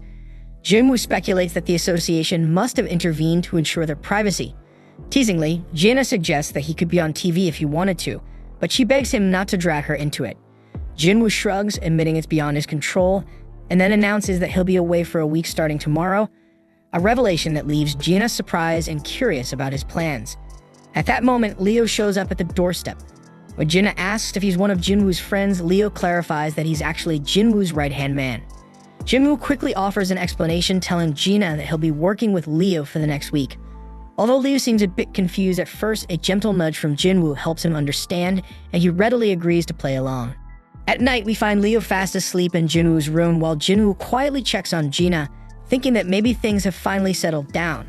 Though now everyone knows he's an S-rank hunter, so he's got to be extra cautious. To ensure security, he summons Fang's guards from earlier, but quickly notes that only 3 are here, recalling that Fang originally had 4. One of the guards reminds him that the 4th had been sent crashing into the ceiling by one of Jinwoo's earlier attacks, and his shadow extraction didn't manage to recover him. Jinwoo shrugs it off, deciding that 3 guards suffice. He then leaves one of them along with 2 ordinary guards to watch over Jinna. Then while on the rooftop, Jinwoo reflects on the need to bolster neighborhood security and orders some of his soldiers to patrol the area, ensuring it remains peaceful. Overhead, we then see a majestic flying magic beast soar through the sky. The following day, Jinwoo and Leo are seen driving together. Leo thanks Jinwoo for letting him stay over, and Jinwoo reassures him that there's no need to worry about him running away from his house. Leo then inquires about Jinwoo's business at Daesung Tower. Jinwoo reveals that he's scheduled to train for an entire week there, much to Leo's surprise. After all, he's already an S-rank hunter. Jinwoo simply replies that he still believes in the pursuit of greater strength, a sentiment that doesn't surprise Leo all that much. Later, inside the imposing Demon Tower, Jinwoo, adorned in his water-based ring and wind robe, embarks on his latest conquest. He receives a quest to slay the demon monarch baron residing on the top floor, with a reward promising a rune stone for the Shadow Exchange ability plus 30 ability points. Fired up by the challenge and the rewards on offer, he teleports to the 76th floor. In another scene, Leo's mother is seen in conversation with his father, astonished that their son has left home. While his father appears nonchalant, he suddenly collapses. Back at the Demon Castle, Jinwoo is locked in combat with a formidable boss-level monster. In the heat of battle, he summons Fong and hands it the Sphere of Avaricious. Fong retaliates by unleashing a powerful fire spell that reduces the monster to ashes. Impressed by the display, Jinwoo resolves to carefully consider when best to deploy Fong's abilities in the future. Later, we see Leo's father awake in the hospital, learning that Leo has come to visit him. His wife confesses that she lied about his collapse being due to overwork to Leo, and they recall the doctor's grim explanation. He has contracted the so-called eternal slumber disease, a condition where one is overwhelmed by sleepiness until they eventually falls into an unending slumber. Leo's father kept wondering why he had contracted this awful disease, and the doctor explained that people with low resistance to magic are especially prone to it if they're exposed for too long. The doctor even asked if any of his friends or relatives were hunters, which made both him and his wife think about their own son Leo, but the doctor admitted that the exact cause was still unconfirmed. Frustrated, Leo's father then began to wonder if perhaps he had been completely eliminated by this harsh world. Meanwhile, at the country's border, a squad of hunters was patrolling the area when they encountered that flying magic beast we saw earlier. They stopped in their tracks, all scratching their heads and wondering what the hell is that. Back in the Demon Castle, Jinwoo is leveled up after his recent battles. He explains that he's reorganized his soldiers into 6 separate teams, each operating on its own with 2 simple orders. First, to eliminate every visible enemy, and second, to alert him as soon as they find the permit. He admits that this strategy means he won't be able to grab any loot aside from the permit, but it's a more efficient plan overall. However, his progress has slowed considerably since he hit the 80th floor. As he ponders what might be causing the delay, he suddenly notices a drastic drop in his MP. It turns out that someone has been continuously wiping out his soldiers, specifically targeting his Team A. Jinwoo is shocked that an enemy here could defeat a team of his high-level orcs, so he calls his team back and heads out personally to investigate. Arriving on the scene, he finds that Team B has also taken a hit, and he figures that the enemy must be seriously formidable. But something doesn't add up. He points out that Fang's team was much closer to Team A, yet the enemy chose to target the more distant Team B. It dawns on him that this adversary must have known that Fang was too powerful to tackle, and so deliberately chose weaker opponents instead. Jinwoo then deduces that the next target will likely be the Ice Bear squad, and sure enough, he soon spots some demon knights swarming the Ice Bears. The demon knights tear through the bears as if they were nothing more than playthings, and Jinwoo watches in stealth mode. Satisfied with their performance, he deactivates his stealth. One of the knights lunges at him, but he swiftly dispatches the attacker. Then, as 2 more assailants join the fray, he tears them apart with ease, leaving only their leader standing. He charges toward her, but she seems afraid and retreats. At that moment, Jinwoo reflects on his long-held curiosity about whether magic beasts feel fear, and he finally confirms with a malicious smile that they can do. Then the battle escalates as he clashes with the leader, nearly ending her life, until unexpectedly, she surrenders before he can deliver the finishing blow. As her voice echoes through the fray, he realizes that she is a woman. Removing her helmet, he takes in her features. She pleads for mercy, and Jinwoo is taken aback that the very person who initiated the conflict now begs to be spared. He retorts that he has already dispatched all of her companions, yet she insists that it is the solemn duty of the knights to protect their lord at all costs. She is convinced that as long as she remains safe, her people will thrive, a sentiment Jinwoo dismisses as selfish. Unmoved by her pleas, he turns to leave, but as he glances back, she lunges at him again. But before her attack can land, Fang intervenes to shield him. Confused, he demands to know what she intends to do, and she once more begs for her life, promising to do anything he requests. He orders her to fetch the entry permit, and she reveals that it is currently held by her family. If he spares her, she will retrieve it for him. Moreover, she boasts that she even knows the locations of every permit on the upper floors, and if he guarantees her family's safety, she will guide him to them. Jinwoo realizes that he failed to locate the permits because her family deliberately hid them, and he glares at her with murderous intent, questioning whether he can truly trust her. Sensing his fury, she pleads earnestly that he can, and he reluctantly agrees on the condition that he obtains the permit. She gratefully thanks him, and he then demands to know exactly who they really are. The scene abruptly shifts to a desolate island, where a sinister flying ant has infiltrated the area, leaving devastation in its wake as it slaughters everyone it encounters. Back at the demon castle, the girl introduces herself as Easel, the eldest daughter of the Radiru family. Jinwoo, however, remarks that this is not the answer he was seeking. He had hoped to learn more about the system from her. Much like he did with Baruka, the leader of the Ice Elves, and he presses her by asking if she is tormented by voices commanding her to kill humans. Easel denies this, admitting instead that she hears a different directive, one to protect the space. Intrigued, Jinwoo asks when that command first began. She confesses that it all began the moment she arrived here, and when Jinwoo presses her about where she was before, she replies that she was in the demon realm, and that everyone only ended up here once they regained their senses. Intrigued, he wonders aloud what they were doing in the demon realm. Suddenly, something odd happens. She starts acting robotic, her voice flat as she explains that they were preparing for war. When he asks who they were gearing up to fight, she reveals that it was against a formidable enemy, so powerful that the demons had to band together to stand a chance, and they were on the verge of fighting that formidable enemy. But just as she begins to elaborate further, an error message suddenly issues from her mouth, announcing that the details are classified and that the conversation is now blocked. Before he can press for more, she faints and Jinwoo quickly catches her, realizing that he can no longer ask for any additional information. The scene then shifts to a meeting at the Hunter Association. Officials review photos from the recent flying ant attack on the Japanese outlying islands, and Jinchul reports that the assault caused a total of 294 casualties, with 108 hunters engaged in battle. Among the fallen were 4 E-rank hunters, 1 C-rank, and 1 B-rank hunter. Gunny is astounded that a single monster could inflict so much damage, and Jinchul adds that the creature was eventually put down by an A-rank hunter who arrived on the scene. Gunny deduces that the winged ants must possess A-rank strength, a fact confirmed by Jinchul, who cites findings from the investigation department after dissecting the monster. Gunny then points out that the island attack lies just 120 kilometers from Jeju Island, warning that if those ants develop even stronger flight capabilities, they could easily reach the southern tip of their nation. He immediately calls for assistance from Japan and urges that neighboring countries be alerted. He laments that the inevitable threat is upon them now. He wanted to strike first to prevent casualties, but it appears he was too late. Determined, he declares that the 4th raid mission of Jeju Island is now underway. Back in the demon castle, Easel apologizes to Jinwoo for suddenly fainting. He gently asks if she's alright, and she assures him that she's fine, even wondering if he had been worried. He admits that he was indeed concerned and inquires if her home's nearby. Easel gestures toward a house straight ahead, and they proceed inside. Once there, her father is taken aback by the unexpected visitor and wonders if she hadn't noticed the countless troops silently looming in his shadow. Jinwoo notes with appreciation that her father is quite perceptive, but soon enough Easel's father's forces close in around him, declaring that they won't let him leave alive. Easel intervenes, pleading with her father to stand down, while Jinwoo calmly reminds her father that he promised Easel not to harm anyone as long as he receives the permit. Having heard that Jinwoo had defeated both Vulcan and Metis, her father is convinced that Jinwoo isn't an opponent they can defeat. Reluctantly, he hands over the permit, ordering Jinwoo to leave. Then, with unexpected boldness, Jinwoo asks if he might borrow her daughter as well. Startled, her father demands an explanation, so Jinwoo explains that Easel had earlier mentioned she knew the locations of the permits on every floor. Her father then asks whether Jinwoo can guarantee his daughter's safety, to which he promises he can. Satisfied, her father permits the arrangement, prompting Jinwoo to ask Easel to guide him.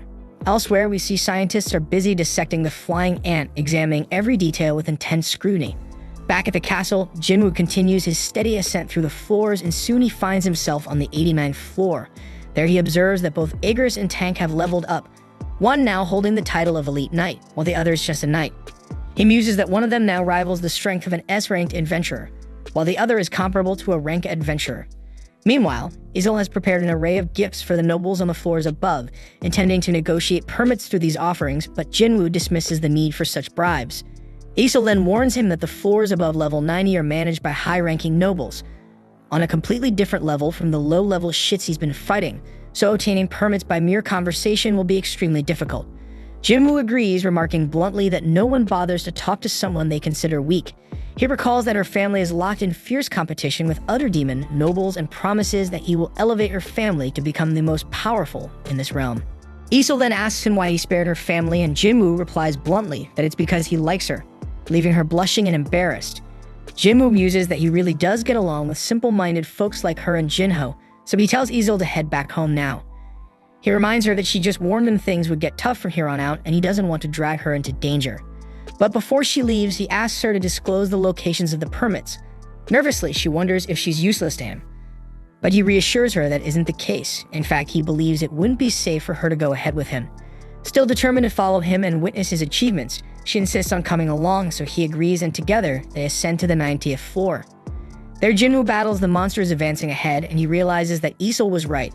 Both the strength and the sheer number of monsters in this area far exceed those on the lower levels. Nonetheless, he manages to push forward with little difficulty until he finally reaches the 97th floor. The scene then shifts to the Hunter Guild, where we learn that both Mr. Choi and Cha-ha have received a call for the 4th raid on Jeju Island. Mr. Choi reveals that all the S-rank hunters in the country have been mobilized, and Cha-ha wonders if this means Jinwoo will be involved as well. He then informs her that they will be cooperating with Japan this time, since the flying ants have also been threatening that region. Sheke asks when the raid will commence, but no exact time has been decided yet, though he believes it will start soon because the hunters from Japan's ultra-large guild are scheduled to arrive in their nation later today to discuss the situation. Meanwhile, we see Jinwoo on the 100th floor of the demon castle, where he spots a wyvern circling overhead. The creature lands, and riding it is none other than the demon lord Baron. Jinwoo is struck by the overwhelming aura emanating from Baron and wonders if he has any chance of defeating him. Isol freezes in fear at the sight of the demon monarch, and Jinwoo realizes he must bring Baron down from his ride first because fighting an opponent in the air would be far too challenging. Baron then soars upward, summoning demons to attack Jinwoo. Isol panics, unsure of what to do, and Jinwoo quickly summons his army, now enhanced by his monarch's domain. Together, they engage the summoned demons, wiping them out with ease, which leaves Isol in awe of Jinwoo's power. Still, she remains uncertain whether he can ultimately prevail against Baron, as he is merely an invader, and she wonders whose side she should ultimately choose. Baron then unleashes a torrent of lightning that cascades from the sky in a devastating area of effect attack, decimating Jinwoo's soldiers and sapping a large portion of his mana. Isol nearly gets caught in the storm, but Jinwoo quickly shields her. He realizes that this isn't ordinary lightning. It's a wide-range assault with a stunning effect. Though he knows his soldiers can be revived, repeated hits like this will rapidly sap his MP. Determined to act before his resources are completely depleted, he activates his dash and stealth skills to charge at Baron and target his wyvern.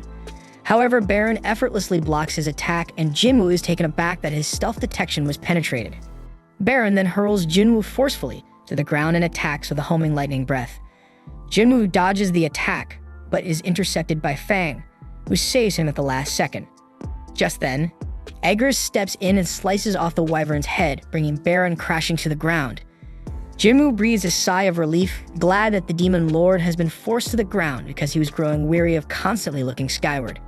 The scene then shifts to the Hunter Association, where a meeting is underway with Goto Ryuji, the guild master of the Draw Sword Guild, accompanied by his interpreter, Hanakawa. Gunny explains that the Draw Sword Guild is one of the largest in Japan, boasting 11th ranked hunters and standing as the second largest guild in Asia. He comments that Gono exudes an inspiring aura and truly lives up to his legendary reputation. Hanakawa then thanks the association for accepting their proposal to form a joint assault team. Gunny, not wanting any fuss, tells her not to mention it further. After all, they were the ones who first requested support. Hanakawa then explains that their research based on information gathered and the dissection of the winged ants has revealed two critical points for the mission. First, the flying ants grow rapidly after hatching but have a lifespan of only 1 year, meaning that if the queen is killed, the rest will perish within a year. The second key finding concerns the ants' behavior. Based on records from 3 previous raid missions, the researchers discovered that the ants are strongly attracted to potent magic power. Hanakawa remarks that this trait will be crucial in devising a strategy for the upcoming mission, and Gunny agrees, noting that they've analyzed the ants' movements with remarkable thoroughness. Hanakawa then translates for Goto, explaining that their guild plans to send 10 out of their 11 S-rank hunters, all tasked with luring out the ants, while the Korean hunters are slated to eliminate the queen ant. Jinchul then expresses some reservations, pointing out that this strategy might force the Japanese hunters to face thousands of ants head-on. Goto, however, is unfazed, since his hunters will merely act as bait rather than engage in full combat, and their AI simulation confirms that this is the optimum plan, and Gunny agrees to the plan. Back in the demon castle, Jinwoo's army continues its fierce battle against the demons, and Jinwoo himself fights relentlessly. He barely finds time to gulp down a mana potion before he notices his MP rapidly depleting. We then see Igris, Iron, and Fang locked in combat with Baron, who seems to effortlessly block all incoming attacks, including Jinwoo's own strike. And in a brutal moment, Baron seizes Jinwoo by the head, poised to finish him off. Yet Igris intervenes, intercepting Baron's sword, and Jinwoo takes advantage, slashing one of Baron's hands while Igris stabs the other, and Jinwoo's shadow army holds the demon down. In retaliation, Baron unleashes another lightning breath that wipes out a large portion of Jinwoo's forces, leaving him alarmed as his MP reaches critical lows. Undeterred, Baron summons his blades and engages Jinwoo in a rapid exchange of blows. The high-speed duel sees Baron gradually overpowering Jinwoo, and he even manages to disarm him. As Baron attempts to deliver a finishing lightning breath, Jinwoo holds down his arms. Just then, Baron lunges again with his lightning breath, but in a sudden twist, Easel throws her blade to divert his focus. Seizing the opportunity, Jinwoo channels the power of his ruler's hand, and with a display of raw strength, he rips off Baron's arms. Not willing to give up, Baron tries once more to release a lightning breath, but Jinwoo counters with a devastating uppercut that blasts the demon's head from his body, defeating him once and for all. Jinwoo then collects Baron's soul, thus completing his soul collection quest, and he instructs Easel to inform her father that the Radiru family is destined to rise to the top of the ranks in this tower from now on. Then we see that Jinwoo has now secured the purified blood of the demon monarch, and with it, he possesses every ingredient needed to brew the elusive elixir of life. He carefully reviews the elixir's success rate, and its quality and quantity depend on the intelligence level of its user, and after a brief moment of hesitation, he begins its formation. When the crafting is complete, he discovers that he's produced 6 bottles of the elixir, each of which must be consumed entirely to unlock its full benefits. Pondering whether this miraculous potion might be the cure for his mother's afflictions, he is interrupted by Iron, who brings him the corpse of a dragon. Impressed, Jinwoo compliments Iron and extracts the dragon's shadow, and having forgotten its original name, he christens it Kaizel. Easel comments optimistically that riding Kaizel will enable them to return to her homeland in no time, even suggesting that they celebrate with a party upon their return. But Jinwoo, eager to test the elixir of life immediately, cuts her off. He recalls that one of his rewards included a rune stone, and after rummaging through his spoils, he finds it and crushes it, a decisive act that grants him a new ability called Shadow Exchange. This power allows him to swap positions with one of his shadow soldiers, though it comes with the limitation that he cannot use it again for 3 hours after each activation. Delighted with his new power, Jinwoo tells Easel to head home on her own. She hesitates, wondering if he isn't coming to the party, but Jinwoo explains he doesn't have time to detour to the 80th floor right now. Instead, he uses Shadow Exchange to swap positions with a shadow soldier near his house. Noticing that the ability is now on cooldown, he summons Kaizel and rides it the rest of the way home. Elsewhere, Jinchul and Gunhee review their strategic plans. Gunhee outlines that they intend to use the hunter's combined magic power as bait to lure out the flying ants. Following that, they will deploy special interference waves designed to disrupt the ants' sensory communication.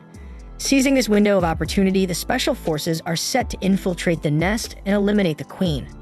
Jinchul remarks that the crucial challenge now is whether the interference waves will work as planned, and although Gunny shares some of his unease, he remains confident that the investigation's findings are solid and aligned with their conclusions. He reassures everyone that they also have a contingency plan in case the waves fail, so for now, they should focus on thoroughly preparing a team of hunters to head to the island. Shifting the topic, Gunny asks Jinchul if he's managed to contact Hunter Jinwoo yet, but Jinchul admits that his attempts have yielded no response so far. The scene then shifts to Baek enjoying a drink with Byung-gu. Byung-gu then cracks a lousy joke that barely elicits a chuckle from Baek. Baek then explains that Byung-gu is an S-rank healer who retired at a young age, a rarity among hunters who usually suffer permanent injuries. Despite his retirement, Byung-gu remains one of Baek's best friends and an eccentric character at heart. Byung-gu then inquires if Baek is truly headed to that island again, and Baek confirms that he is. Byung-hu reminds him of the tragic fate of Eun-suk, and Baek says that is why he is going, because if those ants are allowed to run rampant, they will eventually turn the entire country into their nest. Byung-gu is surprised to hear Baek speak with such patriotic fervor. Undeterred, Baek insists he's going regardless. Byung-hu teases him, remarking that he sounds just like Eun-suk did. He adds that he'll never return to that hellish place and pleads with Baek to leave if he is here to invite him to go back to that damn place. Baek, however, is only there to say goodbye because he might not survive this mission. Byung-hu understands the gravity of the situation, and then he reveals that he's planning to take the civil services exam instead, determined to leave the bloodshed of the battlefield behind. He admits that the exam will be tough, as he's only ever excelled at history thanks to watching countless historical dramas. He declares his intention to lead a normal life away from the chaos of battle, which Baek approves of, noting that it's the hunters who are anything but normal. Baek muses that some hunters even enjoyed fighting magic beasts and wonders if that very condition might be the spark needed for awakening. The scene then shifts to Jinwoo sitting quietly by his mother's bedside, where he notices a lingering burn mark on her neck, a scar that haunts him with memories of a childhood accident when he accidentally spilled boiling water on her, though she had barely reacted back then. Overcome with remorse, he retrieves the elixir of life, uncertain whether its legendary powers will work, but choosing to trust a system that has never failed him before. With trembling hands, he carefully lifts his mother, and after a moment's hesitation, he forces the elixir down her throat. Once she finishes the potion, he gently lays her back down. Slowly, the elixir begins its work, mending the burn on her neck and rejuvenating her frail body.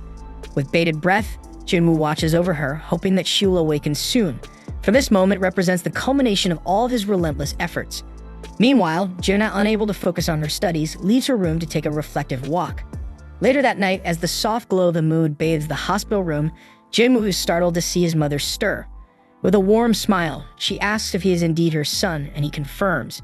Curiously, she inquires how long she had been asleep, and with a heavy heart, Jinwoo reveals that she had been in an unbroken slumber for 4 long years.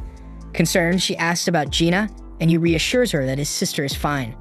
Grateful for his care, she thanks him for keeping his promise and notices the wounds that mar his body, a testament to the hardships he has borne.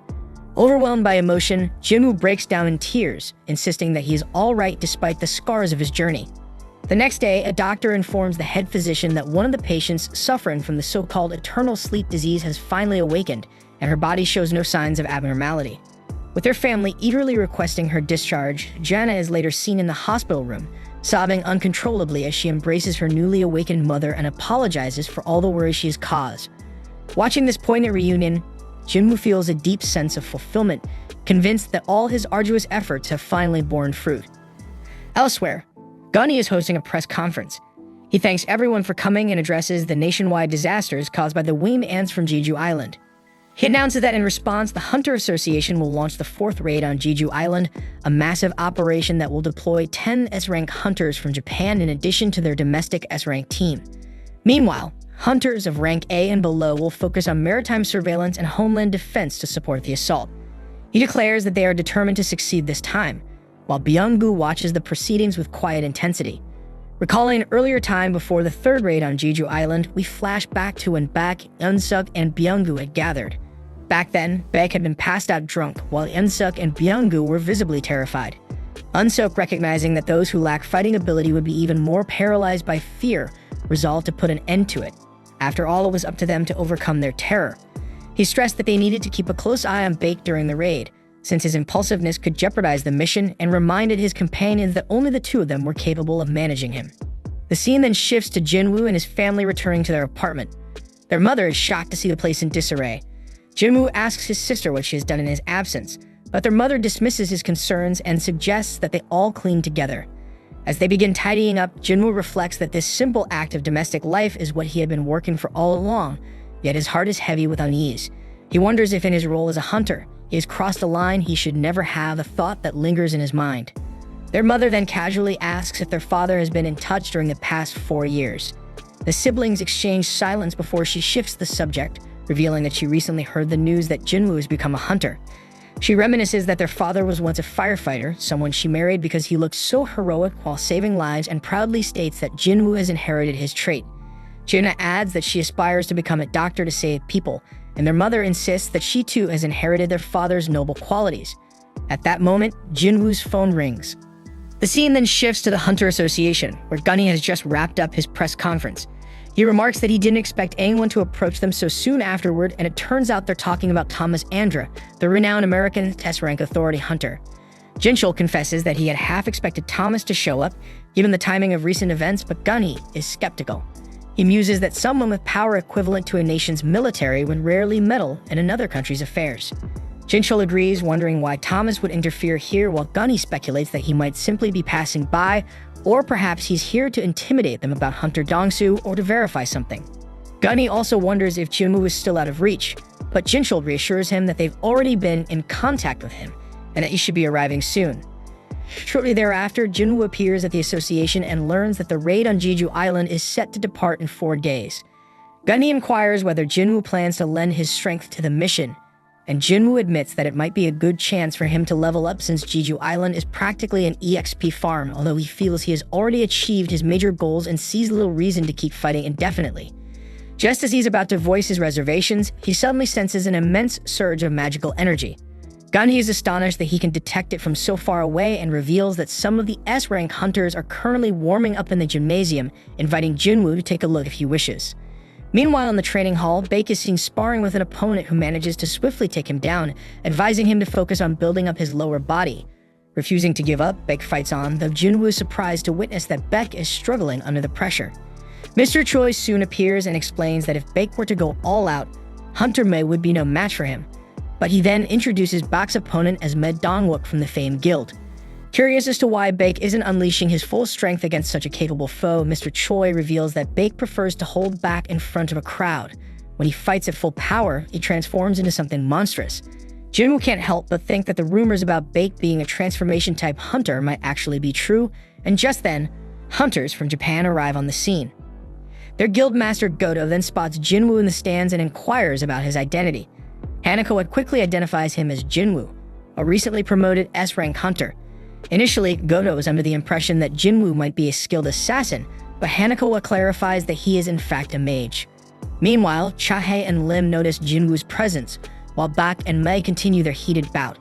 Watching the ongoing fights, Hanako grows increasingly disappointed with the level of strength displayed by the local hunters, remarking that they don't even resemble true S-rank fighters, perhaps a consequence of her constant exposure to Goto's battles. Not long after, Mr. Park Jong-soo, the guild master of the Knights Guild, overhears their comments. Although he struggles to understand the Japanese banter, he catches enough to feel insulted by their disparaging remarks. Hanako casually mentions she's never even heard of Mr. Park, to which they suggest that might be because he's only an A-rank hunter rather than an S-rank. Still, they remind everyone that his guild remains among the top 5. Chahae and Lim step in to prevent further squabbling, and Mr. Park is unwilling to let their comments go unchallenged. Seizing the moment, Goto proposes a friendly sparring match to test the prowess of Korean hunters, insisting that only S-rank fighters should participate, with the rules to be decided collectively. Gunny approves of the idea